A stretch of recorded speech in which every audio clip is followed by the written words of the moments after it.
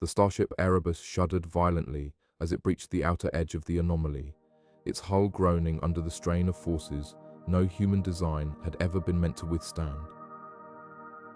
Inside the dimly lit command deck, alarms blared, their shrill tones slicing through the tense silence. "We're losing power to the starboard thrusters," shouted Commander Elena Vasquez, her voice barely audible over the cacophony. Her hands danced across the console, fingers flying as she tried to stabilize the ship. Across from her, Dr. Marcus Hale gripped the edge of his station, his face pale under the flickering emergency lights. The readings, they're off the charts. "This isn't just an anomaly, it's alive." The words hung in the air like a death sentence, heavy and unspoken. Outside the viewport, the void itself seemed to writhe, a dark, pulsating mass that defied all known laws of physics. The crew of the Erebus had been sent on humanity's last, desperate mission, but as the ship trembled and the anomaly loomed larger, one thought echoed in every mind. What if this wasn't a rescue mission? What if it was a suicide run? The lights flickered again, and for a moment, the entire command deck plunged into darkness. When they returned, the anomaly had moved closer, its edges now rippling like a predator closing in. And somewhere, deep within its inky depths, something stirred.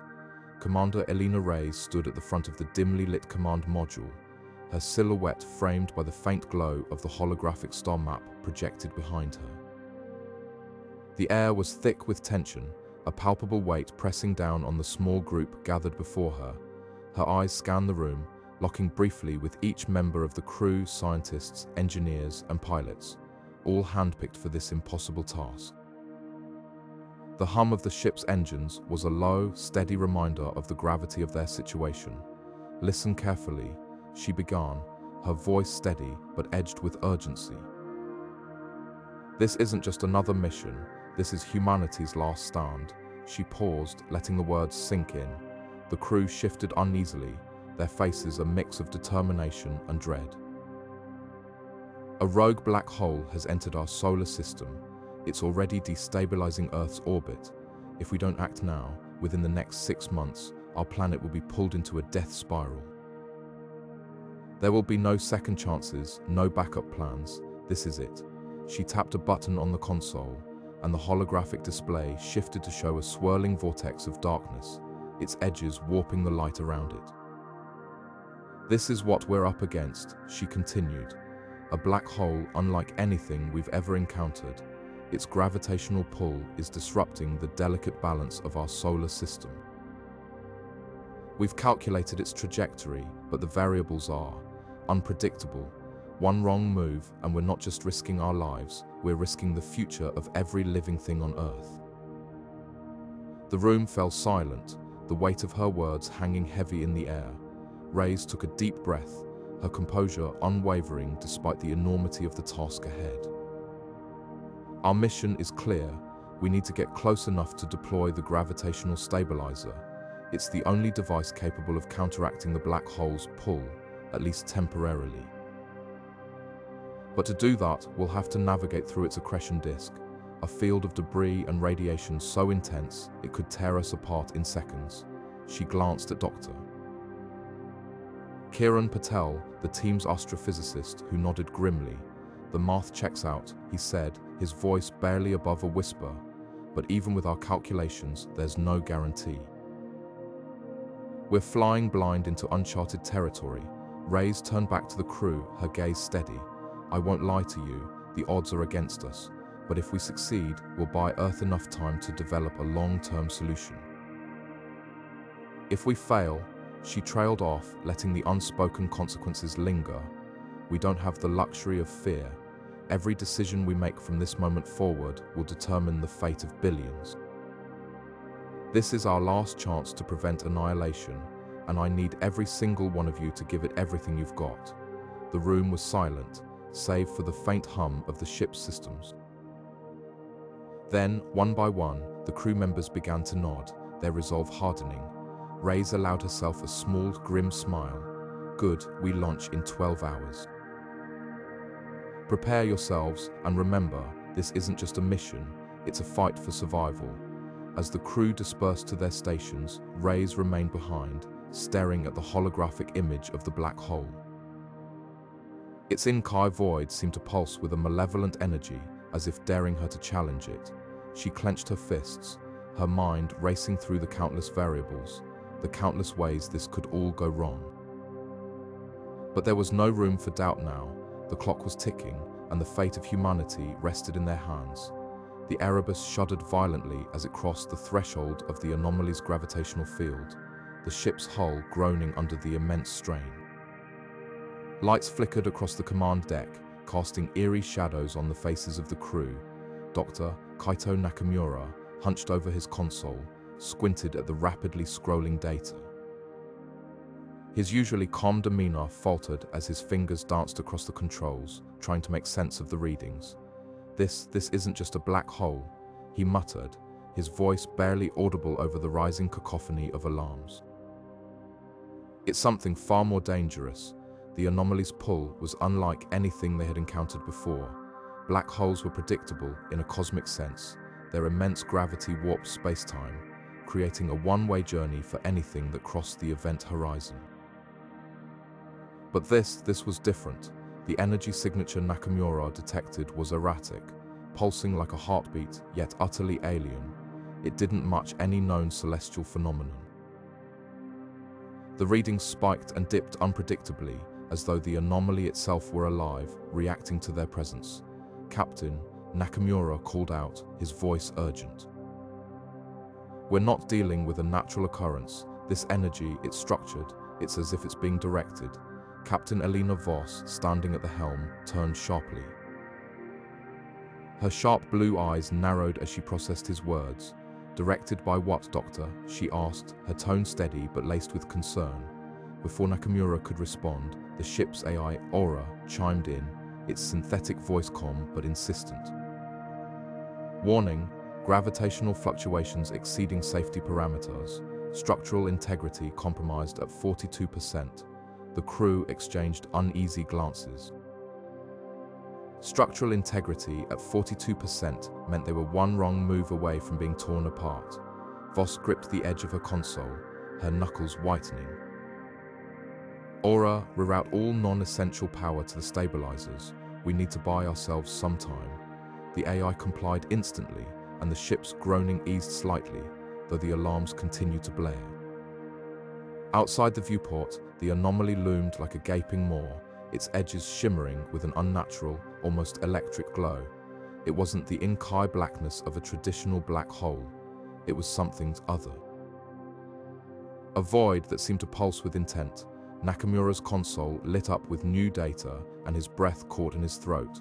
"Captain, I'm picking up a pattern in the energy spikes. They're not random, they are rhythmic, almost like a signal." Voss stepped closer, her boots echoing on the metal floor. "A signal from what? From who?" Nakamura shook his head, his expression a mixture of awe and dread. "I don't know, but if I'm right, this isn't just an anomaly. It's a construct, something artificial. And it's reacting to us." The implications hung heavy in the air.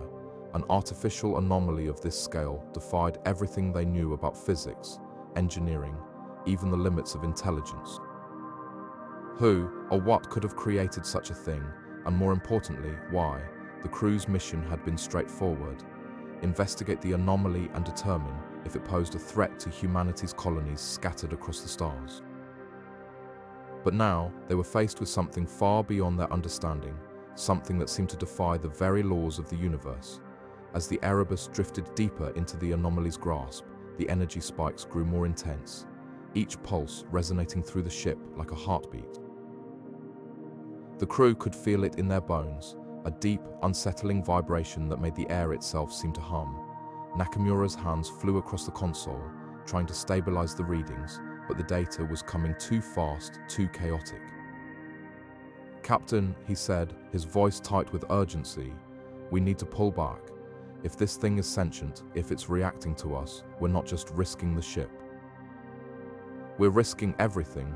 Voss hesitated, her gaze fixed on the anomaly. The mission parameters were clear, but so was the danger. "Aura," she said finally, calculate the fastest escape trajectory. But keep the sensors active. I want to know everything this thing does before we leave. The AI responded instantly, its voice calm amidst the chaos. Trajectory calculated. Engines at maximum capacity in 3, 2, 1. The Erebus surged forward, its thrusters roaring as it fought against the Anomaly's pull. The crew held their breath, their eyes glued to the viewport as the ship strained to break free. But even as they began to pull away, Nakamura's console lit up with one final, chilling message. The Anomaly wasn't just reacting, it was learning, and it wasn't done with them yet. The Erebus had been gliding through the void of space with a deceptive calm, its engines humming softly as the crew carried out their duties. But in an instant, the serenity shattered. A blinding flash erupted from the control panels, followed by a deafening crackle as circuits overloaded. The ship lurched violently, throwing everyone off balance. Warning sirens blared, their shrill tones cutting through the chaos. Red emergency lights bathed the command deck in an eerie glow, casting long shadows that danced across the walls. The power surge had struck without warning, crippling the Erebus and plunging its systems into disarray. In the engineering bay, Priya Malik's hands flew across the console, her fingers moving with desperate precision. Sweat beaded on her forehead as she struggled to reroute power manually, her voice trembling but urgent. "We're losing life support," she shouted, her words echoing through the intercom. The air was already growing thin, the temperature dropping as the ship's vital systems faltered. Priya's breath came in shallow gasps, her mind racing through a labyrinth of wires and circuits. She knew the stakes every second counted. If she couldn't stabilize the systems, the crew would be left adrift in the cold vacuum of space, their oxygen dwindling with each passing moment. Around her, the crew scrambled to regain control. Captain Arlen Vega barked orders, his voice steady despite the tension. "Focus on the auxiliary power. We need to keep the engines online." His hands gripped the edge of the console, knuckles white as he monitored the failing systems. Across the deck, Lieutenant Jackson Reed worked furiously to recalibrate the navigation array, his face a mask of concentration. The Erebus was their lifeline, their only hope of survival, and they couldn't afford to let it slip away. Priya's hands shook as she rerouted another circuit, her movements sharp and deliberate. She could feel the weight of the crew's lives resting on her shoulders, the pressure threatening to overwhelm her, but she pushed the fear aside, forcing herself to focus. The ship's schematics flashed through her mind, a mental map of every conduit and connection. She knew the Erebus better than anyone, and if there was a way to save it, she would find it. "I need more time," she called out, her voice tight with strain. "The backups aren't responding, we're running on fumes here." In the background, the hum of the engines sputtered and died, leaving an unsettling silence in its wake. The ship drifted aimlessly, its once proud systems now dark and lifeless. Priya's heart pounded as she worked, her fingers flying over the controls. She could hear the faint hiss of escaping air, a grim reminder of the danger they were in. The crew's faces were etched with fear, their eyes darting between the flickering screens and Priya's determined figure. They were running out of options, and time was slipping through their fingers. But Priya wasn't ready to give up. With a final, desperate effort, she rerouted the last of the power reserves, her hands steadying as the system responded. A faint hum filled the air as the life support systems flickered back to life, the temperature stabilizing and the air growing less oppressive. "We've got partial power," she announced, her voice a mix of relief and exhaustion. The crew let out a collective breath, their tension easing slightly, but the crisis wasn't over yet. The Erebus was still crippled, its systems barely holding together, and as the crew worked to restore full functionality, they couldn't shake the feeling that this was only the beginning of their ordeal. The ship's sensors began to flicker erratically, their readings spiraling into chaos. What had once been a faint, almost imperceptible hum from the Anomaly now morphed into a deafening roar. The crew of the Erebus felt it before they saw it, a deep, resonant vibration that seemed to crawl beneath their skin, as though the very fabric of reality was unraveling around them. On the main observation deck, Dr. Alexei Volkov, the mission's lead physicist, stood frozen before the monitors, his face pale under the glow of the emergency lights. His voice cut through the tension like a blade. The anomaly, it's not just emitting energy anymore, it's emitting gravitational pulses, and they're growing stronger.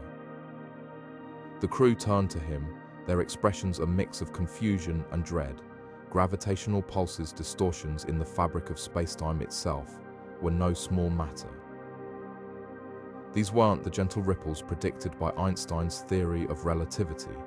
These were violent, unpredictable surges, warping the space around the Erebus with increasing intensity.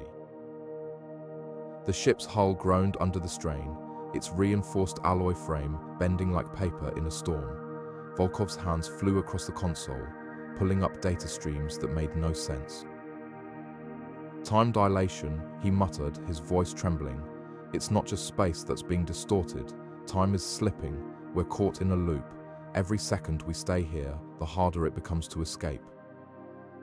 He turned to Captain Marisol Reyes, his eyes wide with urgency. If we don't break free soon, we'll be trapped here forever.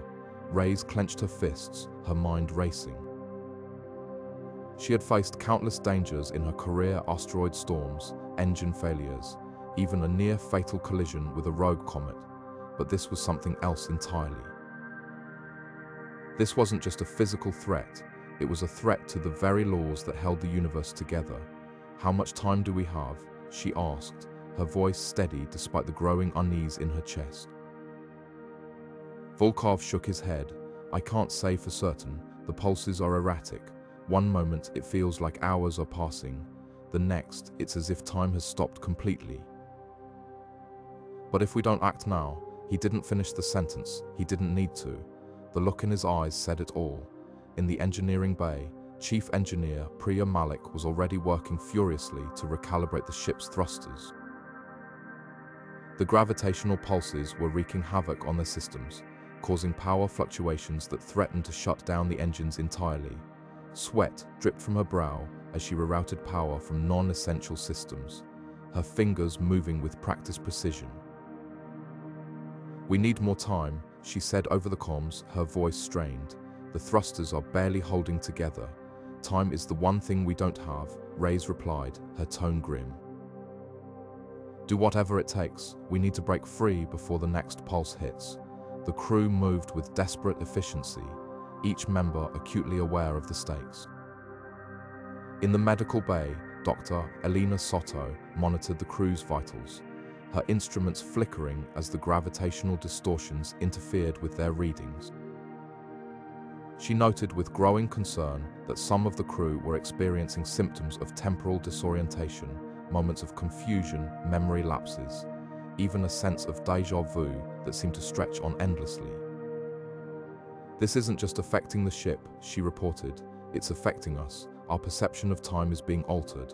On the bridge, Reyes stared out at the anomaly, now a swirling maelstrom of light and shadow. It was beautiful in a terrifying way, like watching a star being born and dying all at once. But she knew better than to be mesmerized. Every second they lingered brought them closer to disaster.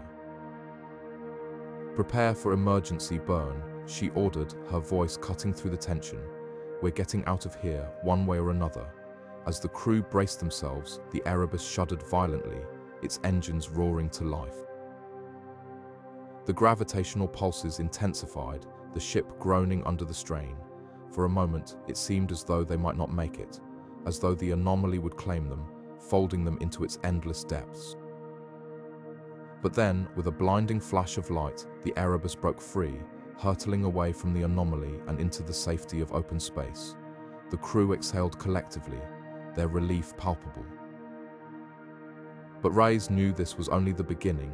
The anomaly was still out there, its secrets waiting to be uncovered, and as she glanced at Volkov, who was staring at the data with a look of both fascination and fear, she couldn't shake the feeling that they had only scratched the surface of something far greater and far more dangerous than they could possibly imagine.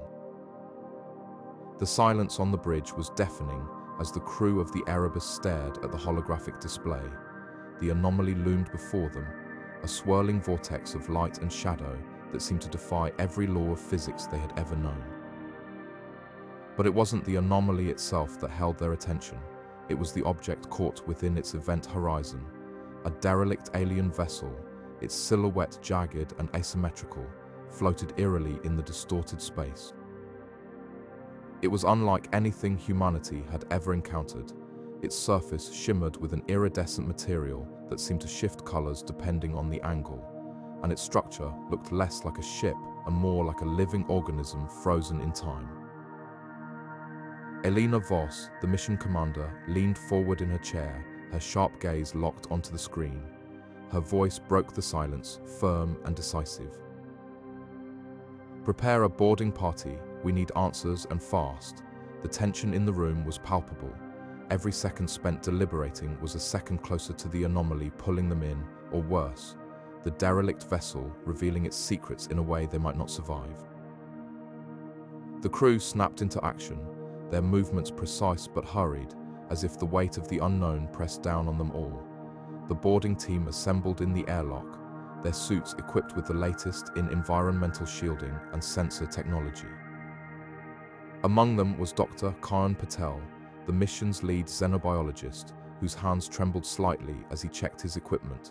This was the moment he had spent his entire career preparing for, yet nothing could have truly prepared him for what lay ahead.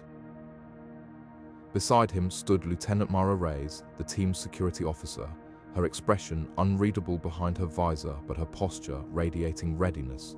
"Stay sharp," she muttered to the group. "We don't know what's waiting for us in there." As the team approached the alien vessel in their shuttle, the scale of the ship became even more apparent. It was massive, dwarfing the Erebus in size, and its surface was covered in intricate patterns that seemed to pulse faintly, as if alive. The closer they got, the more they realized how alien it truly was. There were no visible thrusters, no recognizable docking ports, just smooth, organic curves and strange protrusions that defied explanation. "It's like it wasn't built," Kayan whispered, his voice tinged with awe. "It's like it grew." The shuttle docked using a magnetic tether, and the team stepped onto the vessel's surface. The moment their boots made contact, a low hum resonated through the structure, as if the ship itself had awakened.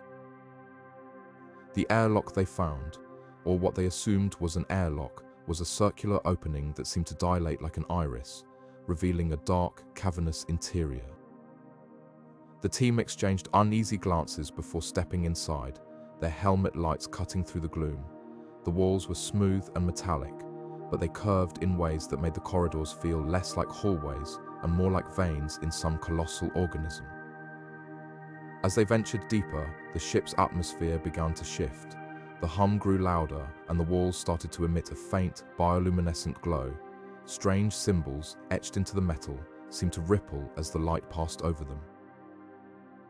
Kayan's scanner picked up readings that made no sense: fluctuations in energy, pockets of temperature that defied logic, and something else, something his instruments couldn't quite identify.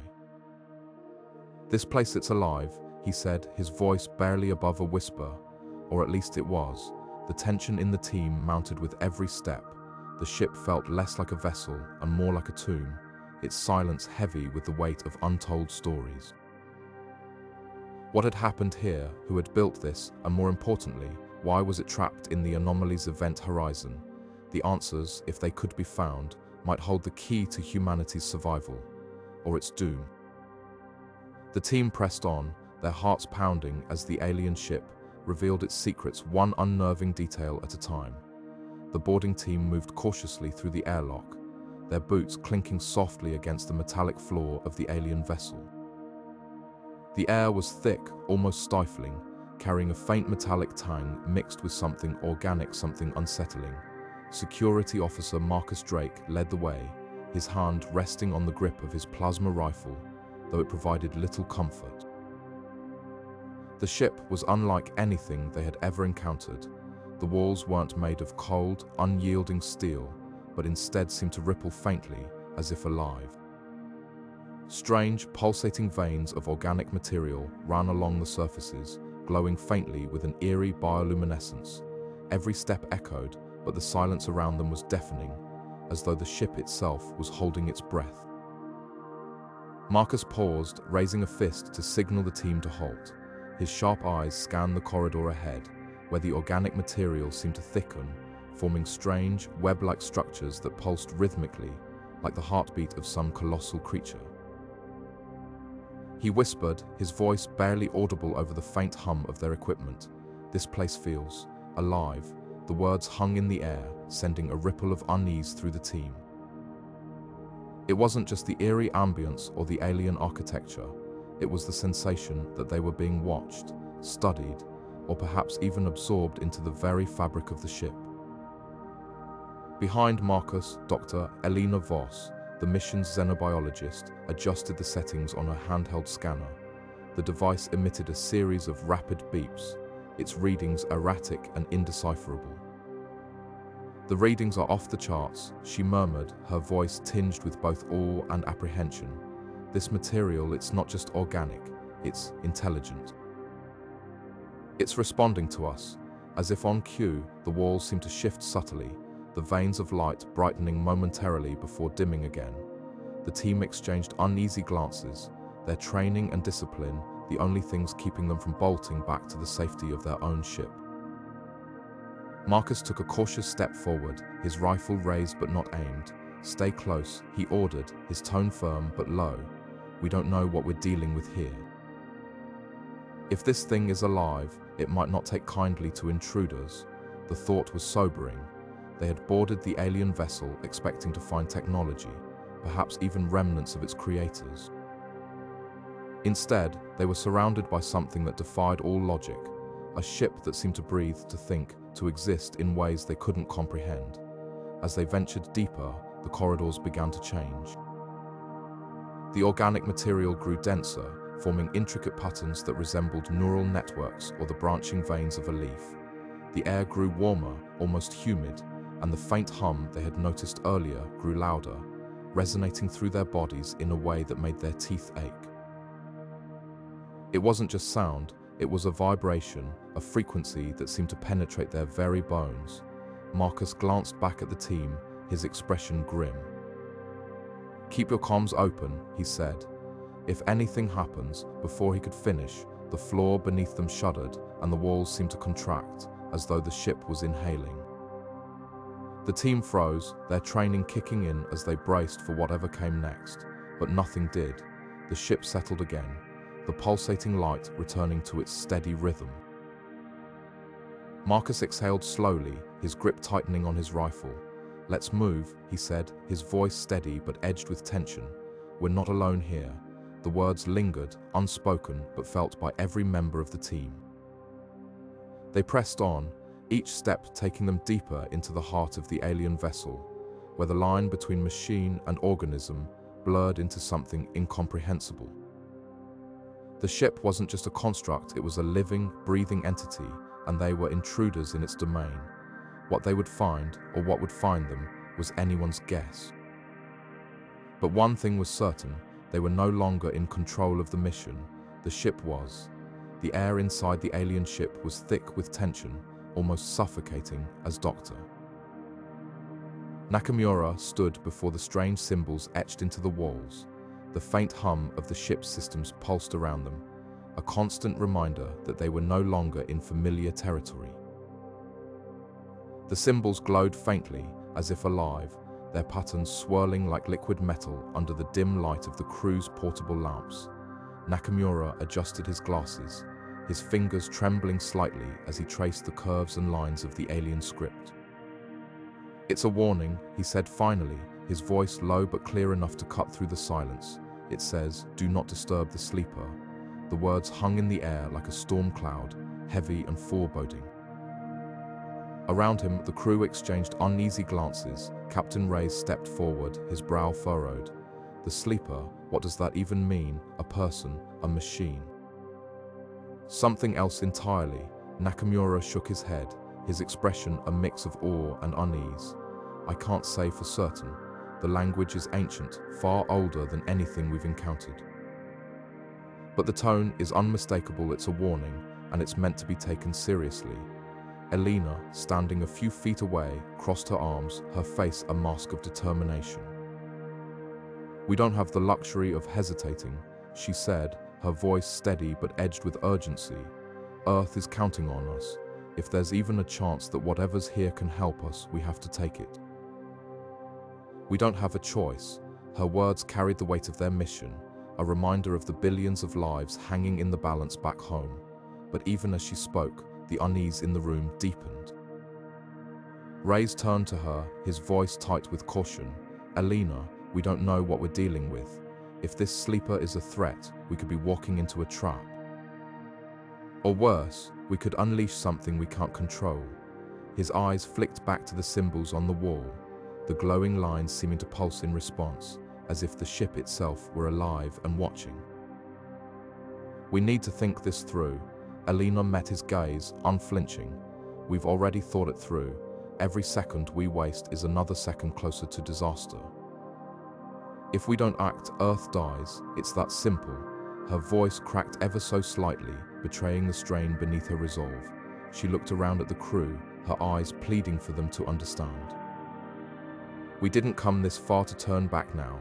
The crew stood divided, the weight of the decision pressing down on them. On one side, the promise of answers, of a solution to the catastrophe they had left behind. On the other, the unknown, a warning etched in a language they barely understood. The ship seemed to breathe around them, its walls humming with an almost imperceptible vibration, as if it were alive and aware of their presence. Nakamura broke the silence, his voice quiet but firm. "Whatever this sleeper is, it's clearly important. If we proceed, we need to be prepared for anything." Reyes nodded slowly, his jaw clenched. "Agreed, but we move carefully, no unnecessary risks. If we're going to do this, we do it smart." His eyes met Elena's, and for a moment, the tension between them was palpable. Then he turned to the rest of the crew. "Gear up, we're moving forward, but we stay alert. Whatever's ahead, we face it together." As the crew began to prepare, the atmosphere in the ship shifted, the air growing heavier, almost oppressive. The symbols on the walls seemed to glow brighter, their patterns shifting subtly, as if reacting to the decision that had been made. Nakamura stared at them, a sense of foreboding settling in his chest. He couldn't shake the feeling that they were being watched, that something ancient and powerful was aware of their presence. And as they moved deeper into the ship, the warning echoed in his mind, a haunting refrain: "Do not disturb the sleeper." The air inside the alien ship grew heavy as the team gathered around the core, its surface pulsing faintly with an otherworldly glow. Elena's fingers hovered over the control panel, hesitating for the briefest moment before she pressed the sequence of symbols they had painstakingly deciphered.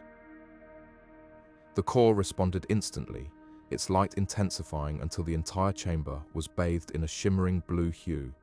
A low hum filled the space, vibrating through the floor and into their bones.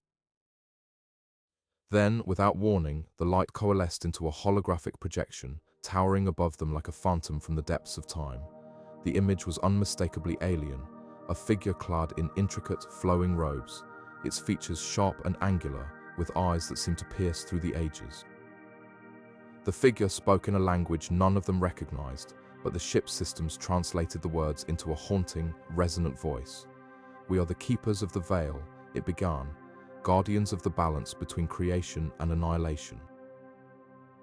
Long ago, we imprisoned a force beyond comprehension within the anomaly you call home. A cosmic predator, born of chaos, hungers for the fabric of existence itself." The hologram shifted, displaying a swirling, malevolent darkness contained within a lattice of glowing energy. "The anomaly is not a natural phenomenon," the voice continued. "It is a cage, a prison designed to hold this entity for eternity, but the bonds weaken over time and the predator stirs. Should it escape, it will consume all that is worlds, stars, even the very threads of reality." Elena's breath caught in her throat as the implications sank in. She exchanged a glance with Dr. Patel, whose face had gone pale. This changes everything," he murmured, his voice barely audible over the hum of the core. The hologram's warning echoed in the chamber, each word a weight pressing down on their shoulders. The figure's gaze seemed to settle on Elena, as though it could see her across the vast expanse of time. "You who have awakened this message must now carry the burden of our failure," it said. "The Predator's prison was never meant to be breached. By activating the core, you have accelerated its decay. The anomaly will collapse, and the Predator will be unleashed unless you find a way to reinforce the bonds or destroy it entirely." Elena's mind raced, torn between awe and dread. "What have we awakened?" she whispered, more to herself than anyone else. The question hung in the air, unanswered, as the hologram faded, leaving the team in stunned silence. The once ominous hum of the core now felt like a countdown, a ticking clock marking the approach of an unimaginable threat. Captain Reyes was the first to break the silence. "We need to regroup," he said, his voice steady but laced with urgency. "If what they're saying is true, we're not just fighting for Earth anymore. This is bigger than any of us could have imagined." The team nodded, their faces a mixture of determination and fear. They had come seeking answers, but now they were faced with a responsibility that stretched far beyond their mission. As they prepared to leave the chamber, Elena lingered for a moment, her eyes fixed on the now dormant core. The weight of the ancient warning pressed on her, but so too did a spark of resolve. They had stumbled into a cosmic war they barely understood, but they couldn't afford to falter. The fate of everything, Earth, the stars, perhaps even reality itself, depended on what they did next. The Erebus shuddered violently as the anomaly's gravitational pull surged, its once distant hum now a deafening roar that reverberated through the ship's hull. Instruments flickered erratically, their screens awash with chaotic data streams as the crew scrambled to make sense of what was happening. Priya's voice cut through the chaos, sharp and urgent. "We're being pulled in, we need to leave now." Her words hung in the air, a stark reminder of the peril they faced. But as the crew moved to initiate the escape protocols, a chilling realization struck despite their efforts. The alien ship systems remained active, their grip on the Erebus unyielding. The anomaly, now a swirling vortex of energy, seemed almost alive, its gravitational force intensifying with each passing second. What had once been a distant, enigmatic phenomenon was now a relentless predator, dragging the Erebus closer to its core. The ship's thrusters roared in defiance, but it was like trying to outrun a tidal wave with a rowboat. The tension aboard the Erebus was palpable, every crew member acutely aware that their survival hinged on a razor's edge.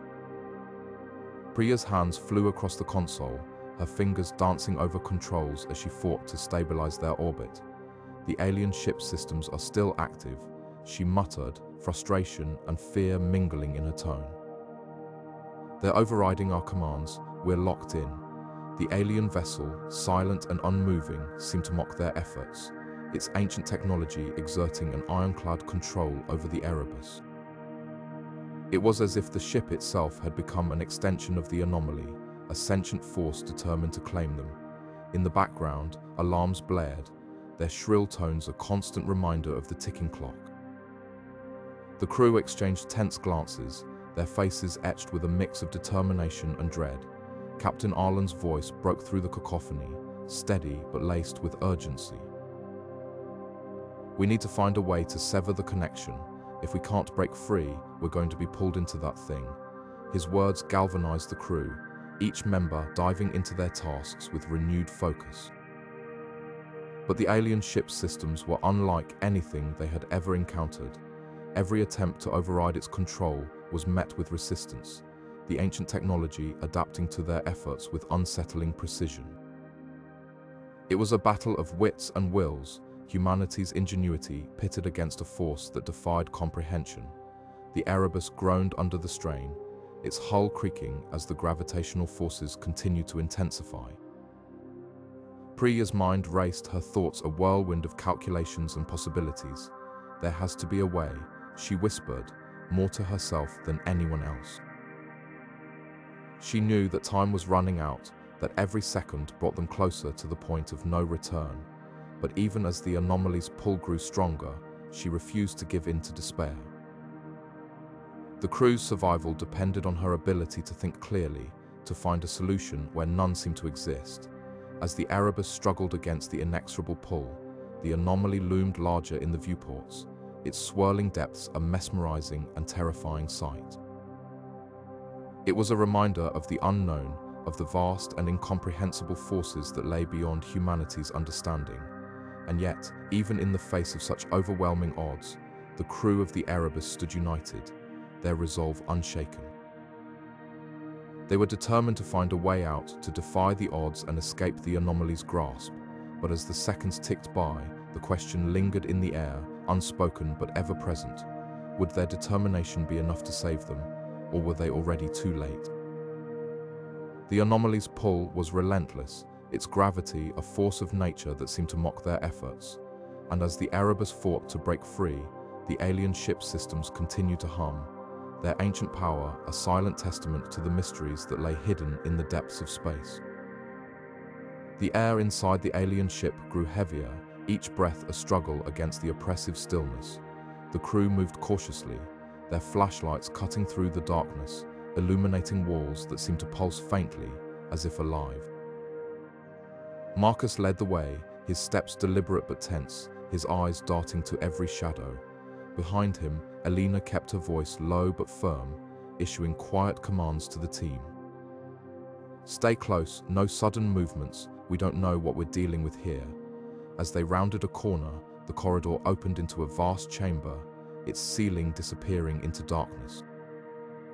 At its center, something massive loomed, a structure unlike anything they'd ever seen. It was organic yet mechanical, its surface a chaotic blend of shifting plates and writhing tendrils. The air around it seemed to vibrate, a low hum resonating through the crew's bones. Marcus froze, his flashlight trembling slightly as it illuminated the entity. What is that?" he whispered, his voice barely audible over the hum. Elena stepped forward, her training kicking in as she assessed the situation. The entity was dormant, its movements slow and rhythmic, like a creature in deep sleep, but there was an undeniable sense of power emanating from it, a latent energy that made the hair on the back of her neck stand on end. "It's alive," she said, her voice steady despite the unease creeping into her chest. Or at least it was. "We need to figure out what it is, and fast." Marcus shook his head, his face pale. No, we need to get out of here. If that thing wakes up, we're dead. Look at it. It's not just a machine, it's something else. Something we can't fight." His words hung in the air, heavy with dread. The crew exchanged uneasy glances, their earlier confidence crumbling under the weight of the unknown. Elena's mind raced. She knew Marcus was right, this wasn't just another piece of alien technology. It was alive, intelligent, and possibly hostile. But retreating wasn't an option.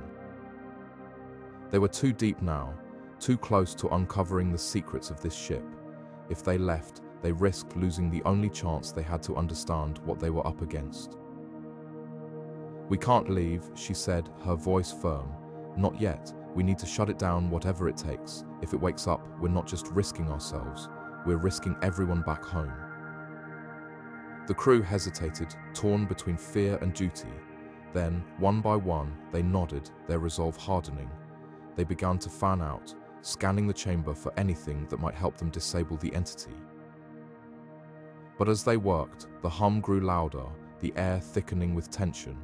The entity's movements became less rhythmic, more erratic, as if it sensed their presence. Elena's heart pounded in her chest. They were running out of time. "Focus," she barked, her voice cutting through the rising panic. "Find the power source. Cut it off, we need to stop this thing before it wakes up."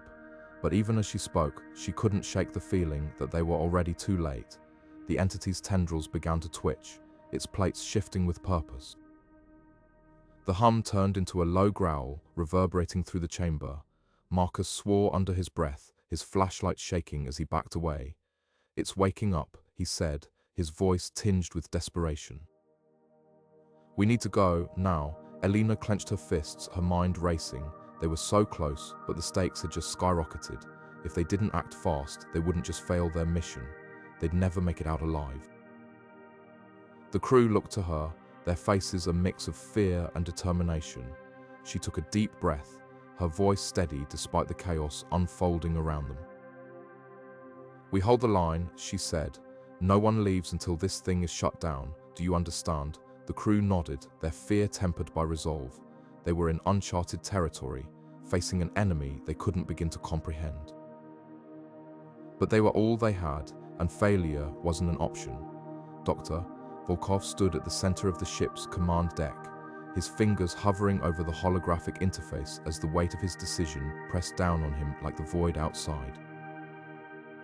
The alien Anomaly loomed ahead, a swirling, chaotic mass of energy that defied all known laws of physics. Its presence was both mesmerizing and horrifying, a reminder of the unknown dangers lurking in the cosmos. The team had tried everything: rerouting power, deploying experimental dampeners, even attempting to communicate with whatever intelligence might lie within the anomaly. But nothing worked. The alien ship's core, a pulsating, otherworldly engine at the heart of the anomaly, was the key, and now Volkov had a plan, a dangerous, desperate plan. He turned to face Elena, his voice low but firm. "If we overload the core, we might destabilize the anomaly enough to collapse it, but the energy surge, it could tear our ship apart. It could destroy us too." His words hung in the air, heavy with the unspoken truth that this might be their last chance.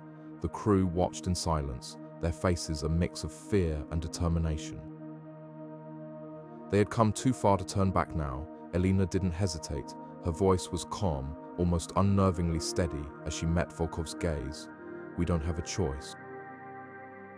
"Do it." There was no trace of doubt in her tone, no wavering.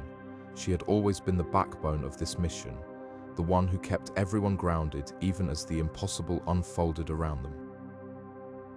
Now, with the fate of humanity resting on their shoulders, her resolve was unshakable. Volkov nodded, his expression grim. He knew the risks better than anyone. Overloading the core wasn't just a gamble, it was a leap into the unknown. The alien technology was beyond their understanding, its energy signatures unlike anything they had ever encountered. But time was running out. The anomaly was growing, its tendrils of energy reaching further into space, threatening to engulf not just their ship but entire star systems. If they didn't act now, there might not be another opportunity. The crew sprang into action, each member playing their part with precision born of countless simulations and drills. Engineers recalibrated the ship's power grid, diverting every available joule of energy to the core. Scientists monitored the anomaly's fluctuations, their screens a chaotic swirl of data that made little sense. And through it all, Volkov worked tirelessly, his hands moving with a surgeon's precision as he programmed the sequence that would trigger the overload. It was a delicate operation, a dance on the edge of destruction. One wrong move, one miscalculation, and the entire plan could backfire. Elena stood beside him, her presence a silent anchor. She didn't speak, didn't need to. Her faith in him, in the team, was unwavering. But beneath her calm exterior, she couldn't ignore the gnawing fear that this might be the end. Not just for them, but for everyone back home, the thought of Earth, of families, friends, and the fragile beauty of their world, fueled her determination. They couldn't fail, not now. As the final preparations were made, the ship's alarms blared, a harsh reminder of the danger they were about to face. The anomaly pulsed brighter, its energy waves crashing against their shields like a storm battering a fragile ship. Volkov took a deep breath, his hand hovering over the console. "This is it," he said, his voice barely audible over the noise. "On my mark." The crew braced themselves, their hearts pounding in unison. This was the moment they had trained for, the moment they had feared, and as Volkov's finger pressed down, initiating the sequence, the ship shuddered violently.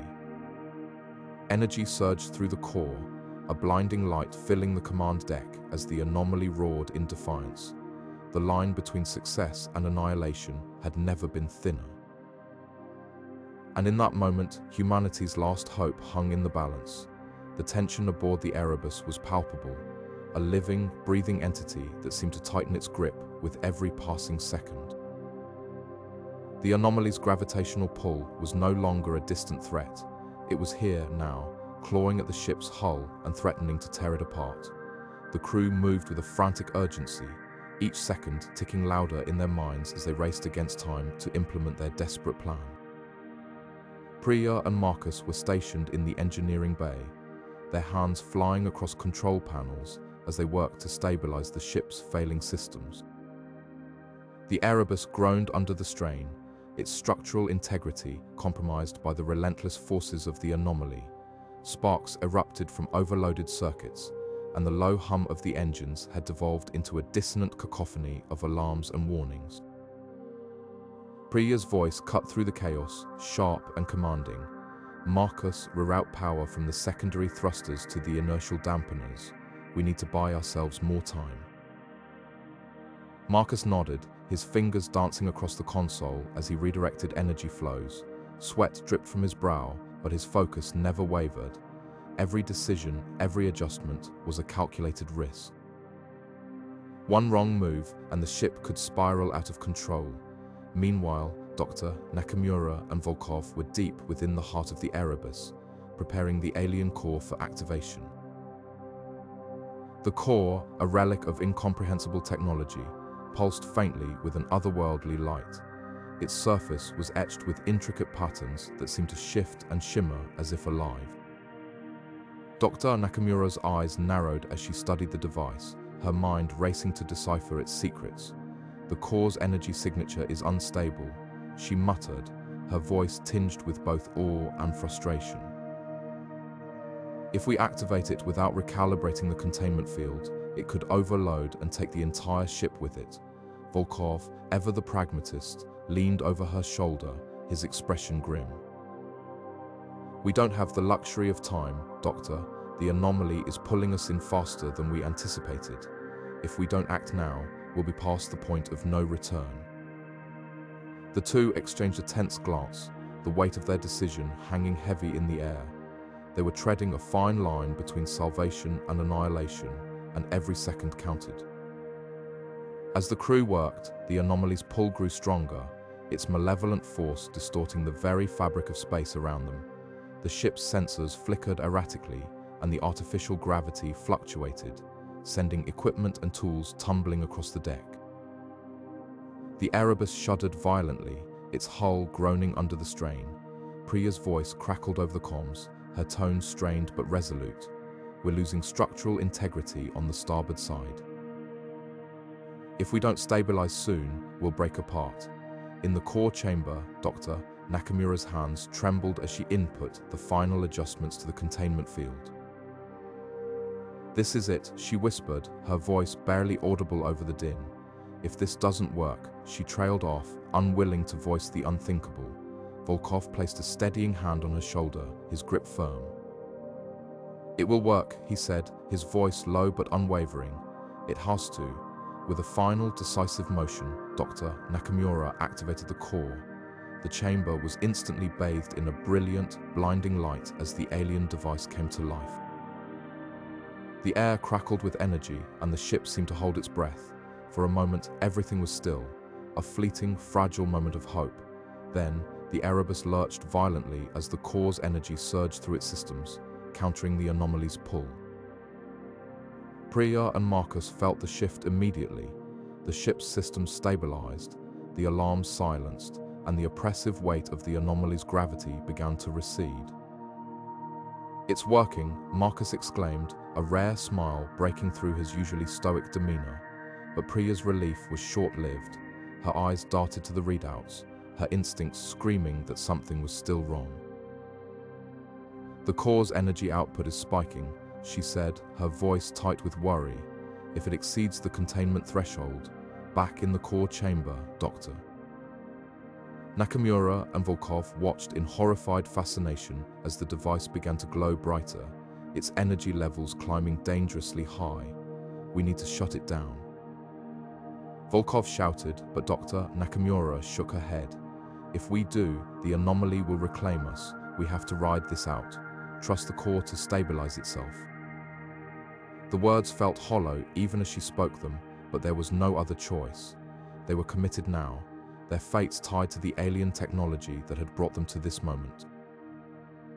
Outside the Erebus, space itself seemed to warp and twist as the anomaly's pull clashed with the core's counteracting force.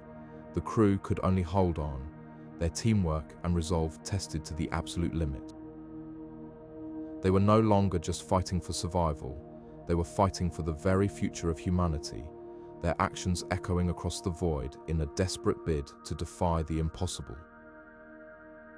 The tension in the alien ship was palpable, a suffocating weight pressing down on every member of the crew.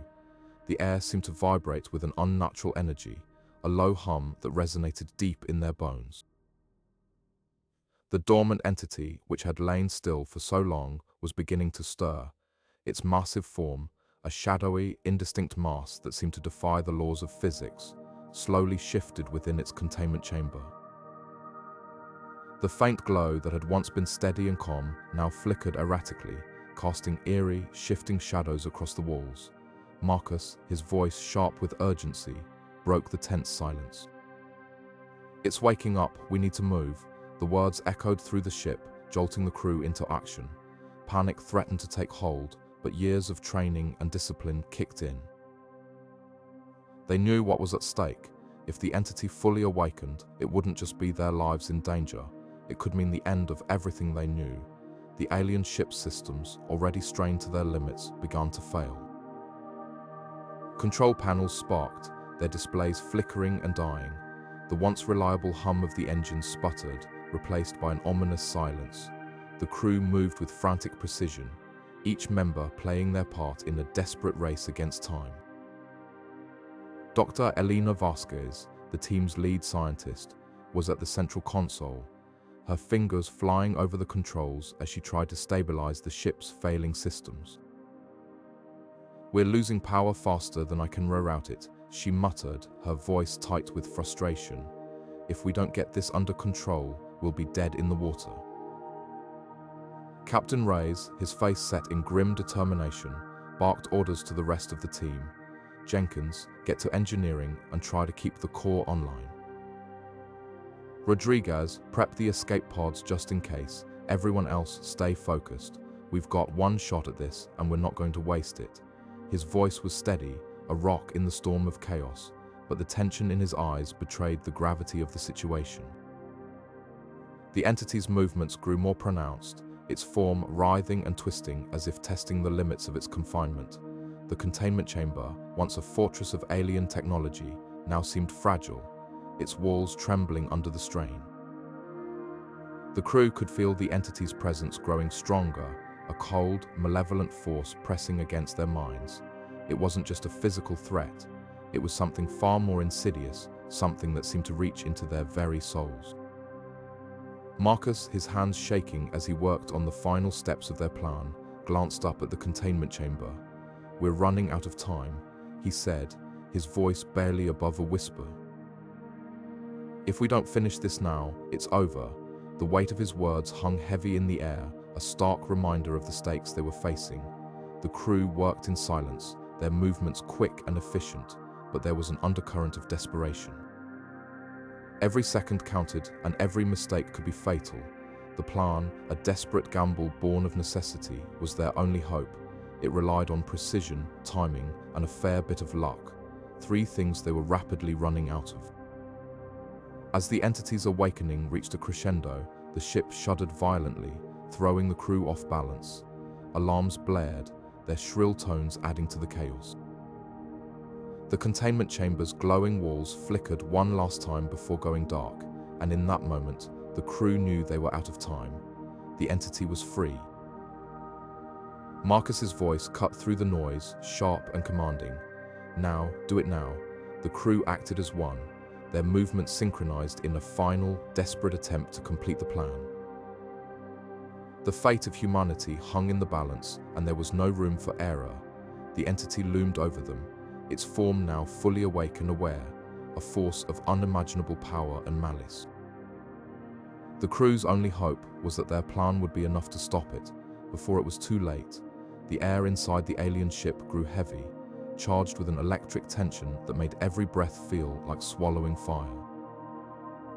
The core, a massive, pulsating sphere of energy at the heart of the vessel, began to hum louder, its vibrations resonating through the walls, the floor, even the air itself. It was as if the ship itself was alive and it was screaming in pain. Elena's voice cut through the chaos, sharp and urgent. The core's overloading. It's going to blow. Move now. The crew didn't need to be told twice. They sprinted back toward the Erebus, their boots clanging against the metallic floor as the ship around them groaned and shuddered. Sparks rained down from the ceiling and the walls seemed to ripple, as though the very structure was melting under the strain. Behind them, the core's hum escalated into a deafening roar, its light shifting from a steady blue to a chaotic, swirling storm of colors.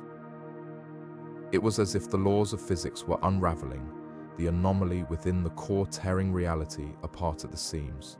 Elena glanced over her shoulder, her heart pounding as she saw the core beginning to collapse inward. The energy around it warped, bending light and distorting the space itself. It wasn't just an explosion they were running from, it was a collapse of space-time, a singularity forming in the heart of the alien ship. Faster, she shouted, her voice barely audible over the cacophony.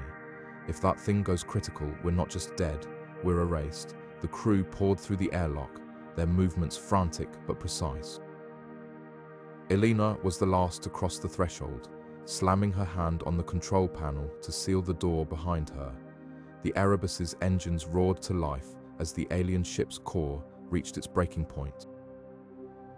Through the viewport, they could see the alien vessel twisting in on itself, like a black hole devouring its own mass. The light around it bent and folded, creating a kaleidoscope of impossible shapes before everything seemed to freeze for a single, breathless moment. And then it happened, a blinding flash of light, followed by a shockwave that rattled the Erebus to its very frame. The alien ship was gone, consumed by the anomaly it had housed. But the danger wasn't over. The shockwave rippled outward, distorting space and time as it went. The Erebus's sensors went haywire, alarms blaring as the ship was caught in the anomaly's gravitational wake. "Hold on," Elena barked, gripping the console as the ship lurched violently. "Full power to the engines. We need to break free before it pulls us in." The crew worked in perfect unison, their training and instincts kicking in as they fought to stabilize the ship. The Erebus shuddered under the strain, its hull groaning as the anomaly's pull intensified. For a moment, it seemed like they wouldn't make it, like the ship would be torn apart or dragged into the collapsing singularity. But then, with a final, desperate burst of power, the Erebus broke free, hurtling away from the dying alien vessel and the anomaly it had unleashed. As the ship steadied, the crew sat in stunned silence, the weight of what they just witnessed settling over them. They had escaped, but the cost was staggering. The alien ship was gone, along with any answers it might have held, and the anomaly, whatever it was, had been unleashed into the void, a chaotic force with the power to warp reality itself. Elena stared at the empty space where the ship had been, her mind racing. What had they just unleashed, and more importantly, what would it mean for the rest of the galaxy? The Erebus drifted in the silence of space, its crew battered but alive, their mission now more uncertain than ever. The alien ship's collapse wasn't just a failure, it was a warning. Something far greater, far more dangerous, was out there, and it was only a matter of time before it found them. The Erebus shot forward like a bullet, its thrusters roaring as the alien ship behind them began to implode. The massive structure twisted and crumpled, its metallic hull folding in on itself as if the very fabric of space were devouring it. Inside the Erebus, alarms blared, and the crew braced themselves against the violent vibrations rattling through the ship. Commander Priya Sharma clenched the edge of her console, her knuckles white, her eyes darting across the screens. "We're not out of this yet," she shouted, her voice cutting through the chaos. Engines at maximum, don't let that thing pull us back in. The Anomaly's gravitational pull was unlike anything they'd ever encountered. It wasn't just a force, it was a relentless, all-consuming hunger. The Erebus strained against it, its engines whining as they pushed beyond their limits. Sparks flew from the overhead panels, and the ship's artificial gravity flickered, sending loose tools and debris floating momentarily before slamming them back down. "We're losing power on the starboard side," shouted Marcus, the ship's engineer, his voice tight with panic. "If we don't stabilize, we're dead in the water."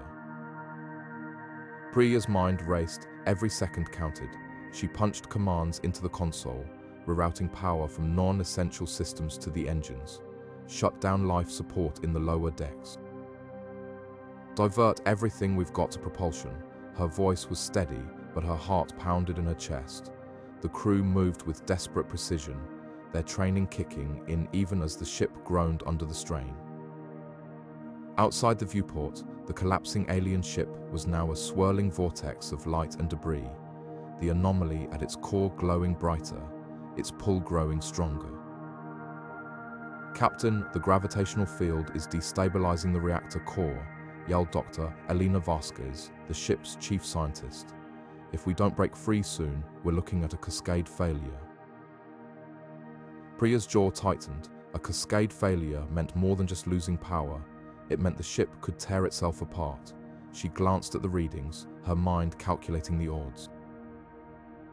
They were too close to the Anomaly, and every second they lingered increased the risk of being pulled back into its deadly embrace. "Marcus, I need more power." Priya barked, "Override the safety protocols if you have to. We're not dying out here." Marcus hesitated for only a fraction of a second before diving back into the engine controls. The ship shuddered violently as he bypassed the safety limits, and the engines roared louder, their pitch climbing to a deafening crescendo. The Erebus surged forward, but the Anomaly wasn't letting go.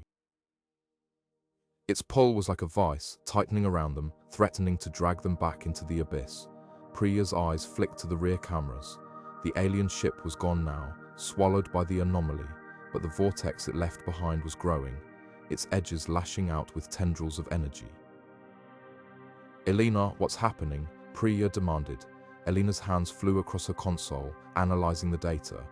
The Anomaly's core is destabilizing, it's creating a feedback loop. That's why the pull is getting stronger.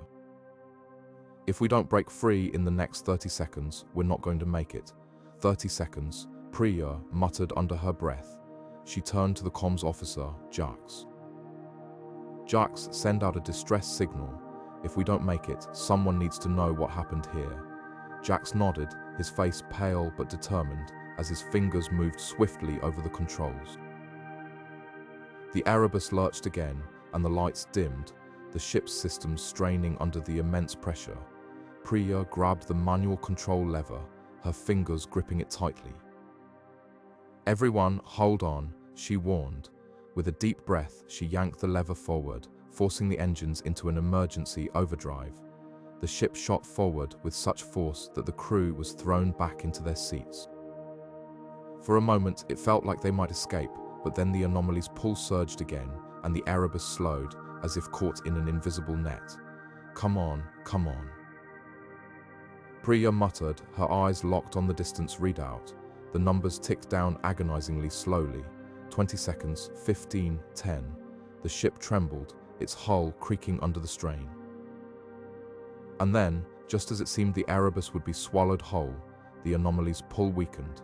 The vortex began to collapse in on itself, its light fading as the gravitational field dissipated. The Erebus broke free, rocketing away from the dying Anomaly with a final burst of speed. For a moment, there was silence. The alarm stopped, the vibrations ceased, and the ship system stabilized. Priya slumped back in her chair, her breath coming in ragged gasps. The crew exchanged glances, their faces a mix of relief and disbelief. They had made it barely. But as Priya looked out at the void ahead, she couldn't shake the feeling that they just escaped something far worse than they could possibly imagine. The tension aboard the Erebus was palpable. a suffocating weight pressing down on the crew as they watched the alien ship crumple like paper in a collapsing star. The air seemed to thicken, every breath a struggle, as if the universe itself was holding its breath. And then it happened. The dormant entity, once a shadowy presence lurking in the depths of the alien vessel, tore free with a roar that reverberated through the void. Its massive form emerged, a grotesque silhouette against the backdrop of dying stars, its movements deliberate and terrifyingly precise. It was awake, fully, irrevocably awake. Marcus stood frozen at the helm, his eyes locked on the viewport. The entity's body, a nightmarish amalgamation of shifting shapes and iridescent light, seemed to defy comprehension. It was as if the laws of physics bent around it, its presence distorting space itself. His voice, barely more than a whisper, broke the silence. "We're not going to make it." The words hung in the air, heavy with dread, as the crew exchanged glances, their faces pale with fear. The entity moved with an eerie grace, its form expanding and contracting like a living storm. It didn't just pursue the Erebus, it seemed to hunt it, as if the starship were prey caught in its gaze. The shadow it cast stretched across the stars, blotting out the light and plunging the ship into an artificial twilight. Alarms blared, their shrill tones cutting through the tension as the crew scrambled to their stations. But what could they do? This wasn't a battle they could win with weapons or speed. This was something far beyond their understanding. Dr. Elara Voss, the ship's xenobiologist, gripped the edge of her console, her mind racing. "It's not just a creature," she muttered, her voice trembling. It's a force like gravity or time. It doesn't exist in the way we understand existence." Her words sent a chill through the room. If she was right, then the entity wasn't just a threat. It was an inevitability, a cosmic predator that had been lying in wait for millennia. Captain Thorne, his jaw clenched, barked orders, his voice cutting through the chaos. "Divert all power to the engines. We need every ounce of thrust we can get." The crew moved with desperate urgency, their hands flying over controls, their movements sharp and precise. But even as the Erebus surged forward, the entity matched its speed effortlessly, its form shimmering with an otherworldly glow. It was as if it were toying with them, savoring the chase. Marcus's mind raced, his thoughts a jumble of fear and determination. He had seen his share of horrors in the void, but this was different.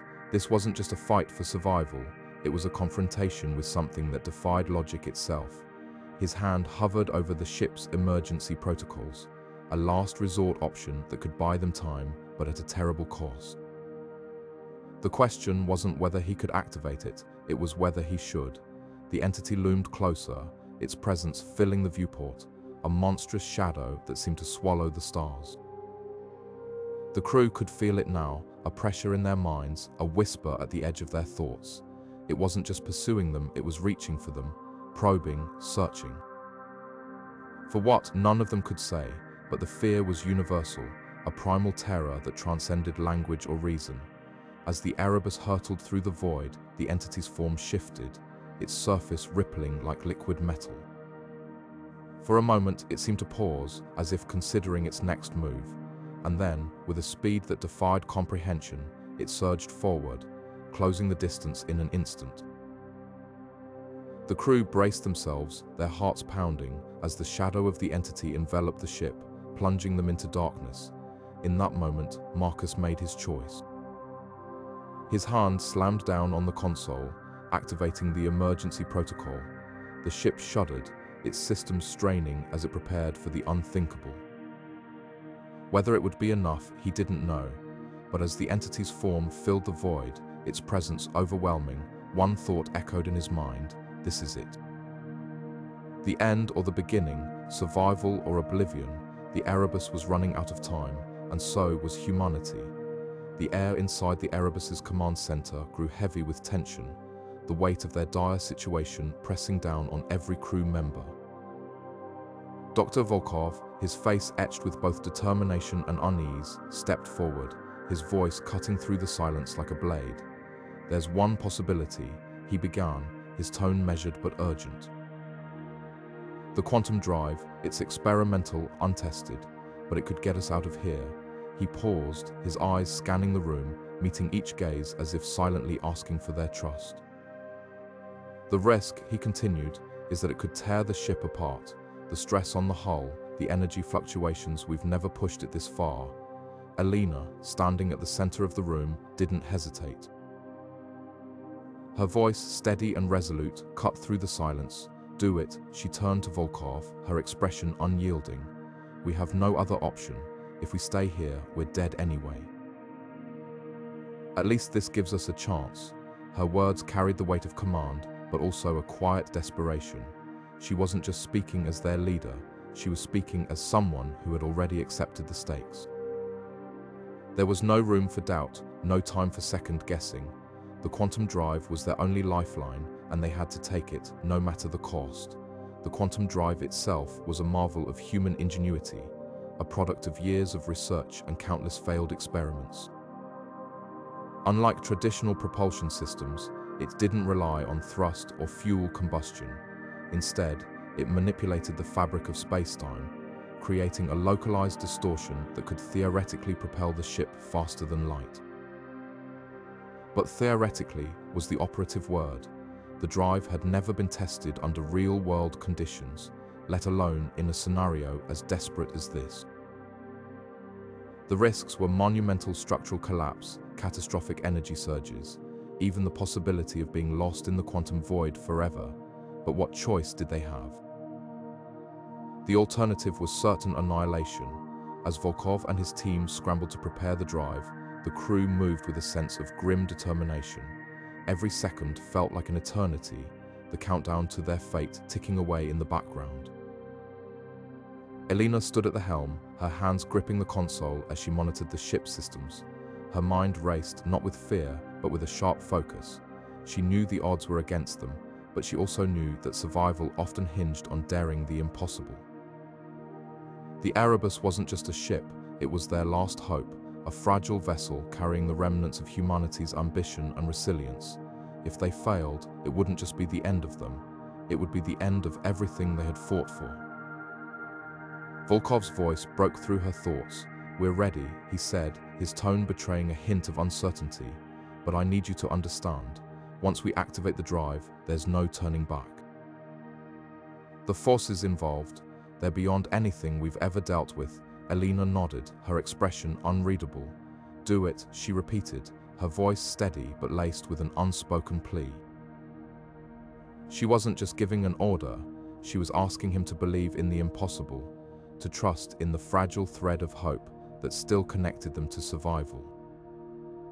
The moment the quantum drive activated, the ship shuddered violently, a deep, resonant hum filling the air. The lights flickered, and the crew braced themselves as the Erebus seemed to stretch and warp, the very fabric of reality bending around them. Elena's grip on the console tightened, her knuckles white as she fought to maintain her balance. The sensation was unlike anything any of them had ever experienced, a disorienting, almost nauseating pull as if the universe itself was unraveling around them. But through the chaos, there was a strange, almost surreal beauty to it. The quantum drive wasn't just a machine, it was a gateway, a glimpse into the raw, untamed power of the cosmos. As the seconds stretched into what felt like hours, the ship's systems began to stabilize, the violent shaking giving way to a smoother, almost serene motion. Volkov's voice came through the comms, tinged with relief but also caution. We're holding, for now, but we're not out of the woods yet. Elena exhaled slowly, her shoulders relaxing just slightly. They had taken the leap, defied the odds, and for the moment it seemed to have paid off. But the journey was far from over. The quantum drive had bought them time, but the true test of their survival was just beginning. The hum of the Erebus's quantum drive crescendoed into a deafening roar, vibrating through the ship's metallic skeleton like the growl of some ancient, awakened beast. Priya's hands flew across the console, her fingers a blur as she initiated the sequence. Outside, the fabric of space itself seemed to shudder, the stars stretching into jagged lines of light as the quantum field enveloped the ship. The crew felt the gravity of the moment, not just the physical pull, but the weight of their survival hanging in the balance. Meanwhile, the entity loomed closer, its colossal form warping the void around it.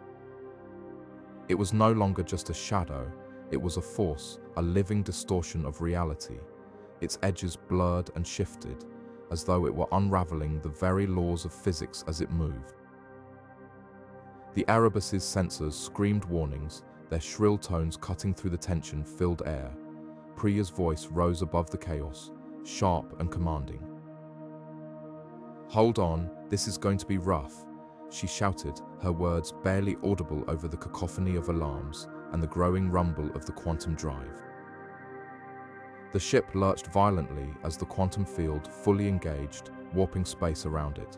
The crew was thrown against their harnesses, the force of the acceleration pressing them into their seats. Outside, the stars vanished, replaced by a swirling vortex of light and shadow. The entity's form flickered, its distortion intensifying as it struggled to maintain its grip on the Erebus. For a moment, it seemed as though the ship might escape, slipping through the cracks of reality like a fish through a net, but the entity was relentless. Its tendrils of energy lashed out, coiling around the Erebus's hull. The ship groaned under the strain, its reinforced structure creaking as though it might tear apart at any second. Inside, the crew could feel the pressure building, a suffocating sense of inevitability closing in around them. Priya's console lit up with a barrage of warnings, structural integrity failing, quantum field destabilizing, power levels fluctuating wildly. "We're not out of this yet," Priya barked, her voice tight with urgency. She adjusted the controls, rerouting power from non-essential systems to the quantum drive. The lights dimmed as the ship's energy reserves were funneled into keeping the field stable. The entity's grip tightened, its form now a chaotic blur of light and shadow, pulsating with an otherworldly energy. The crew could feel its presence, not just as a physical force, but as a malevolent intelligence, probing, testing, searching for weakness. Captain Hayes gripped the armrests of his chair, his knuckles white. "Priya, we need more power," he shouted over the din. "If we don't break free now, we're not going to make it." Priya's eyes darted across the console, her mind racing. "I'm giving it everything we've got," she replied, her voice strained. "But if we push the drive any harder, we risk a total collapse." The ship shuddered again, the sound of metal groaning under immense pressure filling the air. The crew exchanged tense glances, the unspoken question hanging between them. How much more could the Erebus take? Outside, the vortex of the quantum field swirled faster, the entity's form flickering in and out of existence as it struggled to keep pace. The lines between reality and unreality blurred, the laws of physics bending under the strain of the battle. Priya's fingers danced across the console, her movements precise despite the chaos. She knew the stakes. If the quantum field failed now, there would be no second chance. The entity was too close, too powerful. But if they pushed the drive too far, they risked tearing the ship apart from the inside. It was a gamble, a desperate roll of the dice with their lives on the line. As the Erebus hurtled through the warp space, the crew braced themselves for what came next. The entity's form began to fracture, its energy dissipating as the quantum field's intensity overwhelmed it. But the victory, if it could even be called that, came at a cost. The ship's systems were pushed to their limits, alarms blaring as critical components began to fail. The crew could only hold on and hope that the Erebus would survive the strain, and that their next move would be enough to outrun the nightmare chasing them. The Erebus shuddered violently as it tore through the fabric of space-time, its hull groaning under the strain of the quantum jump. Alarms blared across the bridge, their sharp, insistent tones cutting through the tension like a knife. The lights flickered, casting erratic shadows on the faces of the crew, their expressions a mix of exhaustion and dread. Dr. Nakamura gripped the console, her knuckles white as the ship finally stabilized. The silence that followed was deafening, broken only by the faint hum of the ship's failing systems. She leaned forward, her eyes scanning the readings on her display. "We made it," she whispered, her voice barely audible. But where are we? The view outside the Erebus was unlike anything they had ever seen. The stars were scattered in unfamiliar patterns, their light dim and distorted, as if filtered through some unseen cosmic veil. The ship's sensors, barely functional, struggled to make sense of the environment. The readings were erratic, fluctuating wildly, as if the very laws of physics had been twisted beyond recognition. Dr. Nakamura adjusted the controls, her fingers moving with practiced precision, but the data refused to stabilize. "This isn't right," she muttered, her brow furrowed in concentration. "The coordinates should have brought us to the edge of the Andromeda system, but this doesn't match anything in our star charts." Captain Reyes stepped forward, his jaws set in determination. "What are we looking at, Doctor?" he asked, his voice steady despite the uncertainty in his eyes. Nakamura shook her head, her gaze never leaving the screen. "I don't know, Captain. The quantum jump was successful. We're not in immediate danger, but our location is indeterminable. It's as if we've been thrown into a pocket of space that shouldn't exist." Reyes clenched his fists, his mind racing. They had escaped the entity, but at what cost? The Erebus was crippled, its systems barely holding together. The crew was battered, their morale hanging by a thread, and now they were lost in an uncharted void, with no way of knowing if the entity was still hunting them. He turned to the rest of the bridge crew, his voice firm. "Get me a full damage report. We need to know what we're working with, and someone get engineering on the line. I want to know how long we have before life support fails." As the crew scrambled to carry out his orders, Reyes walked to the viewport, staring out at the alien stars. The sight was both beautiful and unsettling, a reminder of how small they were in the grand scheme of the universe. For the first time in his career, he felt truly out of his depth. The Erebus had faced countless dangers before, but this was different. They were adrift in a sea of the unknown, with no landmarks to guide them and no guarantee of survival. Nakamura joined him at the viewport, her arms crossed tightly over her chest. "Do you think it's still out there?" she asked quietly, her voice tinged with unease. Reyes didn't answer immediately. He wanted to reassure her, to tell her that they were safe, but he couldn't bring himself to lie. "I don't know," he admitted finally. "But if it is, we'll be ready. We've come too far to let it end like this." The bridge fell silent, the weight of their situation pressing down on them like a physical force.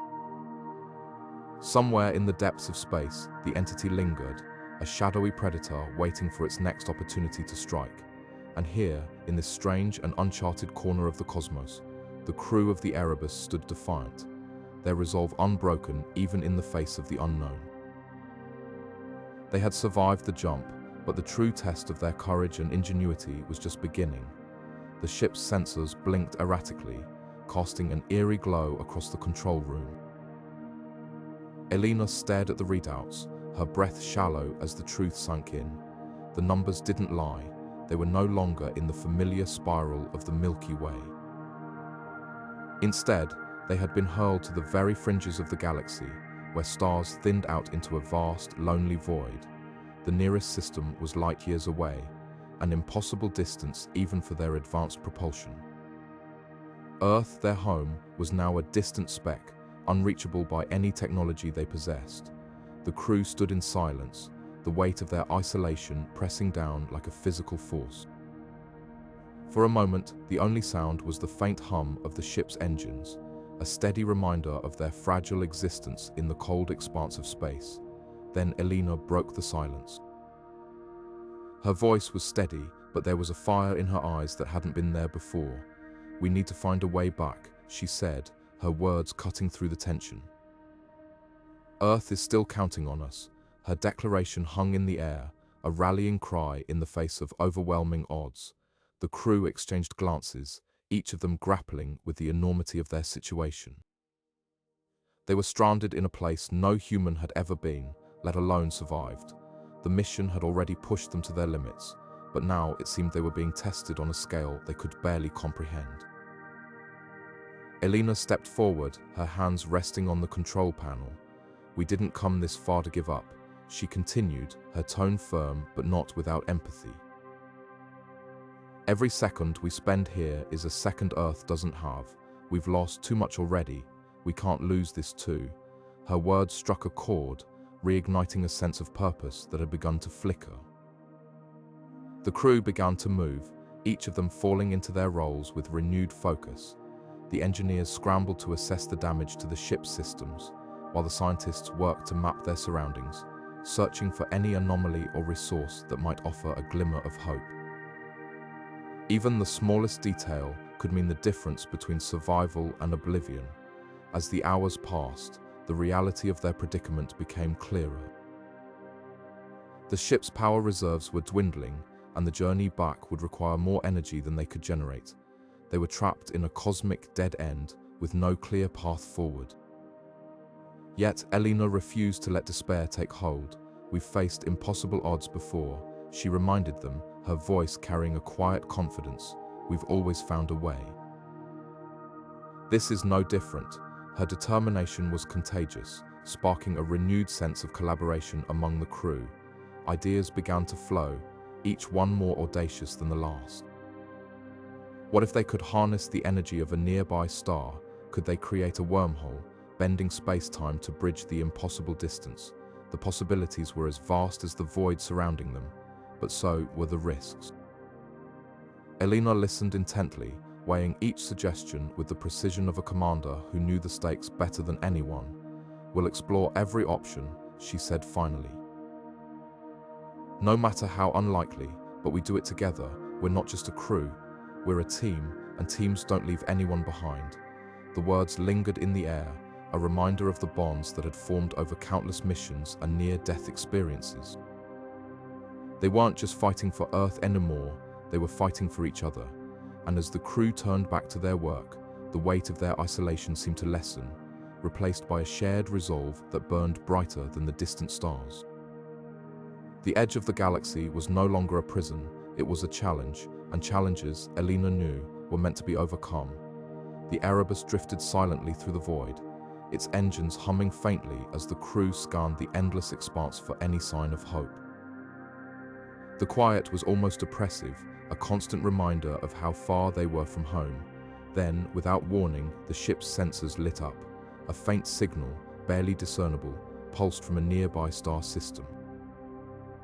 It was weak, erratic, but unmistakably artificial. The bridge erupted into a flurry of activity as the crew scrambled to analyze the data.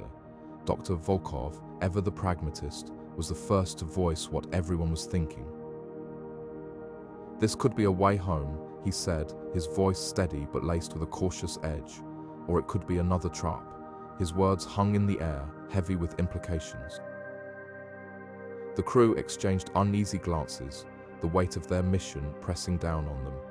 Every decision they made now carried consequences far beyond their own survival. Captain Reyes leaned forward in her chair, her eyes fixed on the holographic display. "What do we know about the source of the signal?" she asked, her tone sharp but controlled. The ship's AI, Athena, responded almost instantly, projecting a star map onto the main screen. "The signal originates from the third planet in the system," Athena explained.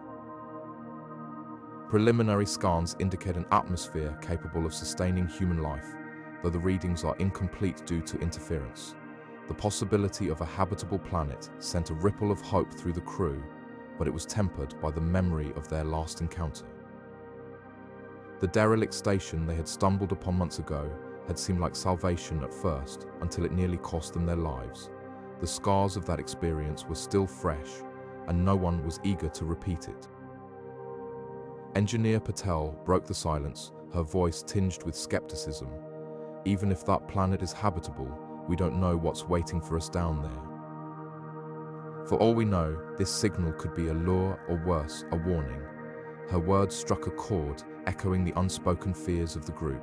The stakes were higher than ever, and the margin for error was razor thin. Dr. Volkov crossed his arms, his expression thoughtful. "We can't afford to ignore this," he said, "but we also can't afford to be reckless. We need more data before we make a decision." His suggestion was met with nods of agreement, but the tension on the bridge remained palpable. The crew knew they were running out of time, resources were dwindling, and the strain of their prolonged isolation was beginning to show. As the debate continued, Lieutenant Hayes, the ship's communications officer, raised a hand to get everyone's attention. "What if the signal isn't meant for us at all?" He asked, "What if it's a distress call from someone else, someone who's just as lost as we are?" His question opened a new line of thought, one that shifted the focus from their own survival to the possibility of aiding others. It was a risky proposition, but it also offered a glimmer of purpose in an otherwise bleak situation. Captain Reyes considered the idea, her expression unreadable. "If there's even a chance that someone else is out there, we owe it to ourselves and to them to investigate," she said finally. Her words carried the weight of command, but also a hint of something softer, something human. The crew's resolve hardened. They had come too far to turn back now, and the faint signal from the distant star system represented more than just a potential way home. It was a reminder that they weren't entirely alone in the vast, uncaring cosmos.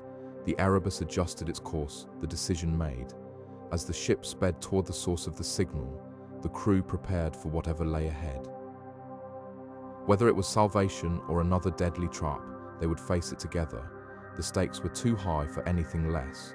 The ship's engines hummed with a low, steady rhythm as the crew set their course for the mysterious signal. The coordinates had been locked in, and the navigation systems glowed faintly in the dimly lit control room. Each member of the crew felt the weight of the moment, a strange mix of hope and dread that hung heavy in the air. Marcus leaned against the console, his arms crossed, his voice breaking the silence with a quiet, muttered remark. "After everything we've been through, this better be worth it." His words echoed in the room, capturing the unspoken tension that had been building ever since they first detected the signal. The journey to the unknown system was unlike any they had undertaken before. The star charts were blank in this region, and the navigation systems relied heavily on the faint, intermittent pulses of the signal itself. It was as if they were following a whisper in the dark, a faint thread of light that might lead them to salvation, or to something far more dangerous. The crew moved with a practiced efficiency, their actions precise but tinged with an undercurrent of unease. Every system was checked and rechecked, every possible scenario mapped out in their minds. They had no margin for error here. As they drew closer, the signal grew stronger, its rhythm more defined. It wasn't random, it had a pattern, a deliberate structure that suggested intelligence behind it. Dr. Elena Voss, the mission's lead scientist, spent hours analyzing the data, her brow furrowed in concentration. "It's not just a beacon," she said at last, her voice tinged with both excitement and apprehension.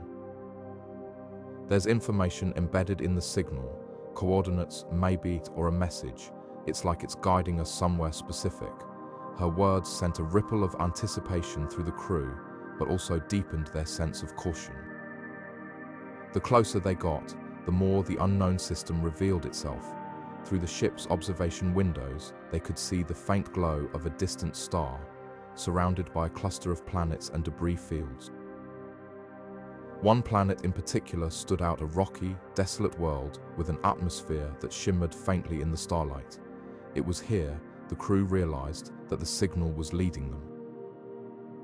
Marcus stared out at the planet, his expression unreadable. "If this is some kind of trap," he said quietly, "we're walking right into it." The tension on the ship was palpable. Every crew member had their own reasons for being here, their own hopes and fears tied to this mission. For some, it was the chance to make a discovery that could change humanity's understanding of the universe. For others, it was the faint hope of survival, of finding something, or someone that could help them in their desperate situation. But beneath it all was the unspoken question, what if this was the end? What if the signal was a lure, a trick played by forces they couldn't comprehend? As the ship began its descent into the planet's atmosphere, the crew braced themselves for what lay ahead. The scanners picked up strange energy readings, fluctuations that didn't match anything in their databases. The surface of the planet was barren, marked by jagged rock formations and deep, shadowed canyons. And yet, there was something about it, something that made the hairs on the back of their necks stand on end. It wasn't just the unknown, it was the feeling that they were being watched, that every move they made was being observed by something far beyond their understanding. Marcus tightened his grip on the console, his jaw clenched. "Let's hope this is worth it," he muttered again, his voice barely audible over the hum of the engines. The crew exchanged glances, their resolve hardening. Whatever lay ahead, they would face it together. They had come too far to turn back now. The ship descended through the thin, hazy atmosphere, its sensors scanning the surface for any sign of life or danger. The signal grew stronger with every passing moment, its rhythm now a steady, insistent pulse. It was almost as if it was calling to them, urging them forward. And as the ship touched down on the rocky surface, the crew prepared to step out into the unknown, their hearts pounding with a mix of fear and determination. This was it, the moment they had been waiting for, the moment that would decide their fate, and perhaps the fate of humanity itself. The Erebus glided silently into the star system, its engines humming softly as the crew braced themselves for what lay ahead. Before them stretched a vast, desolate expanse, dominated by a dying star that flickered weakly, its light barely piercing the darkness. Orbiting this fading giant was a structure so massive it defied comprehension, an ancient space station, its metallic surface pitted and scarred by eons of exposure to cosmic radiation and debris. The station loomed like a ghost from another age, its architecture both alien and hauntingly familiar. Dr. Nakamura stood at the observation window, her eyes fixed on the structure. The design was unmistakable. It bore the same intricate patterns, the same angular geometry as the alien ship they had encountered weeks ago. Her heart raced as she traced the lines of the station with her gaze, her mind racing through possibilities. "This can't be a coincidence," she whispered, her voice trembling with unease. The words hung in the air, heavy with implication. The crew exchanged uneasy glances. Commander Hayes stepped forward, his usual confidence tempered by caution. "What are we looking at, Doctor? Is this their work?" Nakamura hesitated, her thoughts a whirlwind of theories and fears. "It has to be. The similarities are too precise. But why would they build something like this here, around a dying star? What purpose could it serve?" As the Erebus drew closer, the station's scale became even more apparent. It was no mere outpost, it was a colossal construct, dwarfing even the largest human-made stations. Its surface was riddled with docking ports, some large enough to accommodate entire fleets, while others were small and irregularly spaced, as if designed for ships of unknown configurations. The station's core pulsed faintly with a dim, reddish light, suggesting some form of dormant energy source buried deep within. Lieutenant Vega, the ship's engineer, scanned the readings on her console. "The station's power signature is minimal, but it's not dead. There's something active inside. It's faint, but it's there." The crew fell silent, the weight of the discovery pressing down on them. This was no random find. The station was a relic, a testament to a civilization that had mastered technologies far beyond humanity's reach. Yet, its presence here, in this forgotten corner of the galaxy, raised more questions than answers.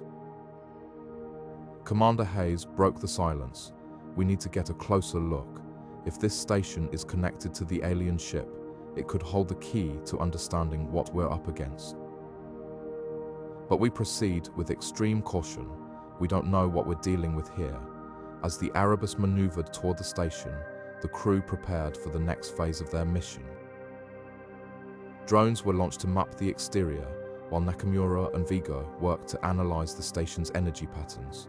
The tension on the bridge was palpable, every crew member acutely aware of the stakes. Nakamura's mind raced as she studied the data. The station's design was not just similar to the alien ship, it was a mirror image, as if both had been crafted by the same hands.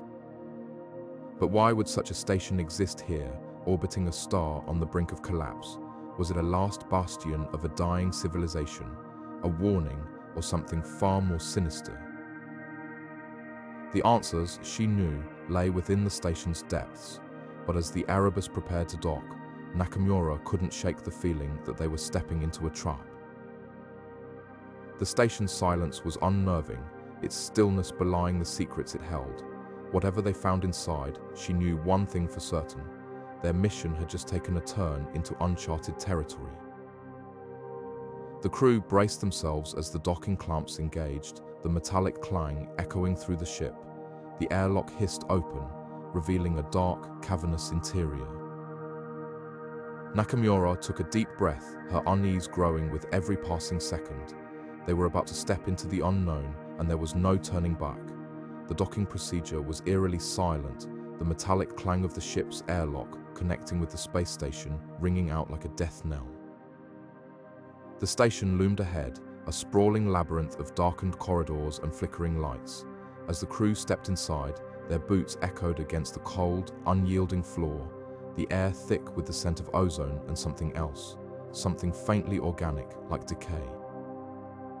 The station was abandoned, but it wasn't empty. Everywhere they looked, there were signs of life, or rather, the absence of it. Abandoned workstations, half-finished meals, and tools scattered as if dropped in haste. It was as if the station's inhabitants had vanished in an instant, leaving behind a ghostly testament to their existence. Priya was the first to break the silence. She moved with purpose, her gloved hand brushing against a control panel as her eyes scanned the cryptic symbols etched into its surface. The panel hummed faintly, a low, almost imperceptible vibration that sent a shiver up her spine. "This could be our ticket home," she muttered, her voice barely above a whisper, yet it carried the weight of their collective hope. "If we can figure out how it works." The crew gathered around her, their faces illuminated by the soft glow of the panel. It was unlike anything they'd ever seen. The design was sleek, almost organic, with smooth curves and a faint iridescent sheen. The symbols were unfamiliar, a language that defied translation, yet there was an intuitive quality to the interface. Priya's fingers danced across the surface, her movements tentative but deliberate. "It's not like any system I've encountered," she admitted, her brow furrowed in concentration. "But there's a logic to it, it's almost alive." As Priya worked, the others began to explore the station. Each room they entered revealed more of its advanced technology.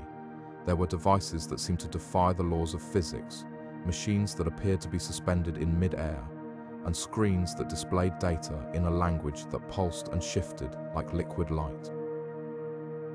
The station was a treasure trove of knowledge, a glimpse into a civilization far beyond humanity's reach. Yet, it was also a puzzle, one that they had to solve if they were to survive. In one room, they found a massive holographic display, its surface shimmering with constellations and star maps. It was a navigation system, but not one designed for human comprehension. The stars were labeled with symbols that matched those on the control panel, and the routes depicted were unlike any known to Earth's astronomers. "This could be the key," Priya said, her voice tinged with excitement. "If we can decipher these coordinates, we might be able to plot a course back home." But the station held more than just technology.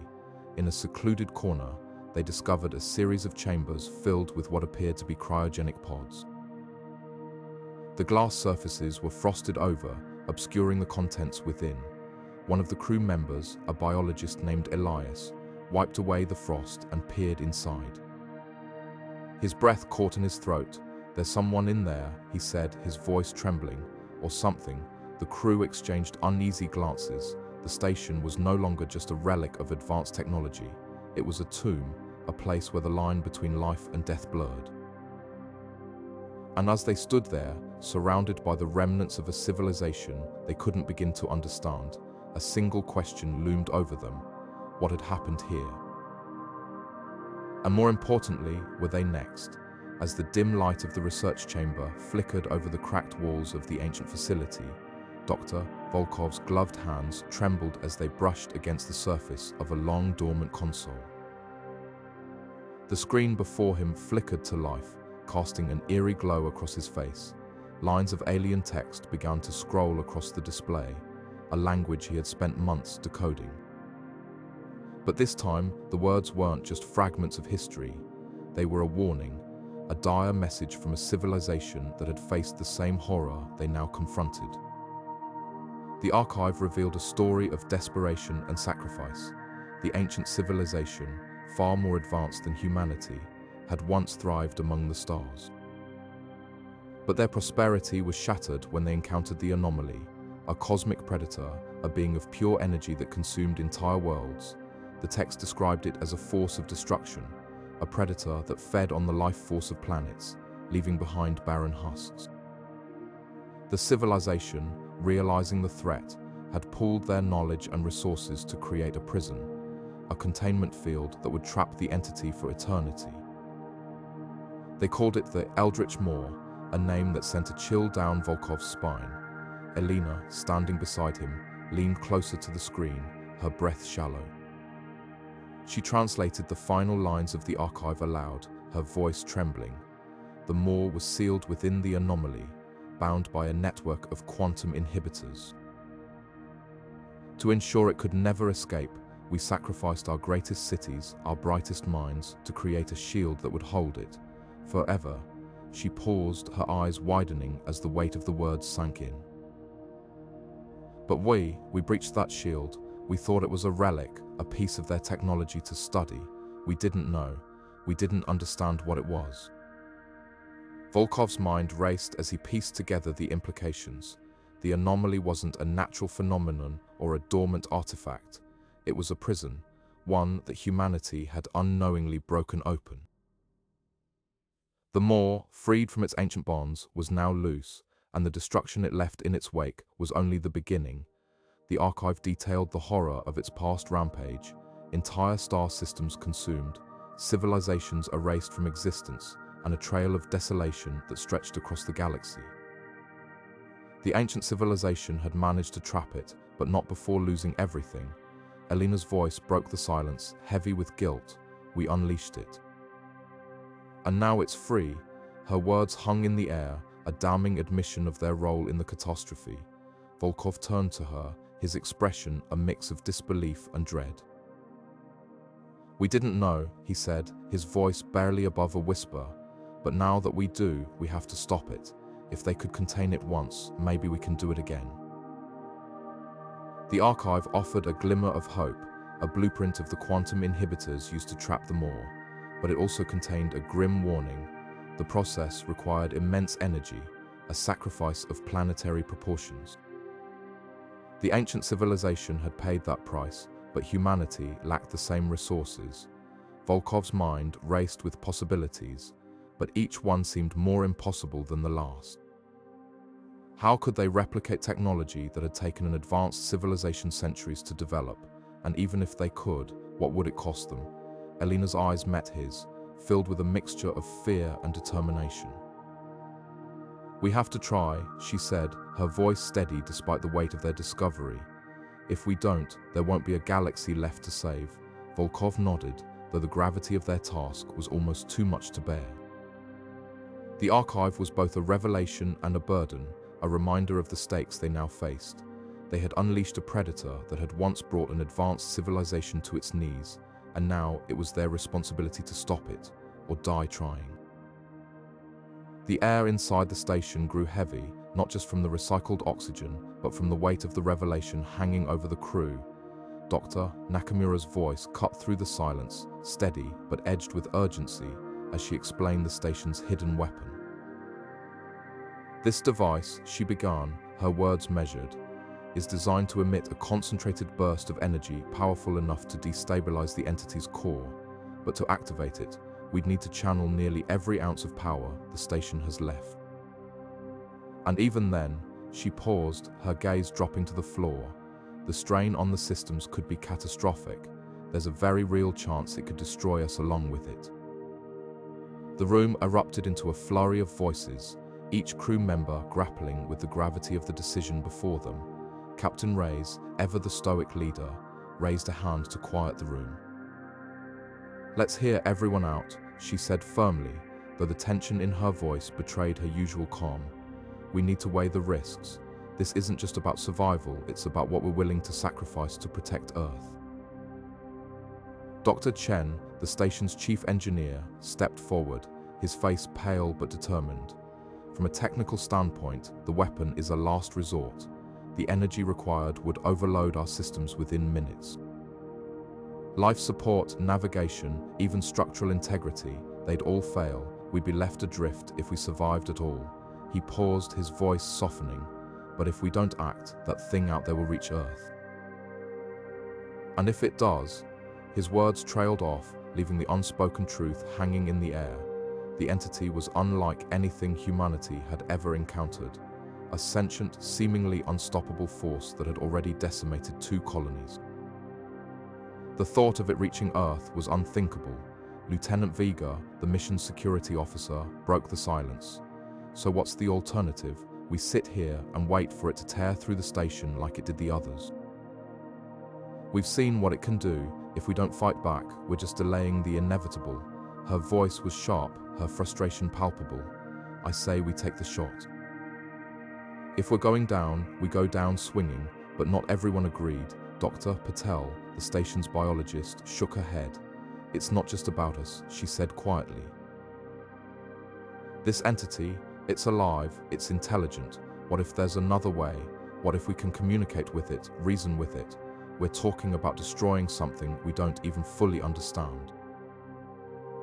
Are we really ready to make that call?" Her words sparked a heated debate. Some argued for the weapon, citing the existential threat the entity posed. Others, like Dr. Patel, urged caution, questioning the morality of such a drastic action. The crew was divided, their voices rising and falling like a storm within the station's walls. Captain Reyes listened intently, her expression unreadable. "We don't have the luxury of time," she said finally, her voice cutting through the chaos. "Every second we spend debating is a second closer to disaster. But this isn't a decision I can make alone. We vote, all of us, and whatever we decide, we live with it, or die with it, together." The room fell silent once more, the weight of the moment pressing down on them. Each crew member knew the stakes. They had come to the stars seeking answers, seeking hope. Now, they faced a choice that would define not just their mission, but the fate of humanity itself. The tension was almost unbearable, the silence broken only by the faint hum of the station's systems that might soon be pushed to their breaking point. The vote would come next, but the question lingered, heavy and unspoken. What price were they willing to pay to save the world? And more importantly, could they live with the consequences of their choice?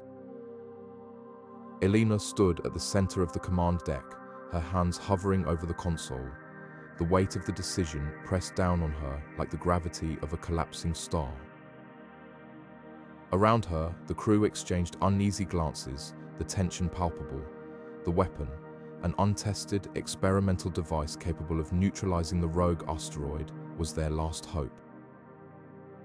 But activating it came with risks, catastrophic risks. One wrong move and they could lose everything, including themselves. She turned to face the crew, her voice steady but laced with urgency. "If we don't stop it, Earth is doomed. We have to try." Her words hung in the air, stark and unyielding. There was no room for debate, no time for second guessing. The asteroid, now visible on the main screen, loomed like a harbinger of destruction, its jagged surface glinting ominously in the light of distant stars. The crew sprang into action, each member moving with precision born of desperation. Marcus, the engineer, double-checked the weapon's power couplings, his fingers flying over the controls. "We're at 90% charge," he called out, his voice tight with focus.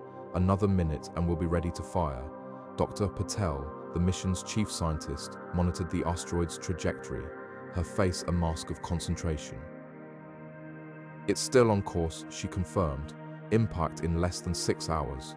If we're going to do this, it has to be now." Elena nodded, her mind racing through the variables.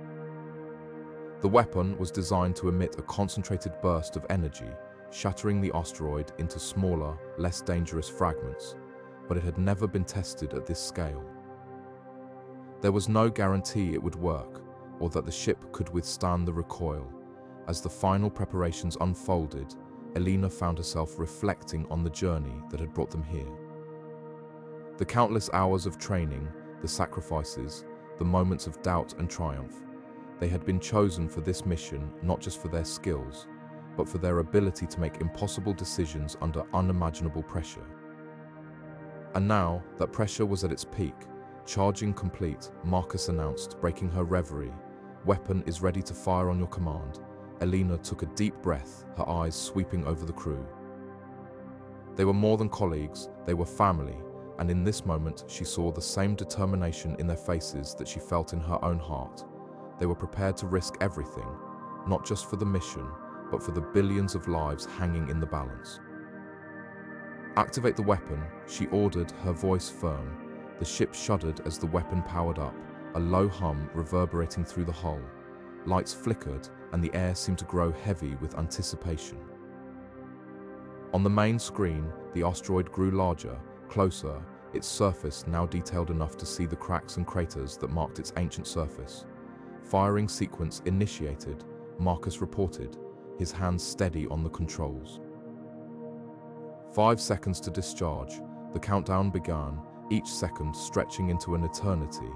Elena gripped the edge of the console, her knuckles white. This was it, the moment that would define their mission, and perhaps humanity's future. 3, 2, 1, a blinding flash erupted from the ship, a beam of pure energy streaking toward the asteroid. For a moment, the entire command deck was bathed in light, the crew shielding their eyes as the weapon discharged. Then, silence. The beam struck the asteroid, and for a heartbeat, nothing happened. And then, a deafening crack echoed through space as the asteroid began to fracture, its surface splitting under the force of the energy blast. Chunks of rock and debris spiraled outward, scattering into the void. "It's working," Dr. Patel exclaimed, her voice tinged with relief. "The asteroid is breaking apart," but their celebration was short-lived. The ship lurched violently as the shockwave from the blast reached them, alarms blaring across the command deck. "Structural integrity compromised," Marcus shouted over the chaos. "We're taking damage." Elena steadied herself, her mind racing. They had done what they set out to do, but at what cost? The crew scrambled to stabilize the ship, their resolve tested once more as they fought to survive the aftermath of their own bold decision. In the end, the weapon had worked. But the fight wasn't over, not yet. The tension aboard the station was palpable, a silent hum of urgency that seemed to vibrate through every corridor. Priya and Marcus moved swiftly through the labyrinth of control panels, their hands a blur of motion as they worked to restore power to the station's critical systems. Sparks flew from a damaged junction box, casting flickering shadows on the walls. Priya wiped sweat from her brow, her voice steady despite the mounting pressure. "We need to reroute the auxiliary power through the secondary grid. If we can stabilize the core, we might buy enough time for the weapon to charge." Marcus nodded, his fingers dancing across the interface. "I'm overriding the safety protocols. It's risky, but we don't have a choice." The station groaned around them, as if protesting the strain on its aging infrastructure.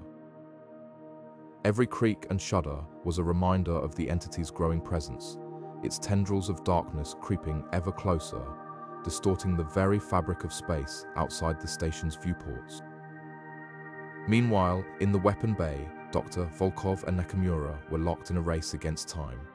The weapon, a massive construct of crystalline alloy and glowing conduits, stood dormant, its power reserves critically low.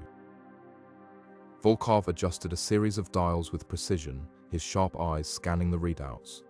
"The calibration is off by 0.03 degrees. If we fire it like this, the beam will scatter and will lose half its energy before it even reaches the target." Nakamura, her face illuminated by the eerie blue light of the weapon's core, leaned in to double-check the alignment. will need to compensate for the gravitational distortion caused by the entity. It's bending space-time around the station, throwing off our calculations. Her voice was calm, but her hands betrayed her focus, moving with the urgency of someone who knew the stakes. Together, they worked in perfect sync, their expertise complementing each other in a way that only years of shared missions could achieve. As the minutes ticked by, the entity's presence became impossible to ignore. The lights flickered more frequently, and the air grew colder, a chill that seemed to seep into the crew's very bones. Priya glanced at Marcus, her expression grim. "We're losing power faster than we can restore it. If we don't get the weapon online soon, we're not going to make it." Back in the weapon bay, Volkov and Nakamura were nearing a breakthrough. "The power coupling is holding," Nakamura announced, her voice tinged with relief. "But we need a surge to initiate the final sequence. Can the station handle it?" Marcus's voice crackled over the comms. "We're diverting everything we've got. Stand by." The station trembled as power surged through its systems, the lights dimming briefly before flaring back to life. The weapon's core began to glow brighter, a low hum building as it charged. For a moment, it seemed like they might pull it off. But then, the entity struck, a sudden wave of distortion that sent the station reeling. Alarms blared, and the crew struggled to maintain their footing. "We've lost the primary power link," Priya shouted, her voice barely audible over the chaos. Volkov's hands flew across the controls, his mind racing. "We need to stabilize the weapon's core, or the whole thing could overload." Nakamura didn't hesitate, grabbing a tool and diving into the access panel to manually adjust the couplings. The strain was evident on their faces, but there was no time to falter. The entity was closing in, its malevolent presence a tangible force pressing against the station's hull. In that moment, the crew's teamwork became their greatest asset. Each of them played a vital role, their skills and determination pushing them forward despite the overwhelming odds. The fate of humanity rested on their ability to work together, to overcome not just the entity, but the limits of their own endurance. And as the weapon's hum grew louder, a spark of hope ignited a fragile, flickering light in the face of the encroaching darkness. The station trembled violently as the entity emerged from the void, its colossal form casting a shadow that seemed to devour the light of nearby stars. It moved with an otherworldly grace, its surface rippling like liquid metal, yet exuding an aura of menace that sent shivers through the crew. Marcus's voice cut through the chaos, sharp and urgent. "We're out of time, fire the weapon now." His command echoed through the control room, a desperate plea against the inevitable. The crew scrambled to their stations, their movements frantic but precise. Every second felt like an eternity, every breath a gamble against the encroaching doom. Tension hung thick in the air, a palpable force that pressed down on everyone. On the main console, Dr. Elena Vasquez's fingers flew over the controls, her face a mask of concentration. "Energy levels at 95%, she reported, her voice steady despite the tremors rocking the station. "We need another 30 seconds to reach full charge." 30 seconds, it might as well have been a lifetime.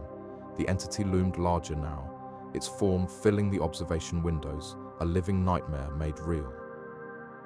Its surface shimmered with an unnatural light, as if it were feeding on the very fabric of space. Marcus gripped the edge of the console, his knuckles white.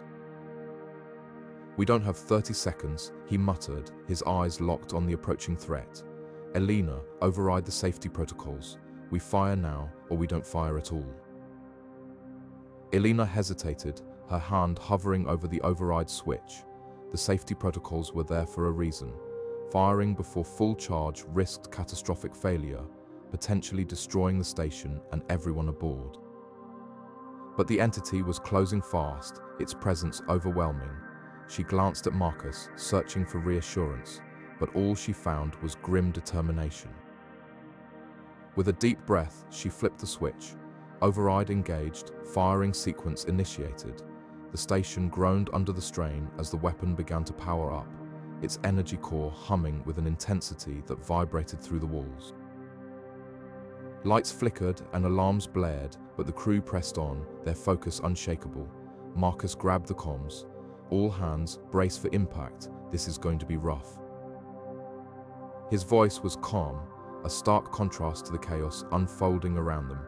In the observation deck, Lieutenant Johnson watched in awe as the entity drew closer, its form now so vast it seemed to defy comprehension. It's beautiful, he murmured, his voice barely audible over the din, and terrifying. His words hung in the air, a stark reminder of the duality they faced, a being of unimaginable power, both awe-inspiring and deadly. As the weapon reached critical charge, the station's systems began to fail. Sparks erupted from overloaded conduits, and the artificial gravity flickered, sending equipment and crew members floating momentarily before crashing back down. Marcus steadied himself against the console, his eyes fixed on the countdown. 5 seconds, he announced, his voice cutting through the noise. 4, 3, 2. The weapon fired, a blinding beam of energy lancing out from the station, striking the entity with a force that shook the very foundations of reality. For a moment, everything seemed to stand still, the light from the blast illuminating the station and the surrounding space in a surreal glow. Then, with a deafening roar, the entity recoiled, its form rippling violently as it absorbed the energy. The crew held their breath, their eyes glued to the monitors. Had it worked, the entity writhed, its surface churning like a storm-tossed sea. But then, to their horror, it began to stabilize, its form solidifying once more. Marcus's heart sank. It's not enough, he whispered, his voice heavy with despair. We need more power, but there was no more power to give. The weapon was spent, its energy core drained. The entity, though wounded, was far from defeated. It turned its attention fully to the station, its intent clear. Marcus straightened, his jaw set. Prepare for evasive maneuvers, he ordered, his voice firm. We're not done yet. The crew sprang into action, their training taking over as they fought to keep the station operational. But deep down, they all knew the truth. They had gambled everything on that single shot, and now, with the entity still advancing, their options were running out. The final act of humanity's last space mission was unfolding, and the outcome hung in the balance, a fragile thread stretching across the void. The weapon's activation was a blinding spectacle, a burst of searing light that tore through the void like a knife through fabric. Its energy beam, a concentrated torrent of raw power, struck the entity with unrelenting force. The creature, once a looming, incomprehensible presence, now writhed in agony, its form contorting violently as if trying to escape the searing pain. The beam carved through its shadowy mass, sending ripples of distortion cascading through its being. For a moment, it seemed as though the weapon might succeed, that humanity's last desperate gamble could actually work. But the station itself was not built to withstand such forces. The weapon's energy output, designed to obliterate the entity, was also tearing the station apart from the inside. Metal groaned and buckled, the structural integrity of the massive orbital platform failing under the strain. Sparks erupted from shattered control panels, and the air was thick with the acrid smell of burning circuits. The once stable artificial gravity flickered, sending loose debris floating eerily before crashing back down as the system struggled to stabilize. Priya's voice cut through the chaos, sharp and urgent. We need to get out of here, now. Her words carried the weight of someone who had seen disaster before and knew how quickly it could unfold.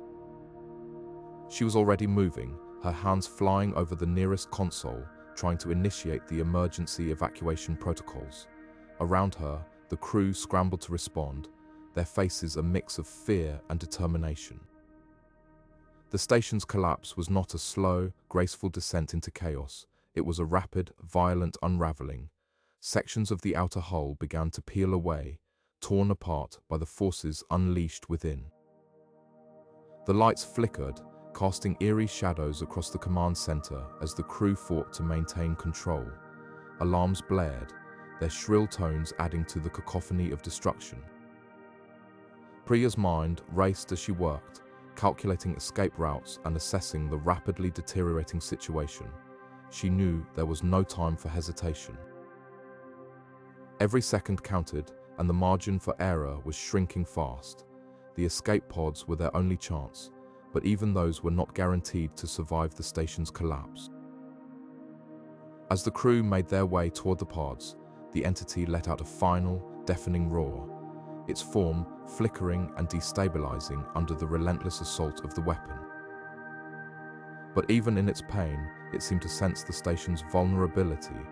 With a surge of dark energy, it lashed out, striking the station's core and accelerating its destruction. The crew reached the escape pods just as the floor beneath them began to give way. Priya was the last to board, her eyes scanning the chaos one final time before sealing the pod's hatch. The pod jolted as it launched, the force of the ejection sending it spiraling away from the collapsing station. Through the small viewport, they could see the station's final moments, its once proud structure crumbling into a fiery cascade of debris, the entity's form flickering and fading within the wreckage. For a moment, there was silence inside the pod, the weight of what they had just experienced settling over them. They had survived, but at what cost? The station was gone, the mission had failed, and the entity, though wounded, was still out there, a lingering threat in the vastness of space. Priya leaned back, her breath heavy, her mind already racing ahead to the next steps. They had bought themselves time, but the fight was far from over. The weapon had done its job, but the consequences of its use were still unfolding. As the pod drifted further into the void, the crew exchanged uneasy glances, each of them knowing that their journey was far from finished. The entity might have been wounded, but it was not defeated, and somewhere out there, in the cold, unending darkness, it was waiting. The Erebus shuddered violently as the station erupted into a blinding flash of light, its structure disintegrating into a cascade of molten debris. The shockwave slammed into the Starship, hurling it through the void like a leaf caught in a hurricane. Alarms blared, and the crew scrambled to stabilize the vessel, their movements frantic but precise. Dr. Nakamura, gripping the edge of the console, stared intently at the holographic display, her fingers flying over the controls as she scanned for any sign of the mysterious entity. Her voice, low and tense, broke the chaos. Did we get it? The question hung in the air, unanswered. On the screen, the remnants of the station glowed like a dying star, its fragments scattering into the darkness. But there was no trace of the entity, no energy signature, no movement, nothing but silence. For a moment, the crew held their breath, their eyes fixed on the readouts, hoping for confirmation that their desperate gamble had paid off. But space has a way of defying hope. A faint ripple appeared on the edge of the scanner, a distortion in the fabric of reality that grew steadily. Doctor. Nakamura's brow furrowed as she zoomed in, her face illuminated by the cold light of the display. "It's still alive," she murmured, her voice barely above a whisper. The crew exchanged uneasy glances, the weight of her words settling over them like a suffocating blanket. The entity emerged from the wreckage, its form shifting and writhing as though it were made of liquid shadow. It moved with an eerie grace, untethered by the laws of physics, its presence radiating an otherworldly menace. The Erebus's systems flickered, the entity's proximity wreaking havoc on the ship's delicate electronics. Sparks erupted from the consoles, and the lights dimmed, casting the bridge in an ominous glow. Captain Voss, gripping the armrests of his chair, barked orders. "Full thrust, get us out of here." The engines roared to life, propelling the ship away from the entity, but it was gaining ground, its movements unnervingly deliberate. The crew worked in tense silence, their actions sharp and focused, each of them acutely aware that their survival depended on every decision they made in the next few seconds. Dr. Nakamura, her face pale but determined, continued to monitor the entity's progress. "It's adapting," she said, her voice steady despite the tension. "Every time we think we've outsmarted it, it finds a way to counter us. It's learning." Her words sent a chill through the bridge. If the entity was capable of learning, of evolving, then their options were dwindling faster than they could calculate. The Erebus raced through the void, its engines straining against the relentless pursuit. The entity loomed closer, its form now a swirling mass of darkness that seemed to swallow the light around it.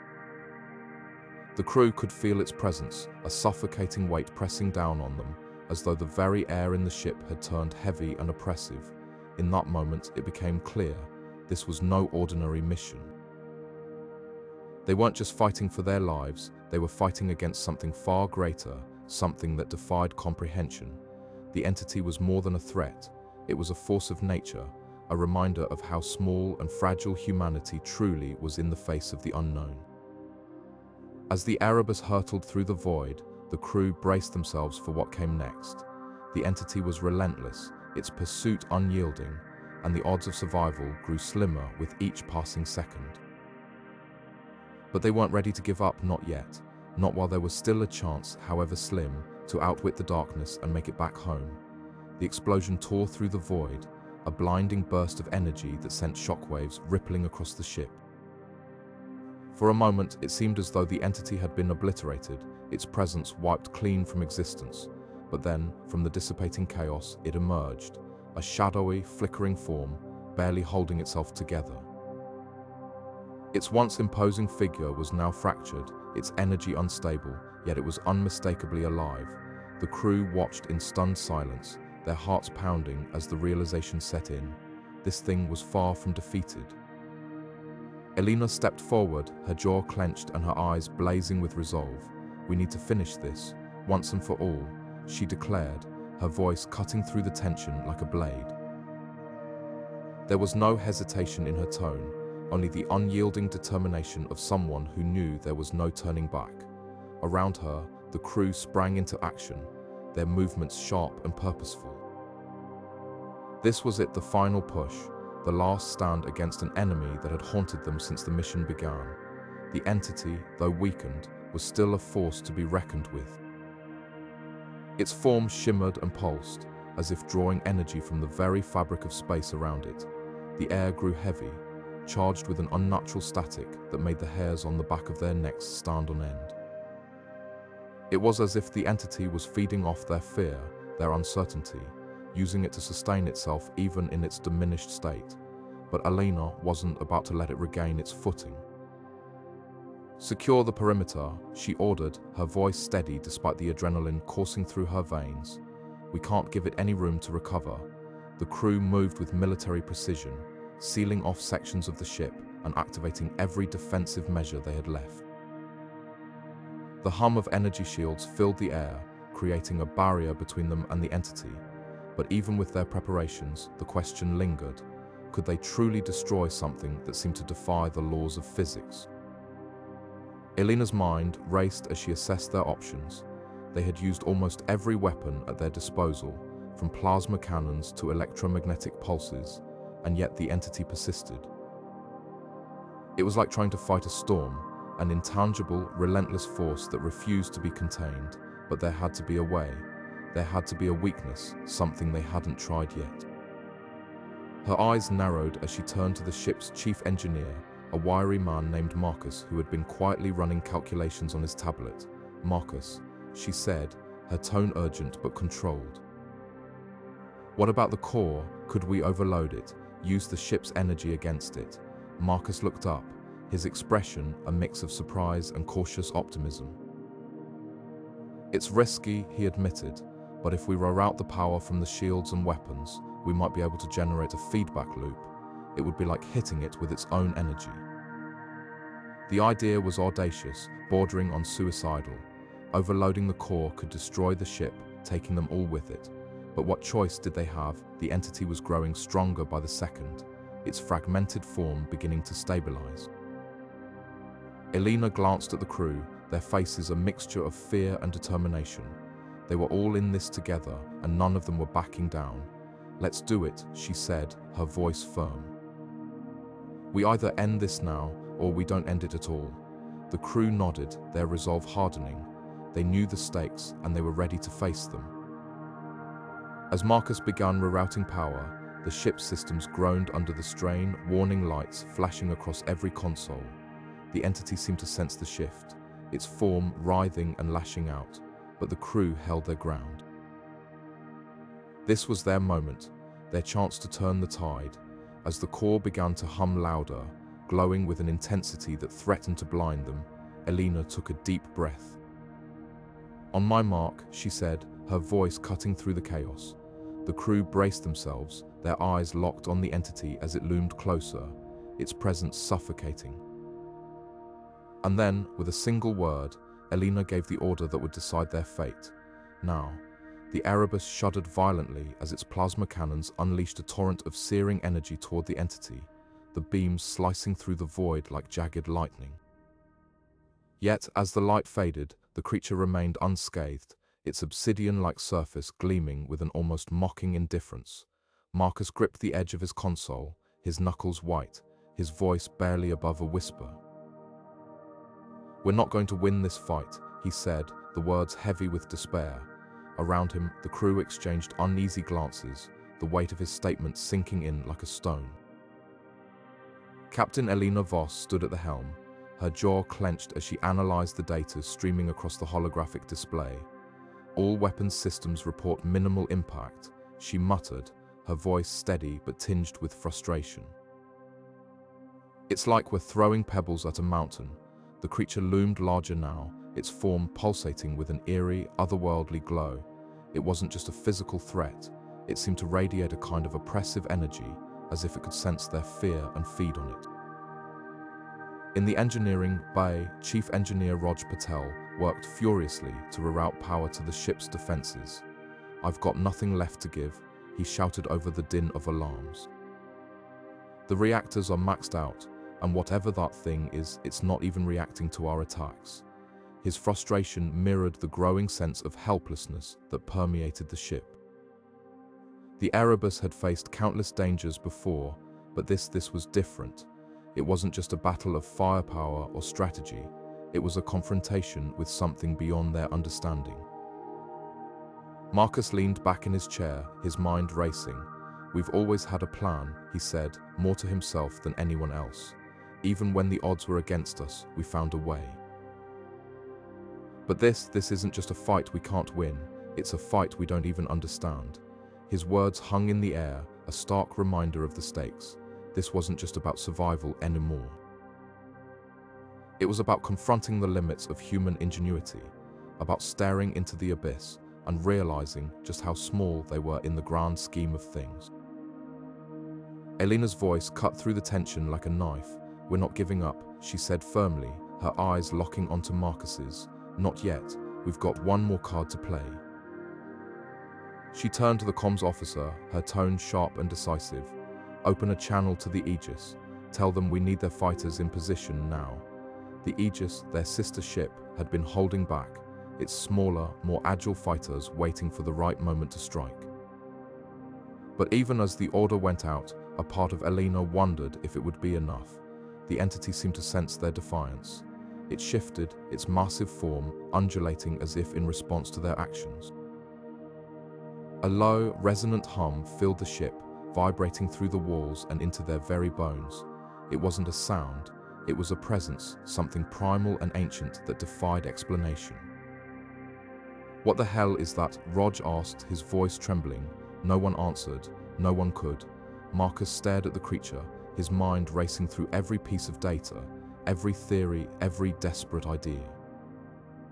"We're missing something," he said quietly.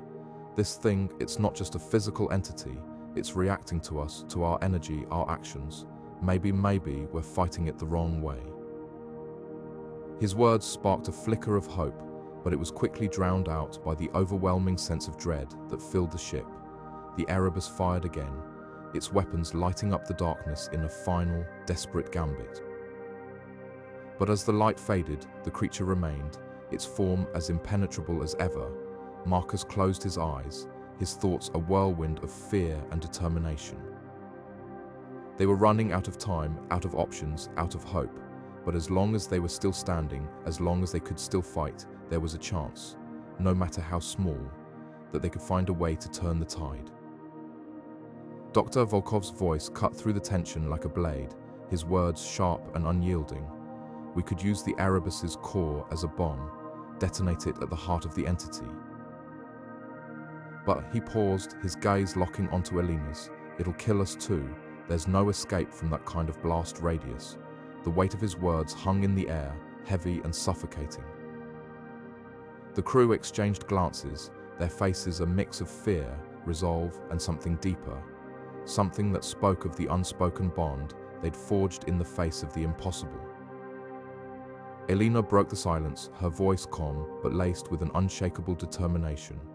If it saves Earth, she said, her eyes steady on Volkov's, it's worth it. Her words weren't just a statement, they were a declaration, a testament to the kind of courage that comes not from the absence of fear, but from the willingness to face it head-on. The crew knew the stakes. They'd seen the devastation the entity was capable of, the way it consumed entire worlds, leaving nothing but desolation in its wake. Earth, with all its flaws and beauty, was the only home humanity had left. If the Erebus and its crew had to be the price to protect it, so be it. Volkov nodded slowly, his expression grim but resolute. He understood the gravity of Elena's words, the unspoken agreement that had passed between them. This wasn't just about survival anymore, it was about legacy.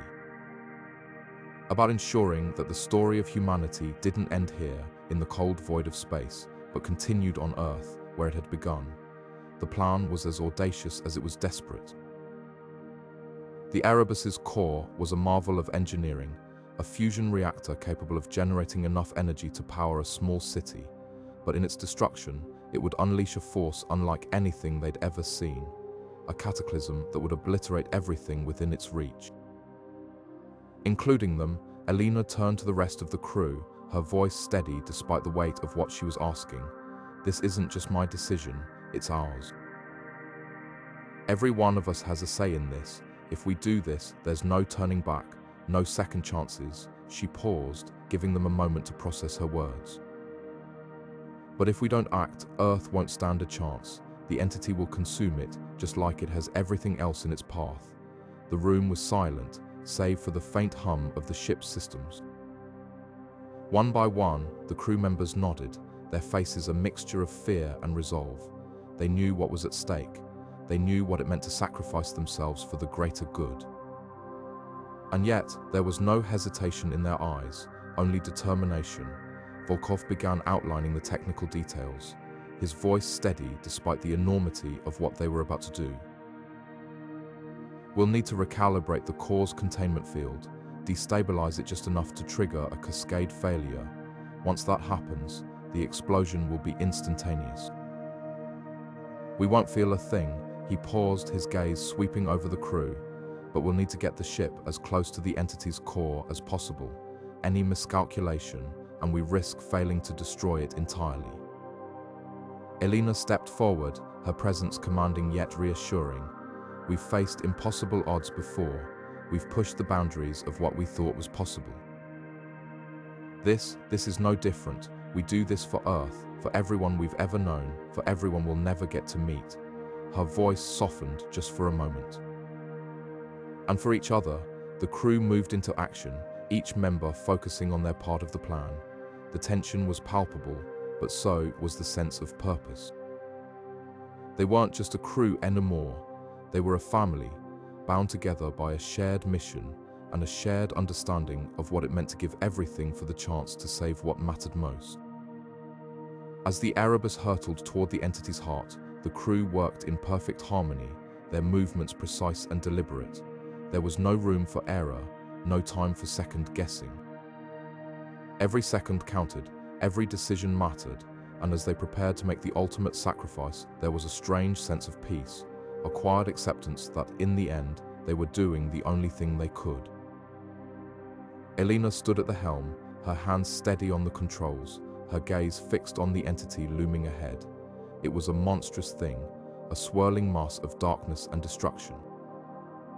But as she looked at it, she didn't see fear, she saw hope.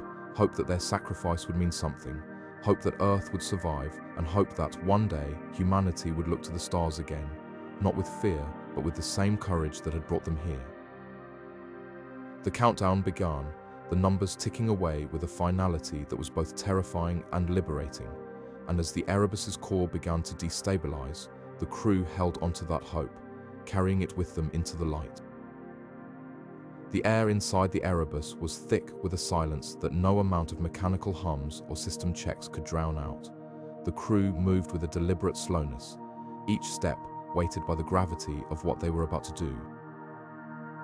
This wasn't just another mission, it was the last, the final act in a story that had begun with hope and was now ending with sacrifice. Commander Vance stood at the helm, his hands steady on the controls, though his jaw tightened with every passing moment. He had led them through countless challenges, but nothing could have prepared him for this. Peril, their chief engineer, was the first to break the silence. She knelt beside the core, her fingers dancing over the controls as she initiated the arming sequence. The soft glow of the console illuminated her face, revealing tears that she made no effort to hide. For Earth, she whispered, her voice trembling but resolute. It wasn't just a phrase, it was a promise, a final act of defiance against the darkness that had consumed their world. The words hung in the air, a fragile thread connecting them to the home they might never see again. Across the room, Alexei, the ship's navigator, was running through the final system diagnostics. His usual dry humor was absent, replaced by a quiet intensity as he double-checked every reading. He paused for a moment, his gaze flickering to the viewport where the stars stretched endlessly. "It's strange," he said, his voice low. "All those missions, all those years, and this is how it ends." His words weren't bitter, just reflective, as if he were trying to reconcile the enormity of their task with the quiet simplicity of the moment. Dr. Kessler, the ship's medic, moved among them, offering quiet words of reassurance and checking vitals out of habit more than necessity. Her presence was a steadying force, a reminder of the humanity they were fighting to preserve. She paused beside Priya, placing a hand on her shoulder. "We'll make it count," she said softly. "It has to." The weight of her words was undeniable. Every action, every decision, was now magnified by the knowledge that there would be no second chances.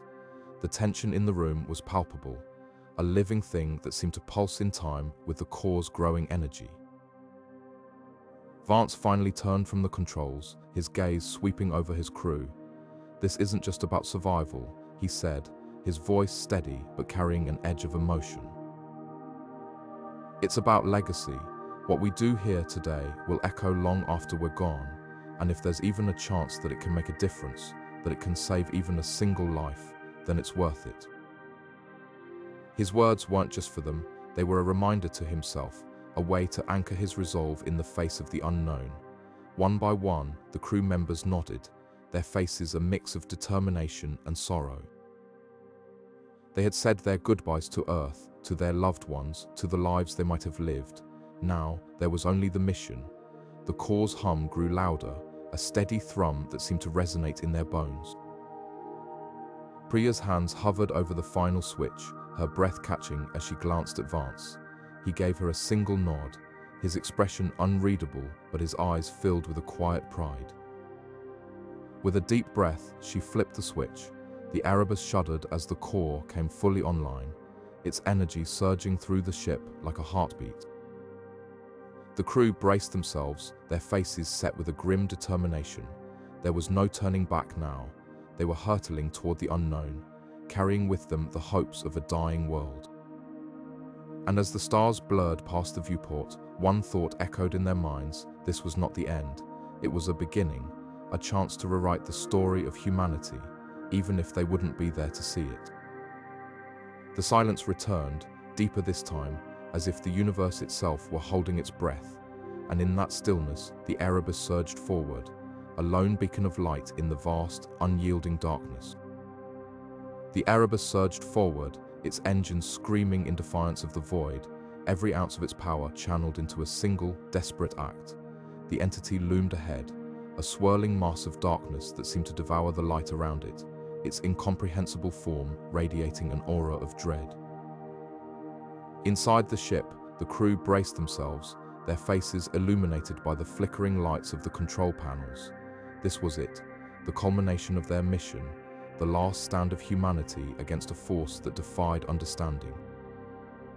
The ship's hull groaned under the strain as it accelerated, a final, defiant roar echoing through the corridors.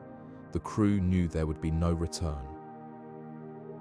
Their lives were a small price to pay for the survival of their species. Captain Elena Reyes gripped the armrests of her chair, her voice steady as she issued the final command. All power to the forward thrusters, prepare for impact. Her words were met with silence, the weight of the moment pressing down on everyone. The Erebus was not just a ship, it was a symbol of humanity's resilience, a testament to their unyielding spirit in the face of annihilation. As the Erebus closed the distance, the entity seemed to react, its form shifting and writhing as if sensing the imminent threat. Tendrils of darkness lashed out, attempting to ensnare the ship, but the Erebus plowed through them, its shields flickering but holding. Inside, the crew worked with grim determination, their movements precise and deliberate.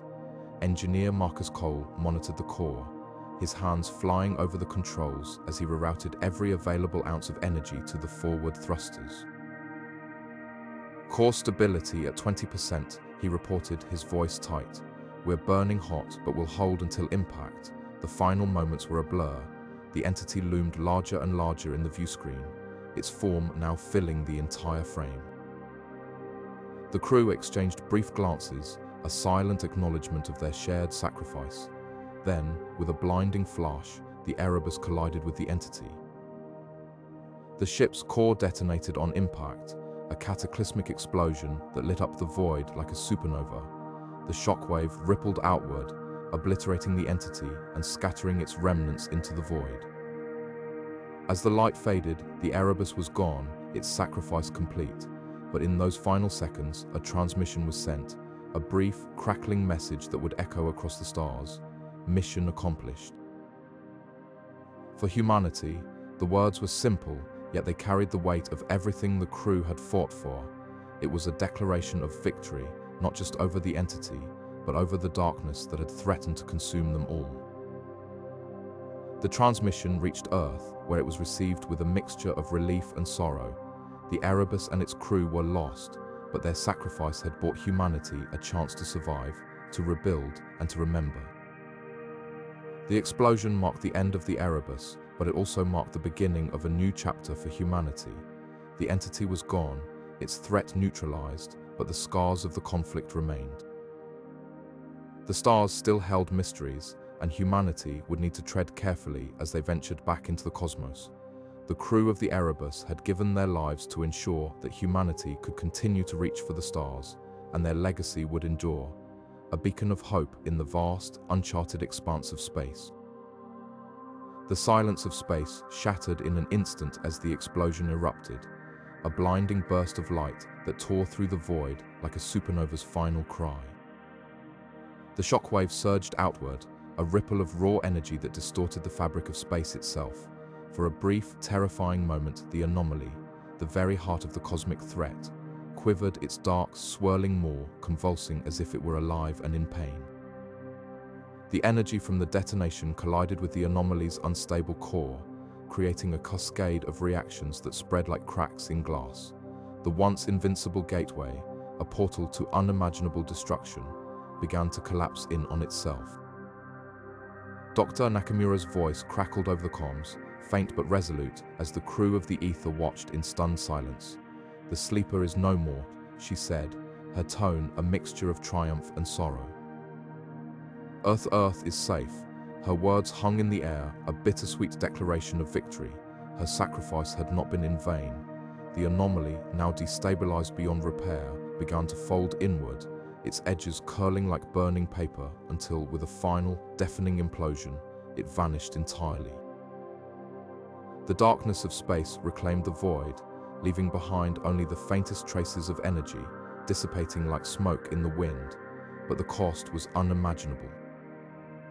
The Aether's crew, still reeling from the shockwave, could only stare at the empty space where the Anomaly had once loomed. The mission had succeeded, but at what price? Dr. Nakamura, The brilliant mind who had guided them through the darkest moments of their journey was gone. Her absence was a void of its own, one that no amount of scientific achievement could fill. As the crew processed the enormity of what had just happened, the ship's systems began to stabilize. Alerts that had been blaring for hours fell silent, replaced by an eerie calm. Commander Reyes, his hands trembling, finally broke the silence. "We did it," he said, his voice barely above a whisper. "But we lost her, and we'll never know if she..." He trailed off, unable to finish the thought. The weight of their victory was heavy, a burden they would carry for the rest of their lives. The Anomaly's destruction had been more than just a scientific triumph. It was a moment that redefined humanity's place in the cosmos. For centuries, humans had looked to the stars with a mix of wonder and fear, dreaming of exploration, but always aware of the dangers lurking in the unknown. Now, they had faced one of those dangers head-on and emerged victorious but not unscathed.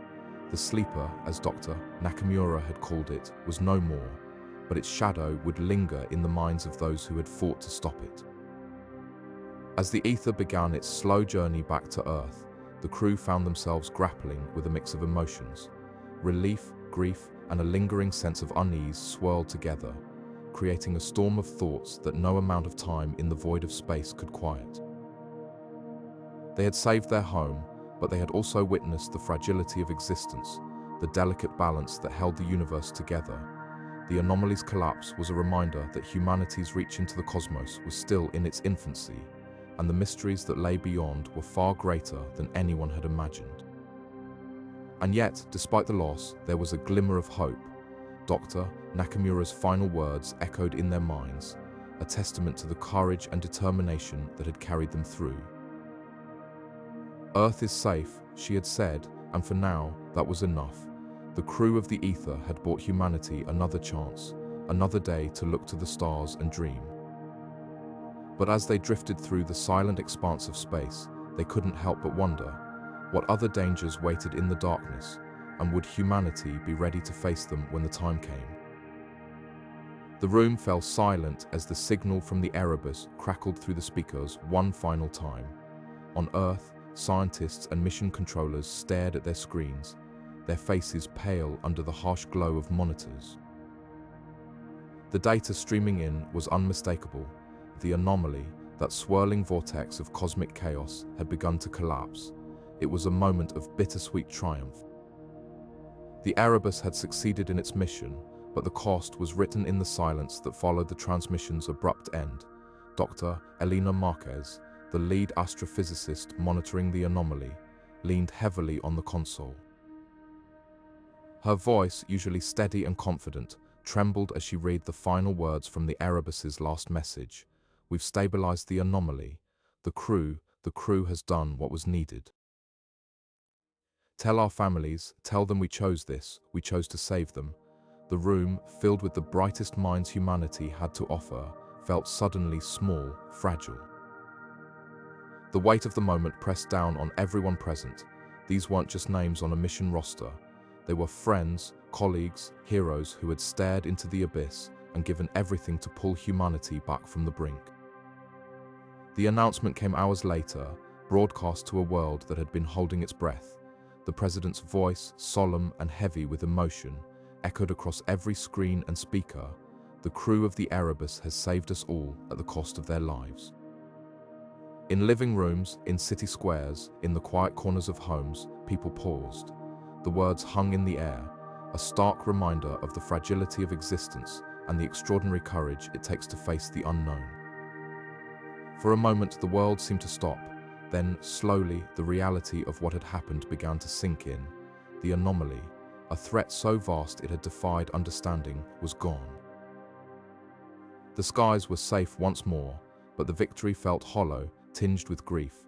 The Erebus and its crew had become more than a mission. They were a symbol of sacrifice, a testament to humanity's capacity to rise above fear and self-interest. In the days that followed, tributes poured in from every corner of the globe. Monuments were lit in their honor, their names etched into the annals of history. But for those who had known them personally, the loss was more intimate. Captain Elena Voss, with her unshakable resolve and sharp wit, Dr. Raj Patel, whose quiet brilliance had been a beacon in the darkest moments. And the rest of the crew, each one a story, a life cut short but not forgotten. Scientists and engineers pored over the data sent back by the Erebus, piecing together the final moments of the mission. The Anomaly's collapse had been sudden, violent, a final surge of energy that had consumed the ship and its crew, but in that destruction there was also hope. The readings showed that the Anomaly's core had been destabilized, its chaotic energy dissipating into the void. The Erebus had not only saved Earth, but had given humanity a chance to learn, to grow, to prepare for whatever else the cosmos might throw its way. And yet, amidst the grief and the gratitude, there lingered a question, one that would haunt the survivors for years to come. Was this the end, or merely the beginning? The Anomaly had been a warning, a glimpse of the vast, unknowable dangers that lay beyond the stars. The Erebus had bought humanity time, but time for what? To build, to explore, to unite, or to brace for the next inevitable confrontation with the unknown. As the world mourned, the crew of the Erebus became a beacon of inspiration.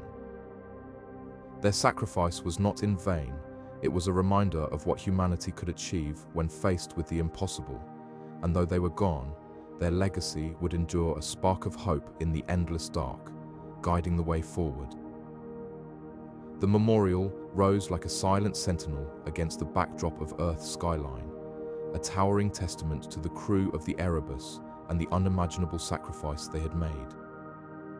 Its sleek, reflective surface mirrored the heavens above, as if reaching out to the stars where they had once ventured.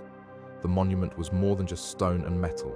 It was a symbol of humanity's resilience, a reminder of the cost of survival, and a beacon of hope for a future that might one day reach beyond the stars again. At its base, carved deep into the polished surface, were Elena's final words, "For Earth, we gave everything." They were not just words, they were a promise, a declaration, and a legacy. The unveiling ceremony was unlike anything the world had ever seen.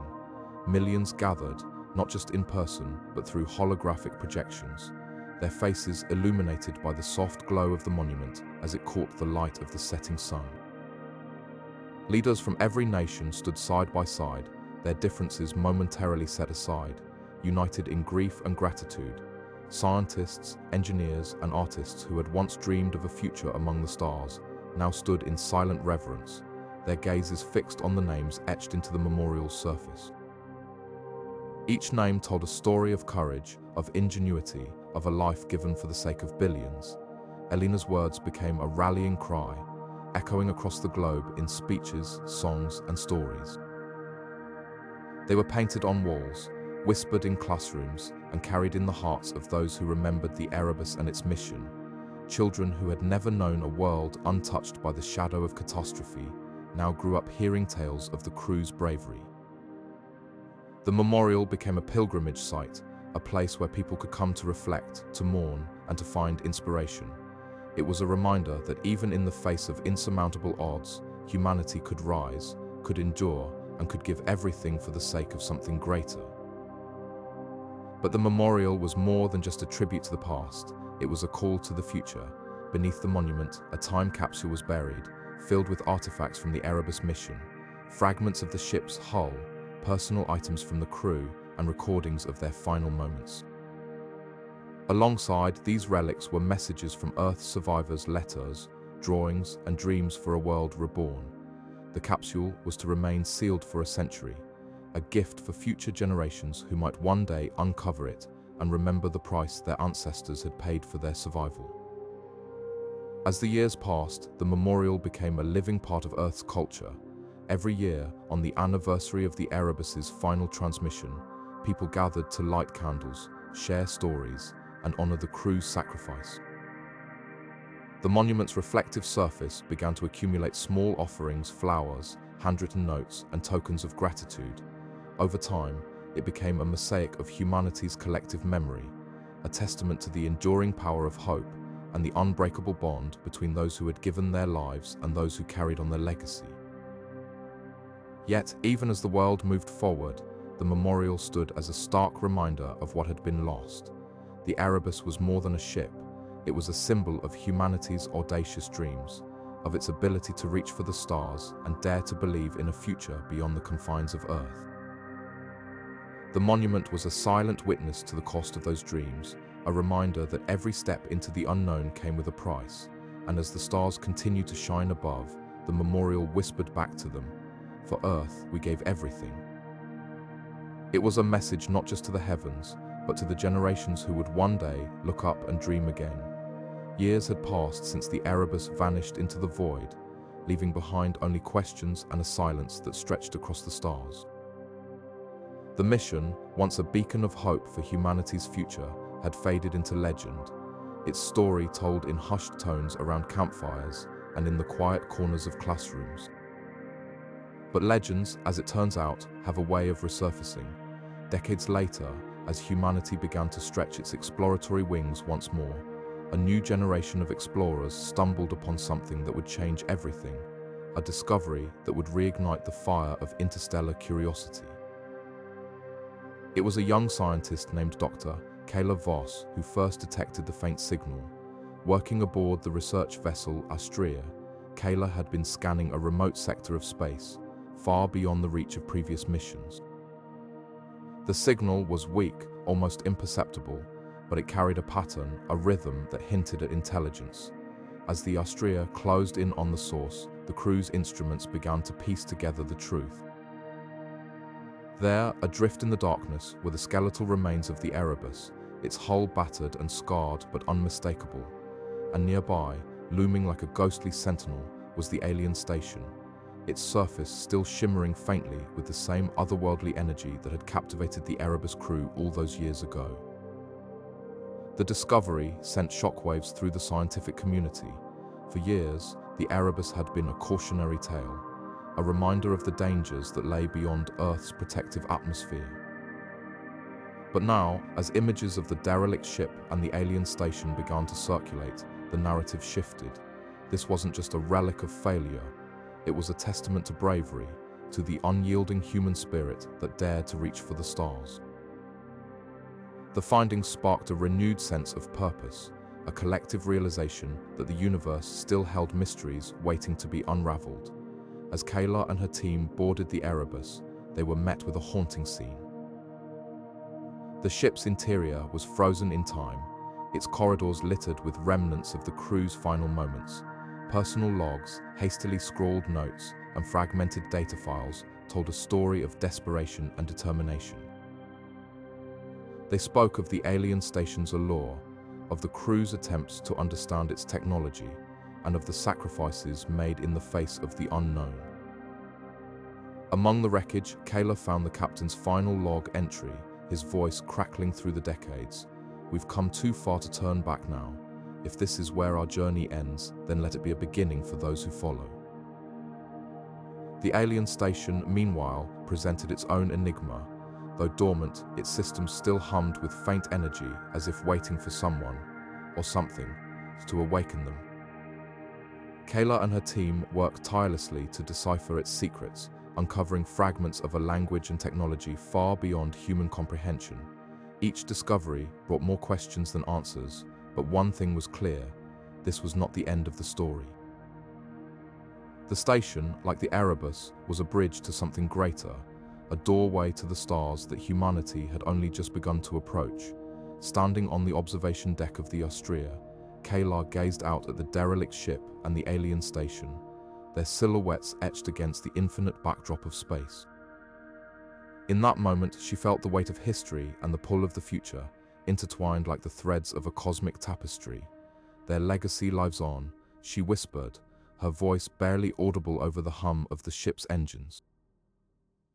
And in those words, she carried the hopes of a new generation, a generation ready to take up the mantle of exploration, to venture into the unknown, and to honor the sacrifices of those who had come before. The discovery of the Erebus and the alien station was more than a scientific breakthrough, it was a call to action. Across Earth, plans for new missions began to take shape, fueled by the knowledge that the stars were not as distant as they once seemed. The Erebus had shown humanity the way, and now, with renewed determination, the journey would continue. The legacy of those who had dared to dream would live on, not just in the stories told, but in the steps taken toward a future among the stars. The air inside the observation chamber grew heavy as the team of explorers gathered around the console, their faces illuminated by the faint glow of a newly decrypted message. The voice of Dr. Nakamura crackled through the speakers, a haunting echo of a man who had been consumed by his own discoveries. "The anomaly," he began, his tone both urgent and resigned, "is not what we believed. It was never a prison, it is a gateway." The words hung in the air, reverberating through the minds of everyone present. A gateway, the idea was staggering, a revelation that shattered everything they thought they knew. The anomaly, that swirling, chaotic mass of energy at the edge of their understanding, had always been viewed as a threat, a force to be contained, a danger to be neutralized. But Nakamura's message turned that assumption on its head. It wasn't a trap, it was an invitation, a doorway to something beyond. As the recording continued, Nakamura's voice grew softer, almost introspective. "We were wrong to fear it, we asked the wrong questions. Instead of asking how to destroy it, we should have been asking what lies on the other side. What else is out there?" The question lingered, unanswered, leaving the team to grapple with its implications. One of the explorers, a young astrophysicist named Elena, stepped closer to the console, her eyes fixed on the swirling image of the anomaly displayed on the screen. "If it's a gateway," she murmured, "then where does it lead, and what happens if we step through?" Her words sparked a ripple of unease through the group. The idea of crossing into the unknown was both exhilarating and terrifying. The team began to piece together the fragments of Nakamura's research, uncovering notes and diagrams that hinted at the true nature of the anomaly.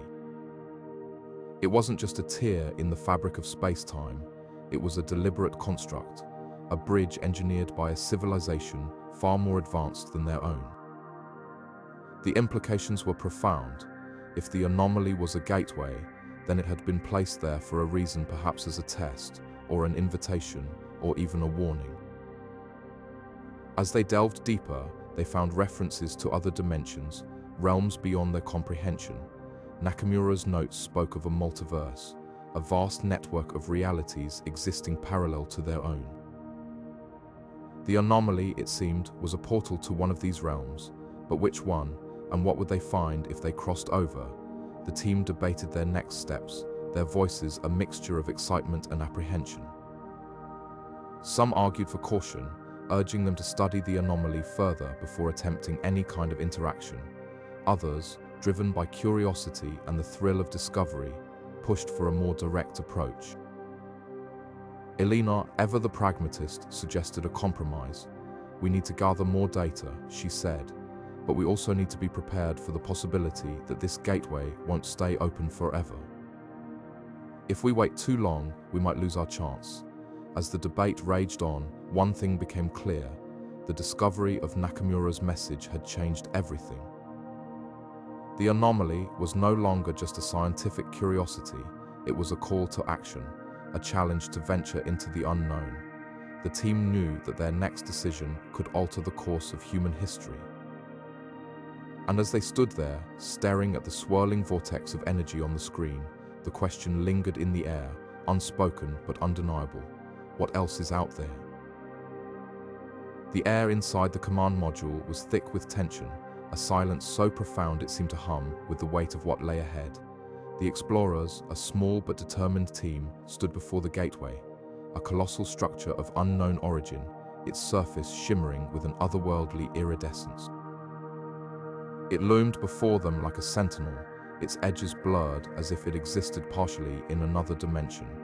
Every step they took toward it felt heavier, not just from the gravity of the situation, but from the legacy they carried. The words of their leader echoed in their minds, a solemn reminder of their purpose. "We owe it to them to finish what they started." The Erebus crew had been the first to breach the outer edges of the anomaly, their mission bold and unprecedented. They had ventured into the unknown, armed with nothing but curiosity and resolve, but something had gone wrong. Their final transmission had been fragmented, a haunting mix of static and desperation.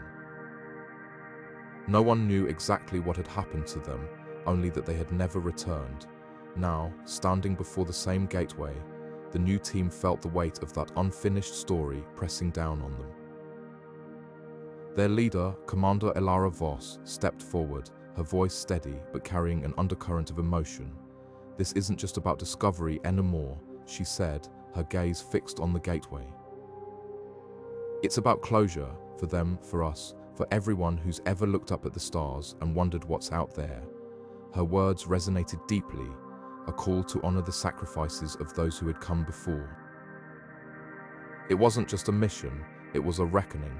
As the team prepared their equipment, the atmosphere shifted from apprehension to determination. Each member had their role to play, their expertise critical to the success of the mission.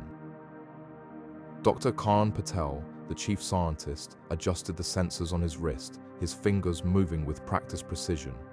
"If the Erebus crew encountered something unexpected, we need to be ready for anything," he murmured, his voice low but firm. His words were a reminder that this wasn't just about bravery, it was about preparation, about learning from the past to navigate the future. Beside him, Lieutenant Mara Reyes checked the seals on her suit, her movements deliberate and unhurried.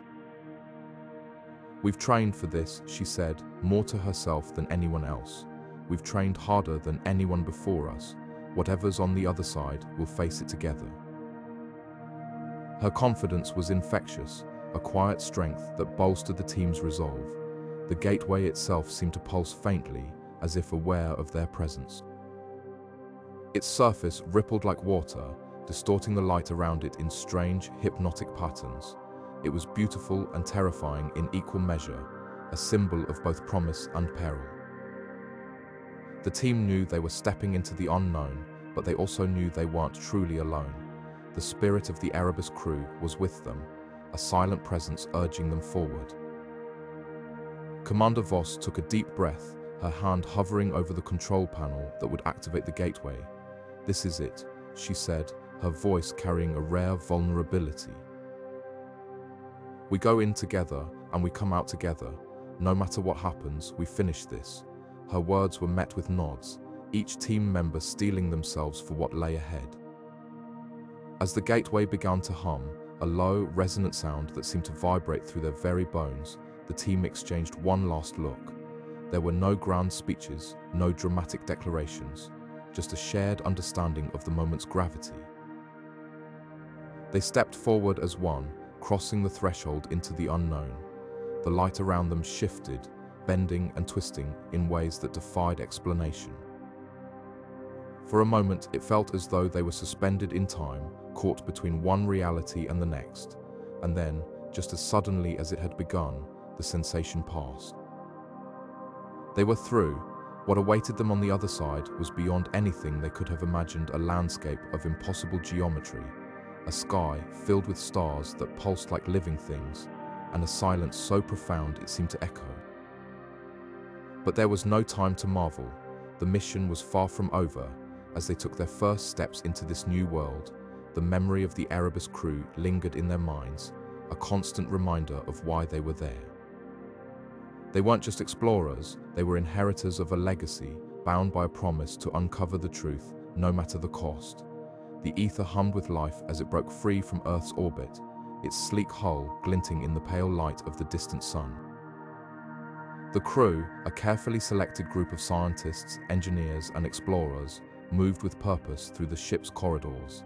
Each of them carried the weight of humanity's hopes and the shadow of the Erebus. That ill-fated mission had ended in tragedy, its crew lost to the void, but their sacrifice had revealed something extraordinary, the existence of a mysterious gateway deep in uncharted space.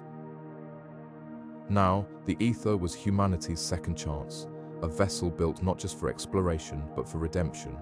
Commander Elena Voss stood at the helm, her hands resting lightly on the control panel. She had been chosen for this mission not just for her skill, but for her resilience. Her eyes scanned the star charts projected before her, tracing the route that would take them to the gateway. It was a journey fraught with uncertainty, but she felt a quiet determination settle over her. The Erebus had paved the way, and now it was their turn to finish what had been started.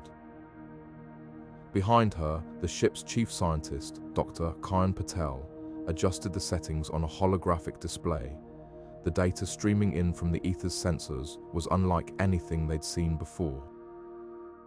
Faint energy signatures, barely perceptible, seemed to pulse in rhythm with the distant stars. "It's as if the gateway is calling to us," he murmured, his voice tinged with both awe and caution. "But we still don't know what's on the other side, or if we'll even survive the journey." The crew had trained for every conceivable scenario, but the truth was, no one could truly prepare for the unknown. The gateway defied conventional understanding of space and time, a phenomenon that seemed to exist outside the laws of physics as they knew them. Some believed it was a portal to another dimension, while others speculated it might be a relic of an ancient, advanced civilization. Whatever it was, it held the key to answering questions humanity had asked for centuries. Who are we? Are we alone? And what lies beyond the edges of our understanding? As the ether accelerated toward its destination, the crew gathered in the observation deck, a rare moment of stillness before the storm. The stars streaked past in long, luminous trails, a reminder of the vastness of the cosmos. Lieutenant Mira Chen, the ship's communications officer, broke the silence. "Do you think they knew?" she asked, her voice soft but steady. "The Erebus crew, do you think they understood what they were getting into?" Voss turned to face her, the faint glow of the stars reflecting in her eyes. "I think they knew the risks," she said after a pause, "but they also knew the importance of what they were doing.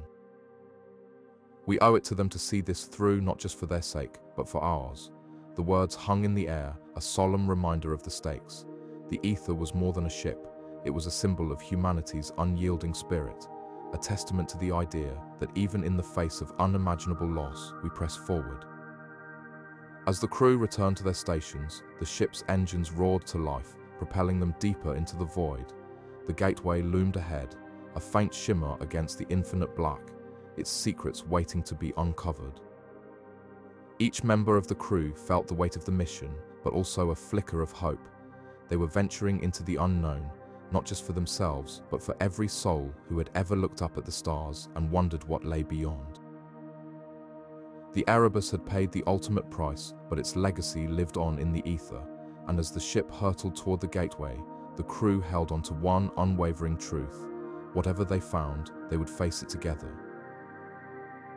The ether shuddered as it approached the swirling vortex of the gateway, a maelstrom of light and energy that seemed to defy the very laws of physics. The crew, strapped into their stations, exchanged tense glances. Each of them knew the stakes. This was no ordinary mission. It was humanity's last, desperate attempt to find a new home among the stars. The air inside the ship was thick with anticipation, the hum of the engines vibrating through the walls as the vessel inched closer to the threshold of the unknown. Captain Ilara Voss gripped the armrests of her command chair, her eyes fixed on the viewscreen. The gateway loomed larger now, its chaotic brilliance casting eerie shadows across the bridge. "All systems report," she called out, her voice steady despite the knot of unease in her chest. "Engines at maximum capacity," replied Lieutenant Kayan, his fingers dancing across the console. His usually calm demeanor was tinged with a rare edge of tension. "Shields holding, but the energy readings from the gateway are off the charts. We're entering uncharted territory, Captain." Ilara nodded, her mind racing. The gateway was a relic of an ancient, long-lost civilization, a doorway to another dimension, or perhaps to another universe entirely. Its discovery had been a miracle, a glimmer of hope in humanity's darkest hour. Earth was dying, its resources depleted, its ecosystems collapsing. The ether was not just a ship, it was a lifeline, carrying the last remnants of a species determined to survive. As the ship crossed the threshold, the world outside the viewscreen dissolved into a kaleidoscope of colors and shapes. The crew braced themselves, their bodies pressed against their seats as the ether was pulled into the swirling chaos. For a moment, it felt as though the ship itself might be torn apart, the immense forces of the gateway testing the limits of its design. Then, as suddenly as it had begun, the turbulence ceased. The view screen cleared, revealing a vast alien landscape that stretched out before them. The crew exhaled collectively, their relief palpable, but the sight before them was both awe-inspiring and unsettling. The sky above was a deep, shimmering indigo, dotted with constellations that bore no resemblance to those of Earth. Below, the terrain was a patchwork of jagged peaks and glowing, crystalline formations that pulsed with an otherworldly light. It was a world unlike anything they had ever seen, a place where the rules of their own reality seemed to bend and twist. Elara leaned forward, her eyes scanning the horizon. "Sensors online," she ordered. "I want a full scan of the area. Let's see if this place can sustain us." The crew sprang into action, their training kicking in despite the surreal surroundings. Dr. Amira Chen, the ship's chief scientist, studied the data streaming in from the sensors. "Atmosphere composition is unusual," she said, her voice tinged with both curiosity and caution. "Oxygen levels are lower than Earth's, but it's breathable. Gravity is slightly lighter, and the radiation levels are within safe limits. This place, it's habitable, at least for now." A murmur of cautious optimism spread through the bridge. For the first time in months, there was a glimmer of hope. But Elara knew better than to let her guard down. This dimension was an enigma, a realm where the laws of nature were unpredictable. The crew's mission was far from over. "Let's not get ahead of ourselves," she said, her tone firm but not unkind. "This is just the first step. We need to assess the risks, gather data, and determine if this world can truly be our new home. But for now, we've done the impossible. We've crossed into the unknown, and we're still standing." The crew nodded, their resolve hardening. They had come this far, not just as individuals, but as representatives of humanity itself. Their journey was a testament to the unyielding spirit of exploration that had driven their species to reach for the stars, even in the face of extinction. And as the ether hovered above the alien landscape, its crew knew one thing for certain: their mission was far from over. The gateway had brought them here, but the true challenge, the fight for survival, had only just begun. The ether drifted silently through the shimmering veil of the alien dimension, its hull bathed in an otherworldly light that seemed to pulse with a rhythm all its own. The crew, gathered at the observation deck, stood in stunned silence, their faces illuminated by the eerie glow of the strange new world before them. What they saw defied every concept of reality they had ever known. Towering crystalline structures rose from the ground, their surfaces refracting light into a kaleidoscope of colors that danced across the horizon. Rivers of liquid light flowed through valleys carved by forces beyond comprehension, and above it all, a sky filled with swirling patterns of energy that seemed to hum with a low, resonant frequency. Captain Elara Voss, standing at the forefront of the group, felt the weight of the moment settle over her like a heavy cloak. Her hand rested on the glass of the observation window, her fingers trembling slightly as she took in the sight. "This changes everything," she whispered, her voice barely audible over the collective breath of her crew, and she was right. The dimension they had stumbled upon was not just a new frontier, it was a revelation. The civilizations here were unlike anything humanity had ever encountered. Cities floated in the air, suspended by some unknown force, their architecture a blend of organic curves and geometric precision. Strange beings moved among the structures, their forms shifting and flowing as if they were made of liquid light. It was a place where the laws of physics seemed to bend and twist, where the impossible became routine. As the ether descended closer to one of the floating cities, the crew could see the inhabitants more clearly. These beings were not bound by the limitations of biology as humans understood it. Their bodies were translucent, their inner workings visible through their shimmering skin. They communicated not through sound, but through pulses of light that radiated from their cores, creating patterns that the ether's sensors struggled to interpret. It was a language of energy, a form of communication that transcended words. The crew's scientist, Dr. Kyan Marrow, was the first to break the silence. This is unlike anything we've ever seen," he said, his voice filled with a mix of awe and trepidation. "Their technology, their biology, even their existence, it challenges everything we thought we knew about life and the universe." He adjusted the settings on his scanner, trying to capture more data, but the readings were chaotic, fluctuating wildly as if the very fabric of this dimension resisted analysis.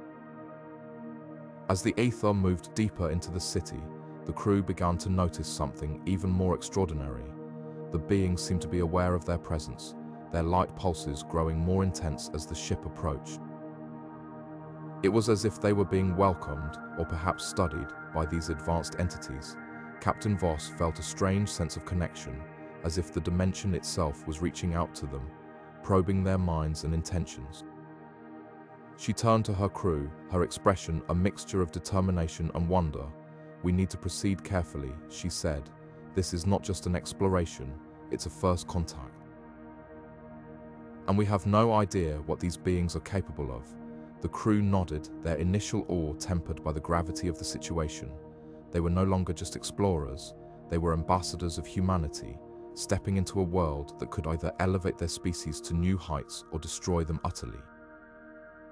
As the ether came to a halt near the center of the city, a platform of light extended from the structure, inviting them to step out of their ship and into the unknown. Captain Voss took a deep breath, her hand hovering over the controls that would open the airlock. "This is it," she said, her voice steady despite the storm of emotions raging within her. "We step into this new world not as conquerors, but as students. Let's see what they have to teach us." The crew exchanged glances, their unease mingling with an undeniable sense of excitement.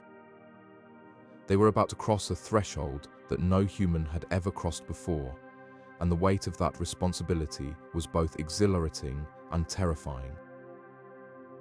As the airlock hissed open, the first human footsteps echoed on the platform of light, marking the beginning of a new chapter in the story of humanity, one that would forever alter their understanding of the cosmos. The silence aboard the ether was palpable as the crew stood motionless in the dimly lit chamber, their eyes fixed on the towering, translucent figures before them. These beings, ancient and eerily luminous, spoke not in words but in ripples of thought that resonated directly within the minds of the humans. The weight of their message was staggering. The cosmic predator, the relentless force that had driven humanity to the brink of extinction, was not a random abomination of nature.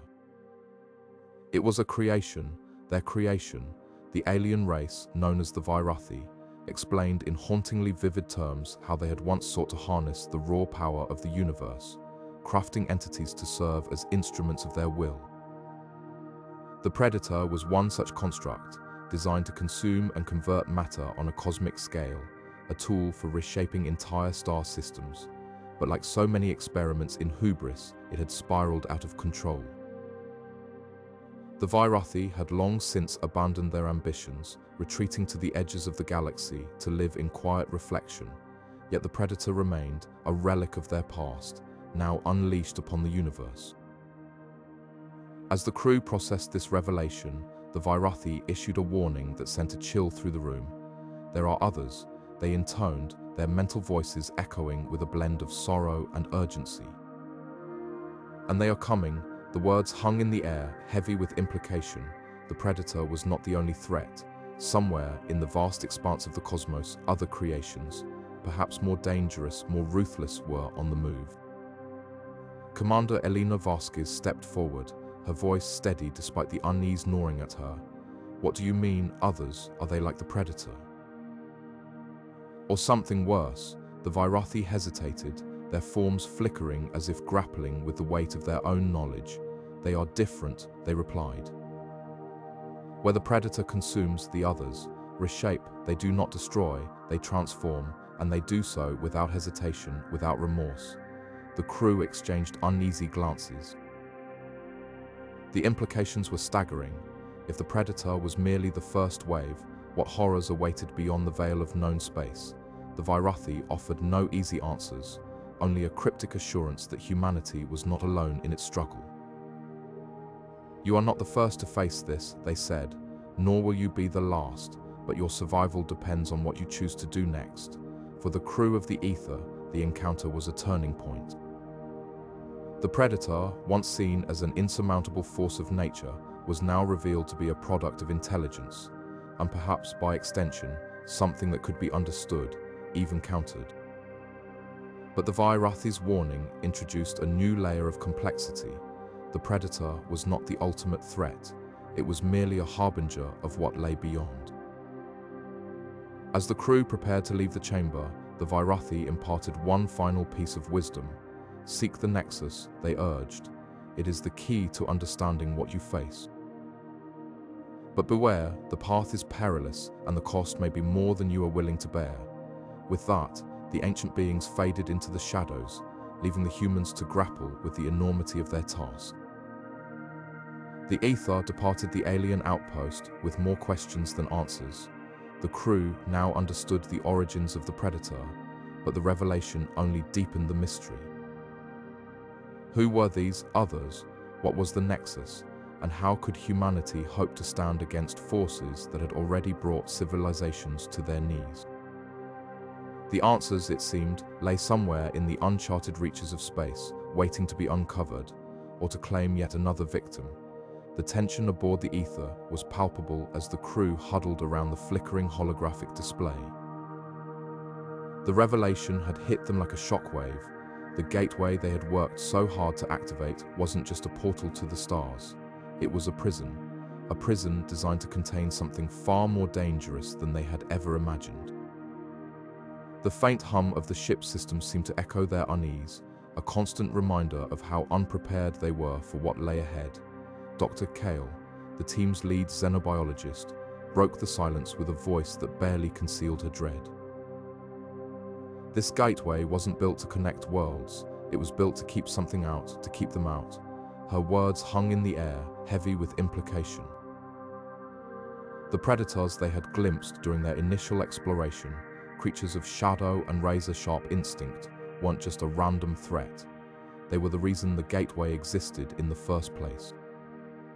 And now, with its collapse, the barriers holding them back were gone. Captain Elias Voss, his face etched with exhaustion and resolve, stepped forward. If this thing was designed to contain them, then whoever built it knew what they were up against. We need to understand who they were and why they thought this was the only solution. His tone was steady, but the tension in his jaw betrayed his fear. The crew had already lost so much of friends, resources, even their sense of security. Now, they were facing a threat that seemed to defy comprehension.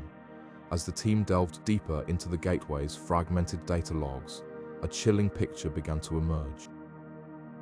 The ancient civilization that had constructed the gateway had been locked in a desperate struggle against the Predators. These beings weren't just dangerous, they were relentless, a force of nature that consumed everything in their path. The logs spoke of entire worlds reduced to ash, of civilizations erased from existence. The gateway had been their last resort, a final attempt to trap the Predators and buy time for others to escape.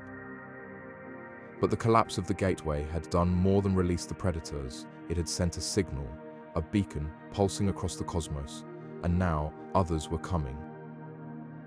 Others who had been waiting, watching for a sign that the gateway was no longer secure. The crew's discovery of Earth's location embedded in the signal was the final blow. Their home, their families, their planet, it was all exposed. As the weight of their discovery settled over them, Commander Lyra, the ship's second-in-command, voiced what everyone was thinking. "We've opened Pandora's box, and now the whole galaxy knows where Earth is." Her words were met with a heavy silence, the kind that comes when there are no easy answers, no clear path forward. The crew had set out to explore the stars, to push the boundaries of human knowledge, but in their quest for discovery, they had unleashed a threat that could destroy everything they held dear. The Ether was no longer just a ship on a mission. It was humanity's last hope, a fragile lifeline in a universe that had suddenly become far more dangerous than they had ever imagined. And as the crew prepared for the challenges ahead, one thing was clear: their journey was no longer about exploration. It was about survival, for themselves, for Earth, and for the future of humanity. The atmosphere aboard the Ether shifted from one of cautious diplomacy to a palpable sense of urgency as the alien emissaries revealed the gravity of the threat looming over humanity. Their offer of assistance wasn't just a gesture of goodwill, it was a lifeline, a chance to bridge the vast technological gap between civilizations. The alien race, known as the Arithra, spoke in measured tones, their words carrying the weight of a species that had faced extinction and survived. They understood the stakes better than anyone, and their willingness to share their knowledge was both a gift and a warning. The Arithra began by outlining the scope of their technology, fields of science that humanity had only theorized. They spoke of energy manipulation on a scale that defied Earth's current understanding, of materials that could withstand the harshest conditions of space, and of propulsion systems that could traverse the stars in ways that made the Ether's engines seem primitive by comparison. For the crew, it was both exhilarating and humbling. Here was a chance to leap forward, to harness advancements that might take humanity centuries to discover on its own. But with that opportunity came the sobering realization of how unprepared Earth truly was. Commander Vega, ever the pragmatist, was the first to voice the question on everyone's mind. Why now? Why share this with us when your own survival is at risk? The Arithra leader, a figure whose presence seemed to command the very air around them, responded with a quiet intensity. Because isolation is no longer an option, the threat we face does not discriminate between worlds. If your species falls, it weakens us all. Unity is not a choice, it is a necessity. The crew began to work closely with the Arithra, integrating their technology into the Ether's systems.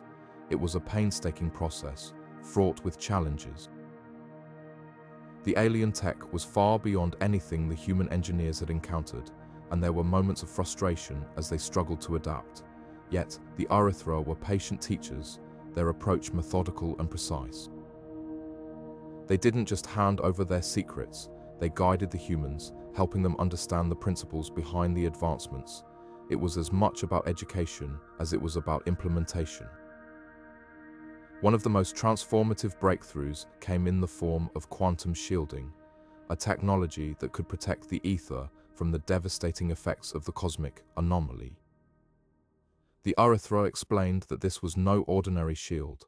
It was a dynamic field that could adapt to the unique properties of the anomaly, countering its destructive energy with a precise, calculated response. The installation process was a marvel to behold, with the Ether's hull shimmering as the quantum field took hold, a visual reminder of the alliance taking shape. But not everyone on the crew was quick to embrace the collaboration. Dr. Ilara Soren, the mission's xenobiologist, remained skeptical. She couldn't shake the feeling that the Arithra were holding something back, that their true motives were more complicated than they let on. "They're giving us tools to survive," she confided to Vega, "but what's their end game? What do they gain from this?" It was a question that lingered unspoken in the minds of others as well. Trust, after all, wasn't something easily given, especially when the fate of humanity hung in the balance. As the days turned into weeks, the Ether became a symbol of this unprecedented partnership. The ship, once a testament to human ingenuity, now bore the marks of two civilizations working in unison. The crew's mission had evolved, no longer just about survival, but about forging a path forward, one that would require them to navigate not only the dangers of the cosmos, but also the complexities of interspecies cooperation. The urgency was undeniable, but so was the hope. For the first time in what felt like an eternity, there was a glimmer of possibility on the horizon, a chance to face the unknown not as a lone species, but as part of something greater. The alliance with the Erythra was more than a tactical maneuver. It was a turning point, a moment that redefined the mission and perhaps humanity's place in the universe. The road ahead was uncertain, but for the crew of the Ether, the path was clear. They had a chance to rise to the challenge, to prove that even in the face of annihilation, cooperation and resilience could light the way. The Ether descended through Earth's atmosphere, its hull glowing faintly with the residual energy of the alien technology it carried. The world below held its breath, watching as the spacecraft broke through the clouds, trailing streaks of light like a comet heralding a new age. For the first time in decades, humanity was united not by fear or conflict, but by hope. The crew's message, broadcast to every corner of the globe, echoed across continents. We are not alone. And we are ready. These words, simple yet profound, marked the beginning of a transformation that would redefine human history. As the Ether touched down, the world erupted in celebration. Crowds gathered at spaceports, city squares, and even remote villages, their faces illuminated by the glow of screens broadcasting the historic moment. The alien technology, carefully unloaded and transported to secure facilities, was unlike anything humanity had ever seen. Its design was both elegant and alien, a fusion of organic curves and crystalline structures that seemed to hum with latent energy. Scientists, engineers, and philosophers alike marveled at its complexity, recognizing it as a bridge between human ingenuity and the vast, unknown possibilities of the cosmos. The impact of this discovery was immediate and profound. Within weeks, global cooperation reached unprecedented levels. Nations that had once been adversaries now shared resources, knowledge, and expertise. The alien technology became a symbol of unity, a reminder that humanity's greatest strength lay in its ability to come together in the face of the unknown. Research initiatives sprang up across the globe, each one dedicated to unlocking the secrets of the alien artifacts. The technology's applications were limitless, from revolutionizing energy production to advancing medical science, and even exploring the mysteries of interstellar travel. But the significance of the Ether's return went beyond the tangible benefits of the alien technology. It sparked a cultural and philosophical awakening. For centuries, humanity had gazed at the stars and wondered if it was alone in the universe. The Ether's mission had answered that question, and in doing so, it had redefined humanity's place in the cosmos. No longer were humans isolated beings on a small, fragile planet. They were part of a larger tapestry, connected to civilizations and worlds beyond their own. This realization inspired a new sense of purpose and responsibility. If humanity was not alone, then it had a duty to act as stewards of its own world and as ambassadors to the stars. The crew of the Ether became symbols of this new era. Their courage, resilience, and determination resonated with people across the globe. They were more than astronauts. They were pioneers, explorers, and messengers of a future filled with promise. Their declaration, "We are ready," was a call to action, a reminder that humanity had the potential to rise above its past and embrace a future defined by collaboration, curiosity, and discovery. As the years passed, the alien technology became a cornerstone of human progress.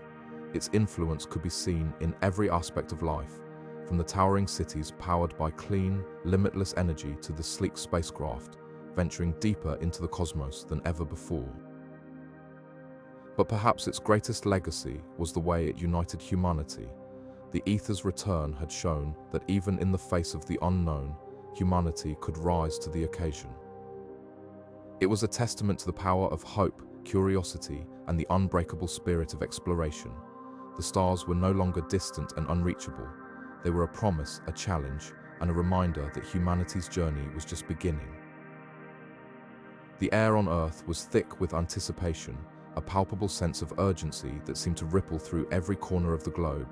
Humanity, once fractured and divided, had now united under a single, unyielding purpose: survival. The alien technology, once a mystery, had become the cornerstone of our hope. Engineers, scientists, and dreamers from every nation pored over the intricate designs left behind by the vanished alien race, deciphering their secrets and translating them into something tangible, something we could wield against the predators that loomed in the void. The starships began to take shape, their forms unlike anything humanity had ever conceived. Sleek and angular, their hulls shimmered with a metallic sheen that seemed to absorb light rather than reflect it, a feature borrowed directly from the alien blueprints. These were not just vessels, they were marvels of engineering, each one a testament to human ingenuity and the alien ingenuity that had inspired them.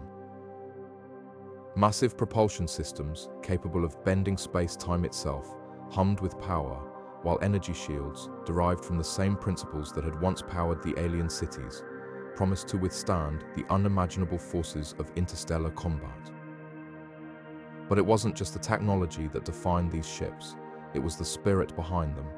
Every rivet, every circuit, every line of code was infused with the collective determination of a species that refused to be hunted. Crews were trained not just in the mechanics of space travel, but in the art of resilience. They were taught to think like the predators, to anticipate their tactics, to turn their own savagery against them. Simulations ran non-stop, recreating every possible scenario, from ambushes in asteroid fields to pitched battles in the cold vacuum of deep space. As the fleet grew, so did the resolve of those who would pilot it. Men and women from every corner of Earth volunteered, their motivations as varied as their backgrounds. Some sought redemption, others glory, but all shared a common thread, the unshakable belief that humanity deserved a future. They trained tirelessly, their bodies pushed to the limits, their minds sharpened to a razor's edge. They were no longer just individuals, they were a single, cohesive force, a living embodiment of humanity's defiance. Back on Earth, the effort to support the fleet was equally monumental. Factories worked around the clock, their assembly lines a symphony of precision and efficiency. Entire cities were repurposed to produce the materials needed for the starships, their populations united in a shared mission. Supply chains stretched across continents, their logistics meticulously planned to ensure that no resource was wasted, no effort squandered. Even the smallest contributions mattered, from the engineers refining the starship's designs to the farmers growing the food that would sustain the crews. And yet, amidst the hustle and the noise, there was a quiet certainty, a belief that this was not just a fight for survival, but a fight for something greater. Humanity had always been a species of explorers, of dreamers, of those who looked to the stars and wondered what lay beyond. The predators had sought to extinguish that light, to reduce us to prey, but they had underestimated the fire that burned within us. As the first of the starships lifted off, their engines glowing like newborn suns, the world watched in silence. This was not just a fleet, it was a declaration. A statement that humanity would not cower, would not hide. We would meet the predators head-on, not as victims, but as equals. And in that moment, as the starships vanished into the night, Earth held its breath, knowing that the battle for our future had just begun. The launch of the Erebus Roman II was more than just the unveiling of a new starship. It was a symbol of humanity's resilience, a beacon of hope in the face of an uncertain future. As the engines roared to life and the ship ascended into the void, the weight of its mission was palpable. This wasn't just another expedition into the cosmos, it was a vow, a promise to those who had come before and to those who would follow. The crew of the Erebus Roman II carried with them the legacy of the original Erebus, a ship that had ventured into the unknown only to meet a tragic end. But where the first had fallen, the second would rise, its mission clear, to protect Earth from the looming threat that had begun to cast its shadow across the stars. Captain Elena Voss stood at the helm, her voice steady as she addressed her crew for the first time. "We will not fail," she declared, her words cutting through the tension like a blade. The Erebus gave its life so that we might have this chance. We owe it to them, to everyone, to see this through. Her resolve was unshakable, a testament to the years of training and preparation that had brought them to this moment. She wasn't just a leader, she was a symbol of unity, a figurehead for a mission that would define the fate of humanity. The Erebus Roman II was a marvel of engineering, a vessel designed not just for exploration but for survival. Its hull was reinforced with advanced alloys capable of withstanding extreme conditions, while its propulsion systems had been fine-tuned for both speed and efficiency. But what truly set it apart was its core, a state-of-the-art AI system known as Aegis, designed to adapt and learn in real time. Aegis wasn't just a tool, it was a partner, capable of analyzing threats, predicting outcomes, and even offering strategic advice. It was the perfect embodiment of humanity's ingenuity, a fusion of technology and intuition that would prove invaluable in the challenges ahead.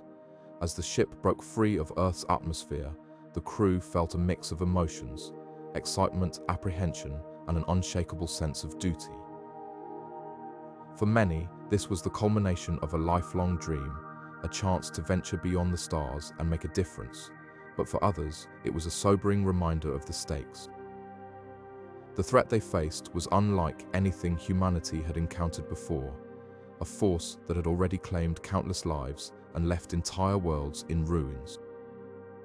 The Erebus Roman II wasn't just a ship, it was a last line of defense, a final hope in a universe that seemed increasingly hostile.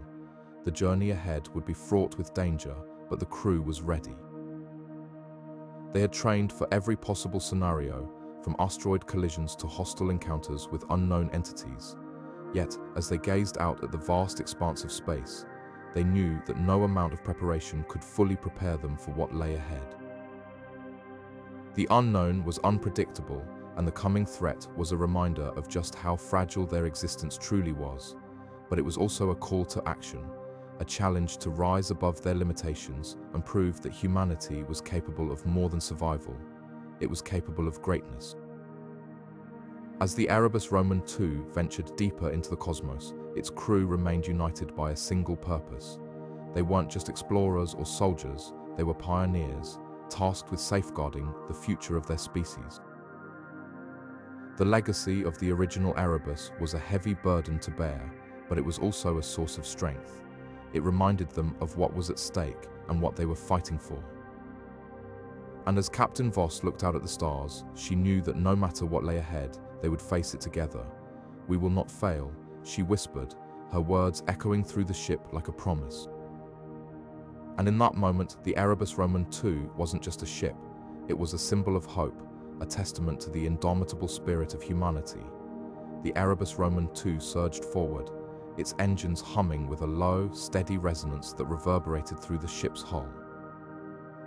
The gateway loomed ahead, a shimmering anomaly suspended in the void, its edges flickering with faint, ethereal light.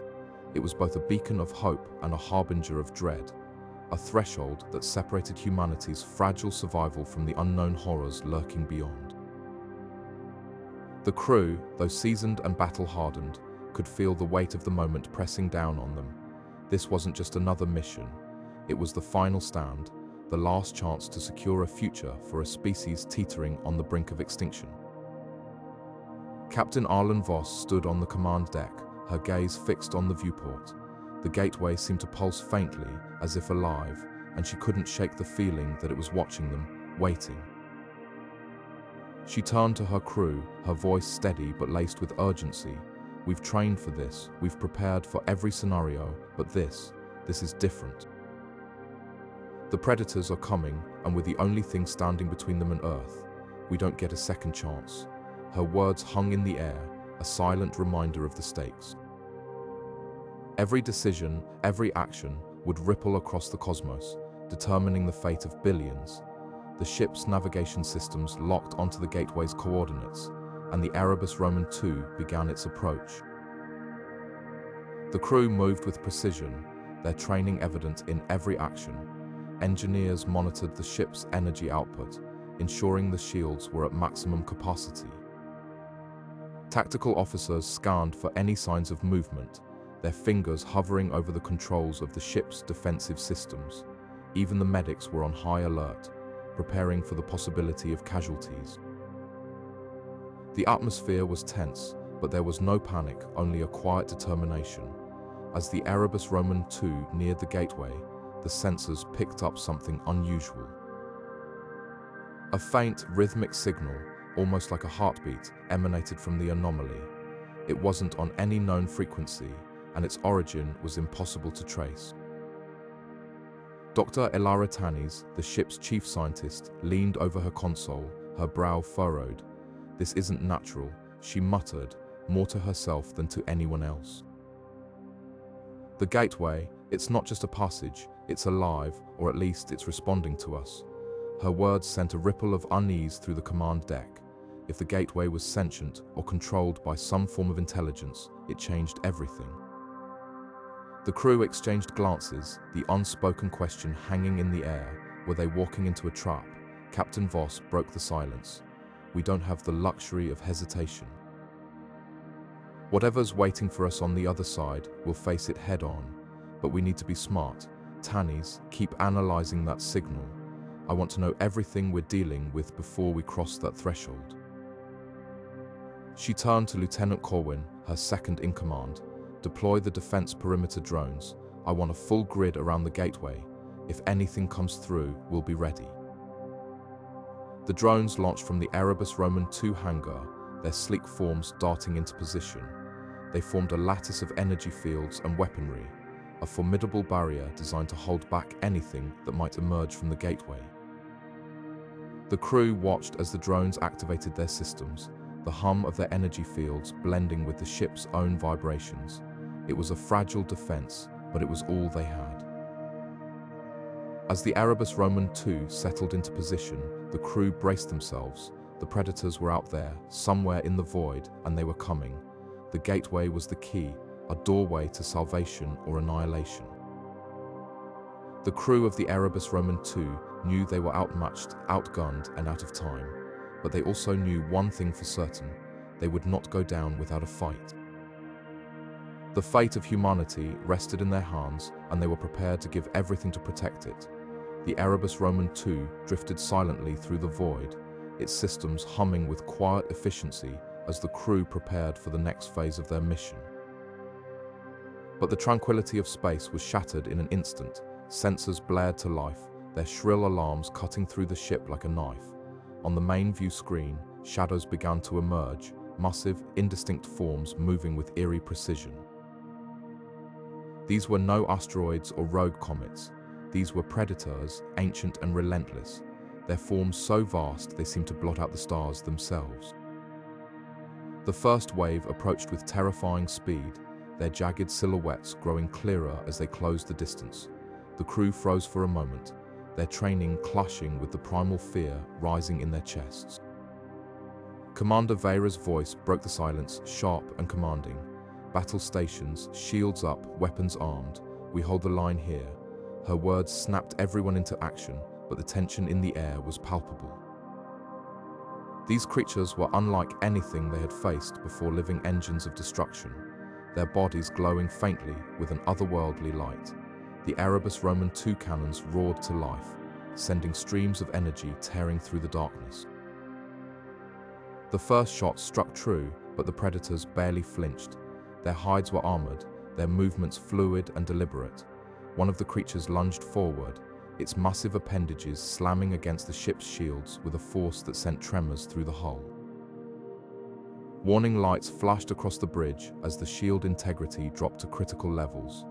"We can't take another hit like that," shouted Lieutenant Kale, his voice strained as he struggled to stabilize the systems. In the engineering bay, Chief Engineer Tarin worked furiously to reroute power, her hands flying over the controls. "We need to boost the shields, or we're done for," she muttered, her voice tight with concentration. Across the ship, every member of the crew was fighting their own battle pilots, maneuvering the ship with desperate precision, gunners firing relentlessly, and medics standing ready for the inevitable casualties. The Erebus Roman 2 was a fortress in space, but against these predators, it felt fragile, like a leaf caught in a storm. As the battle raged on, the crew's courage began to shine through the chaos. Ensign Rin, the youngest member of the team, took control of a secondary weapons array, her hands steady despite the fear in her eyes. "I've got a lock on one of them," she called out, her voice trembling but determined. With a deep breath, she fired, and the shot struck true, piercing one of the creature's glowing cores. It let out a soundless roar, its form collapsing into a cascade of light and debris. A cheer went up across the bridge, but it was short-lived. More predators were closing in, their numbers seemingly endless. This was more than a battle for survival. It was a test of resolve. Every decision, every action, carried the weight of life and death. The crew of the Erebus Roman II had faced impossible odds before, but this was different. These predators were not mindless beasts. They were intelligent, calculating, and utterly merciless. Yet, in the face of such overwhelming danger, the crew stood firm. They fought not just for themselves, but for the future of humanity, for the mission that had brought them to the edge of existence. As the first wave began to retreat, the Erebus Roman II remained standing, battered but unbroken. The crew allowed themselves a moment to catch their breath, but they knew this was only the beginning.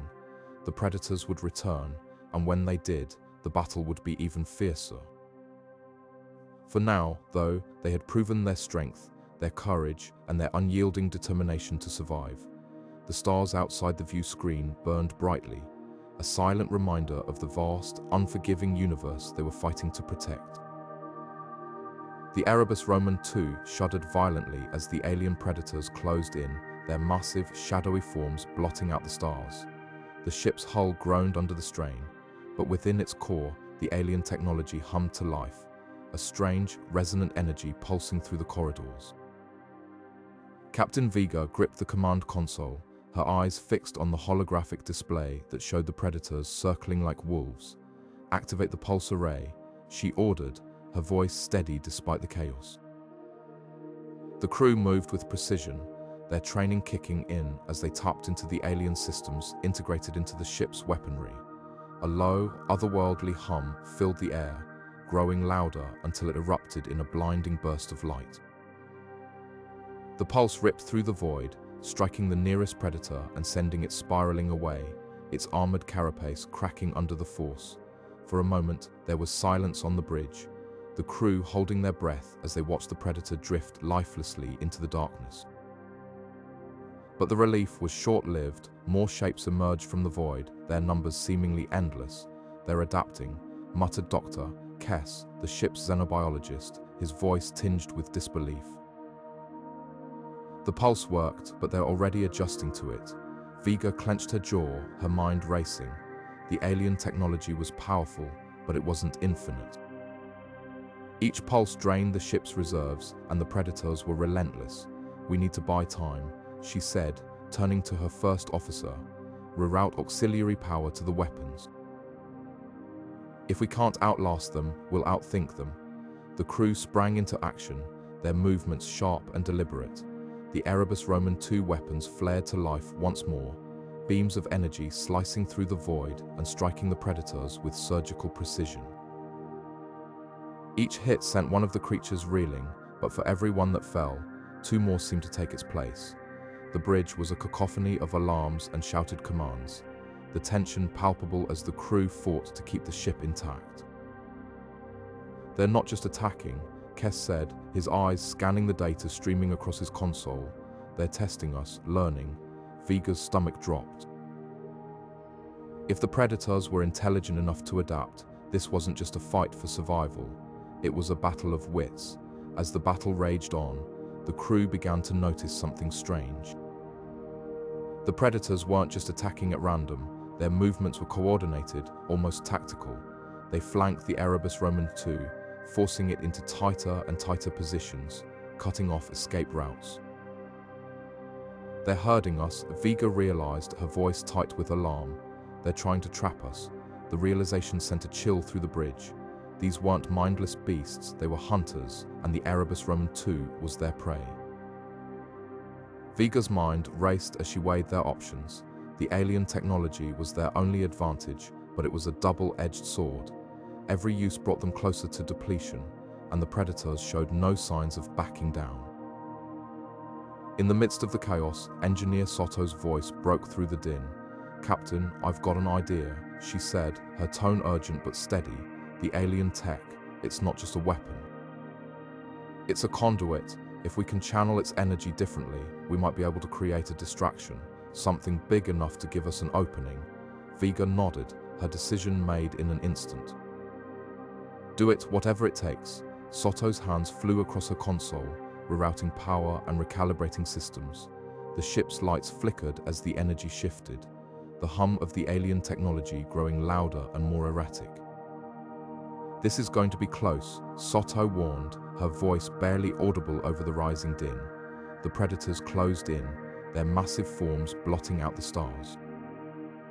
The Erebus Roman II was surrounded, its weapons nearly spent. But then, with a deafening roar, the alien technology unleashed a wave of energy unlike anything the crew had ever seen. It radiated outward in a blinding cascade, forcing the predators to retreat, their eerie screeches echoing through the void. The bridge erupted in cheers, but Vega's expression remained grim. She turned to her crew, her voice low and heavy with resolve. "This isn't over," she said. "This is just the beginning." The Erebus Roman II loomed like a sentinel in the void, its sleek metallic frame casting long shadows across the shimmering surface of the gateway. The crew, already exhausted from their harrowing escape, moved with a precision born of desperation. Every second counted. The gateway, their only hope of returning home, was under threat, and the predators were closing in. Commander Voss stood at the helm, her voice cutting through the tension like a blade. "Deploy the ion barriers, full coverage. We can't afford any gaps." The ship's engineers scrambled to activate the defensive systems, their fingers dancing across holographic interfaces. A faint hum resonated through the corridors as the barriers flickered to life, encasing the gateway in a protective shell of energy. It wasn't perfect, but it was their best shot at buying time. Outside, the predators circled like sharks in deep water. These were no ordinary creatures. They were something else entirely, remnants of a forgotten age, twisted by the void into grotesque hunters. Their forms shimmered with an unnatural light, shifting and warping as they moved. They didn't attack immediately. Instead, they seemed to study the Erebus Roman II, probing for weaknesses.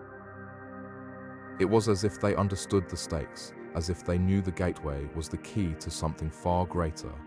Lieutenant Wren, the ship's chief engineer, wiped sweat from his brow as he adjusted the barrier's frequency. "If we can keep them at bay for another hour, we might just make it," he muttered, more to himself than anyone else. But an hour felt like an eternity. The predators' movements grew more erratic, their patience wearing thin. The crew could feel at the tension, the inevitability of the coming storm. In the cargo bay, a team of specialists worked to reinforce the ship's exterior with makeshift plating. Sparks flew as they welded salvaged metal to the hull, their faces illuminated by the intermittent bursts of light. "This won't hold forever," one of them said, his voice trembling. "But it might give us a fighting chance."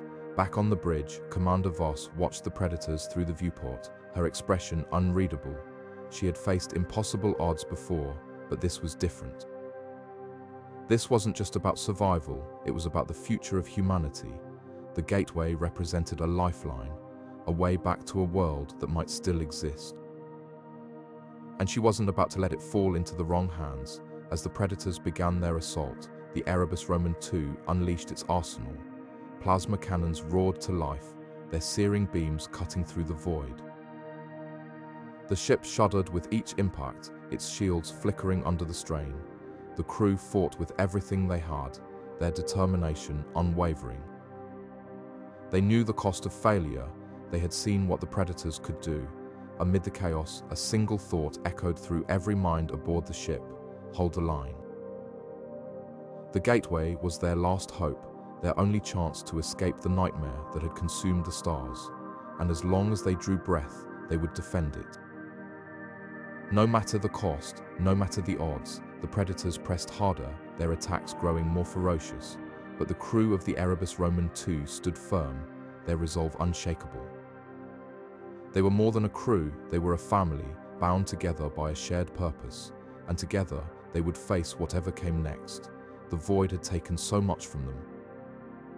But it would not take this, not today. The tension aboard the Erebus Roman II had been building for weeks, the weight of their mission pressing down on every crew member like the heavy silence of space itself. But then, just as the strain threatened to fracture their resolve, a signal pierced the void. Reinforcements from Earth were on their way. The news spread through the ship like wildfire, igniting a spark of hope that had long been smoldering. For the first time in what felt like an eternity, the crew allowed themselves to believe that they weren't alone in this fight. The reinforcements arrived in a flurry of precision and efficiency, their ships docking seamlessly with the Erebus Roman II. Fresh faces emerged, bearing not only supplies and equipment, but also stories from home, reminders of what they were fighting for. The newcomers brought with them a renewed sense of purpose, their energy infectious as they integrated with the existing crew. It was more than just manpower, it was a reminder that Earth hadn't forgotten them, that humanity still stood behind this mission, no matter how dire the odds. As the reinforcements settled in, the atmosphere aboard the ship shifted. The once fractured morale began to solidify, the crew finding strength in their shared determination. Captain Arlen, the steadfast leader of the Erebus Roman II, gathered everyone in the main briefing room, her presence commanding yet comforting. Her voice, steady and resolute, cut through the murmurs of the assembled crew. "We've faced the darkness before," she began, her eyes scanning the room, "and each time we've emerged stronger. This time is no different. We've been tested, pushed to our limits, but we're still here. And now we stand together." Her words resonated deeply, a rallying cry that echoed through the hearts of every person in the room. The phrase, "we stand together," became more than just a declaration. It was a promise, a vow to fight not as individuals but as a united front. The crew, old and new alike, felt the weight of that promise, the gravity of what it meant to face their final confrontation, not just with courage, but with unity. The preparations for the coming battle were swift and meticulous. Engineers worked tirelessly to integrate the new resources, ensuring that every system aboard the Erebus Roman II was operating at peak efficiency. Tactical officers pored over star charts and simulations, strategizing every possible outcome. Even the medical team, often relegated to the background, played a crucial role, ensuring that every crew member was physically and mentally prepared for what lay ahead. The ship buzzed with activity, a symphony of purpose and determination that seemed to drown out the looming threat of the unknown. But amidst the flurry of preparation, there were moments of quiet reflection. Crew members found themselves lingering in the observation deck, gazing out at the vast expanse of space. It was a reminder of both the enormity of their task and the fragility of their existence. Yet, those moments also served as a source of strength. They were not just fighting for themselves, they were fighting for the countless lives back on Earth, for the future of humanity itself. The reinforcements had brought with them more than just supplies, they had brought hope, and with it, the resolve to see this mission through to the end. As the final hours before the confrontation ticked away, the crew of the Erebus Roman II stood ready. They were no longer just a collection of individuals thrown together by circumstance. They were a family, bound by a shared purpose and an unbreakable resolve. The words of their leader echoed in their minds, a constant reminder of what they were fighting for. "We stand together," they repeated silently, a mantra that carried them forward into the unknown. And as the stars loomed ahead, they knew that whatever came next, they would face it as one. The tension aboard the Erebus Roman II was palpable, a suffocating weight pressing down on every crew member as they prepared for the inevitable clash. The predators, relentless, insatiable, and driven by an incomprehensible hunger, had closed in, their shadowy forms blotting out the stars. On the command deck, Captain Arlen Voss stood resolute, her voice cutting through the silence like a blade. "This is it. This is the moment we've trained for, the moment humanity has been waiting for. We don't fight for ourselves alone. We fight for every soul back home, for every future that hangs in the balance. Let's show them what we're made of. The first volley of plasma fire erupted from the Erebus Roman II cannons, streaking across the void like a cascade of lightning. The Predators responded in kind, their swarm surging forward with terrifying speed. The Allied fleet, composed of ships from Earth's last surviving colonies, joined the fray, their combined firepower creating a dazzling display of light and destruction. But the Predators were unlike anything humanity had ever faced. Their ships moved with an eerie precision, weaving through the chaos as if the vacuum of space itself bent to their will. Each strike from the Erebus Roman II seemed to land, but the enemy's numbers never dwindled.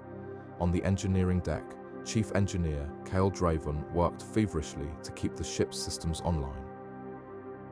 Sweat poured down his face as he shouted orders to his team.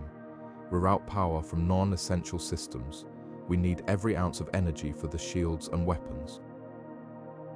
The ship shuddered violently as a Predator vessel slammed into its hull, the impact reverberating through every corridor. Alarms blared, and red warning lights bathed the crew in an ominous glow.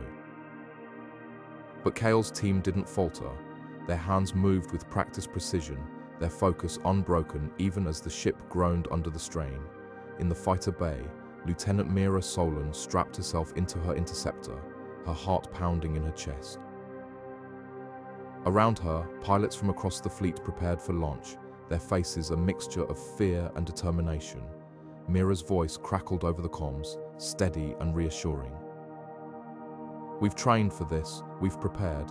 Stay sharp, stay alive, and protect the Erebus Roman II at all costs. The bay doors hissed open, and the interceptors shot into the void, their engines blazing as they dove headfirst into the maelstrom. Mira's squadron weaved through the chaos, their lasers cutting through the Predators' ranks. But for every enemy ship they destroyed, 3 more seemed to take its place. Back on the Erebus Roman II, Dr. Ilara Tanis monitored the battle from the science lab, her fingers flying across the holographic interface. Their movements, they're not random. There's a pattern here, a way to predict their attacks. Her voice was urgent, her eyes scanning the data as she tried to make sense of the Predators' behavior. If we can disrupt their coordination, we might stand a chance. She relayed her findings to Captain Voss, who immediately adjusted the fleet's strategy. The Erebus Roman II and its allies began to concentrate their fire on specific Predator vessels, exploiting the patterns Ilara had identified. Slowly, the tide began to turn. But the Predators were far from defeated. A massive ship, larger than any they had encountered before, emerged from the swarm. Its surface was a shifting mass of darkness, as if it were alive and constantly reshaping itself. The Erebus Roman II sensors went haywire, unable to lock onto the behemoth. "What the hell is that thing?" Cale muttered, his voice tinged with awe and dread. Captain Voss didn't hesitate. "All ships, focus fire on that target. We need to bring it down before it reaches us." The battle raged on, the Erebus Roman II and its allies fighting with everything they had. Every crew member, from the lowest-ranking technician to the highest-ranking officer, gave their all. Their courage was a beacon, a testament to humanity's unyielding spirit. On Earth, millions watched the live feed, their hearts in their throats as they witnessed the bravery of those who had ventured into the abyss to protect them. In that moment, the Erebus Roman II was more than a ship. It was a symbol of hope, a reminder that even in the face of overwhelming odds, humanity would never surrender. The Predators pressed on, their relentless advance unbroken, but so too did the Erebus Roman II, its crew united by a singular purpose. They fought not for glory, not for victory, but for the chance to ensure that humanity's story would not end here among the stars. And as the battle reached its zenith, one thing became clear: no matter the outcome, the courage of those aboard the Erebus Roman II would echo through the ages, a testament to the indomitable will of the human spirit. The Erebus Roman II hung in the void of space, its hull battered but unbroken, a testament to human resilience and ingenuity. The crew, weary yet determined, had fought their way through wave after wave of the Predator fleet, each battle bringing them closer to the heart of the enemy's command structure. Now, here they were, staring down the massive, ominous silhouette of the Predator's command ship, a vessel so vast it seemed to blot out the stars themselves. This was the moment they had trained for, sacrificed for, and dared to hope for. Earth's survival hinged on what happened next. Captain Arlen's voice crackled over the intercom, steady and resolute. All systems prepare for final engagement. We take the shot on my mark. The bridge was silent, save for the hum of the ship's engines and the faint beeping of tactical displays. Every member of the crew knew the stakes. This wasn't just about the Erebus Roman II or its crew. This was about humanity itself, about the billions of lives that depended on their success. The Predator's command ship loomed closer, its dark, angular design radiating menace. It was a fortress of destruction, bristling with weapons and shielded by layers of advanced technology. But the Erebus Roman II had one advantage: surprise. The enemy hadn't anticipated their audacity, their willingness to push through the chaos of battle and strike at the very heart of their operation. And now, as the Erebus Roman II aligned its trajectory and powered up its primary weapon systems, the Predators were scrambling to respond too little, too late. Energy levels at maximum, reported Lieutenant Vera, her fingers flying over the console. Target locked, firing sequence initiated. The tension on the bridge was palpable, every second stretching into an eternity. Then, with a single word from Captain Arlen, the Erebus Roman II unleashed its full might. A blinding beam of energy surged from the ship's main cannon, cutting through the void like a spear of light. It struck the Predator's command ship with pinpoint accuracy, piercing its shields and detonating deep within its core. The explosion was cataclysmic, a burst of light so intense it momentarily outshone the stars. The command ship shuddered, its hull buckling under the force of the blast, before erupting into a fiery cascade of debris. The shockwave rippled outward, scattering the remaining Predator vessels like leaves in a storm. For a moment, the Erebus Roman II was bathed in the glow of the destruction, a silent witness to the end of an era. On the bridge, the crew erupted into cheers, their voices a chorus of relief and triumph. "We did it," shouted Ensign Taro, pumping his fist in the air.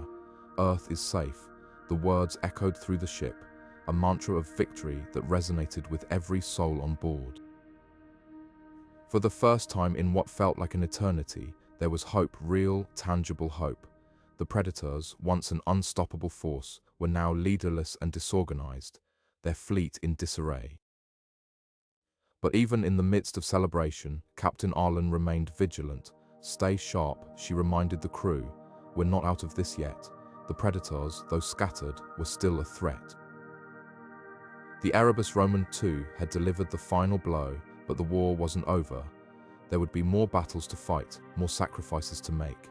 And yet, as the crew gazed out at the remnants of the enemy's command ship, they couldn't help but feel a sense of accomplishment. They had done the impossible, they had turned the tide. The Erebus Roman II began its slow, deliberate retreat, its engines humming with renewed purpose. Behind them, the wreckage of the Predator's fleet drifted aimlessly, a grim reminder of the cost of victory. Ahead lay the long journey home, a journey fraught with uncertainty but also filled with hope. For the first time since the mission began, the crew of the Erebus Roman II allowed themselves to believe that, just maybe, they might make it back to Earth after all. And if they did, they would return not as survivors, but as heroes. The Erebus Roman II descended through Earth's atmosphere like a burning comet, its hull glowing with the heat of re-entry. For the crew, this was the final leg of a journey that had begun as a desperate mission to save humanity and ended as a triumph of human ingenuity and resilience. As the ship touched down on the landing pad, a deafening roar erupted from the crowds gathered below. Cheers, tears, and waves of relief swept across the planet. The crew of the Erebus Roman II had not only survived the impossible, they had brought hope back to a fractured world. Cameras captured every moment as the hatch opened, revealing the weary but triumphant faces of the crew. Their leader, Commander Elena Voss, stepped forward, her voice steady despite the overwhelming emotion of the moment. "This is not the end," she declared, her words ringing out across the globe. "It's a new beginning." Her statement was more than a declaration of victory, it was a call to action, a reminder that the fight for survival was far from over. The challenges they had faced in space were a mirror of the struggles still unfolding on Earth. But now, humanity had a blueprint for unity, a testament to what could be achieved when people worked together. The celebrations that followed were unlike anything the world had seen in decades. Cities lit up with fireworks, parades filled the streets, and messages of gratitude poured in from every corner of the globe. The crew of the Erebus Roman II became symbols of hope and resilience, their names etched into history as the ones who had stared into the abyss and returned to tell the tale. But amidst the joy, there was a sobering realization. The mission had exposed the fragility of human existence and the urgent need for change. The asteroid they had deflected was a warning, a reminder that the universe was indifferent to humanity's struggles. The real work, as Commander Voss had hinted, was just beginning. In the weeks that followed, the crew became more than heroes, they became advocates. They traveled the world, sharing their story and urging leaders to prioritize planetary defense, sustainable technologies, and global cooperation.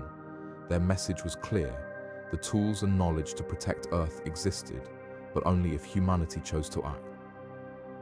The Erebus Roman II mission had proven that even the most daunting challenges could be overcome with determination and collaboration. Now, it was up to the people of Earth to carry that momentum forward. For Elena Voss, the weight of leadership had not lessened. If anything, it had grown heavier. She knew that the world's newfound unity was fragile, a fleeting moment of clarity in a sea of competing interests. But she also knew that the seeds of change had been planted. The mission had shown humanity what it was capable of, and for the first time in generations, there was a collective sense of purpose. The road ahead would be long and fraught with obstacles, but the Erebus Roman II had proven one thing beyond doubt: when humanity faced extinction, it could rise to the occasion. As the celebrations began to fade, the crew returned to their lives, forever changed by their journey. They would always be remembered as the ones who had saved the world, but their true legacy would be the future they had inspired. The Erebus Roman II was not just a ship, it was a symbol of what humanity could achieve when it looked beyond itself and reached for the stars. And as the world turned its gaze to the challenges ahead, one thing was certain: the story of the Erebus Roman II was far from over. It was, as Commander Voss had said, a new beginning, a chance to build a future worthy of the sacrifices that had made it possible. The orbital catastrophe that nearly ended humanity's journey into the cosmos became the very crucible that forged a new era of exploration and unity. What began as a mission born of desperation, with the Erebus hurtling toward an uncertain fate, transformed into a testament to resilience and the unyielding human spirit. The sacrifices made aboard that doomed vessel were not in vain. Instead, they became the foundation of a legacy that continues to inspire generations, urging them to look beyond the confines of Earth and reach for the stars. In the aftermath of the Erebus disaster, the world was forced to confront its divisions. For years, nations had competed for dominance in space, each vying for control over resources, technology, and prestige. But the sheer scale of the catastrophe and the bravery of those who faced it head-on broke down those barriers. Humanity realized that the challenges of space were too vast, too complex, for any one nation or faction to tackle alone. The Erebus became a symbol not of failure, but of collective strength. Its story united people across borders, languages, and ideologies, reminding them that their shared future lay not in isolation, but in collaboration. This newfound unity sparked a renaissance in space exploration. Governments, scientists, and private enterprises came together, pooling their knowledge and resources to push the boundaries of what was possible.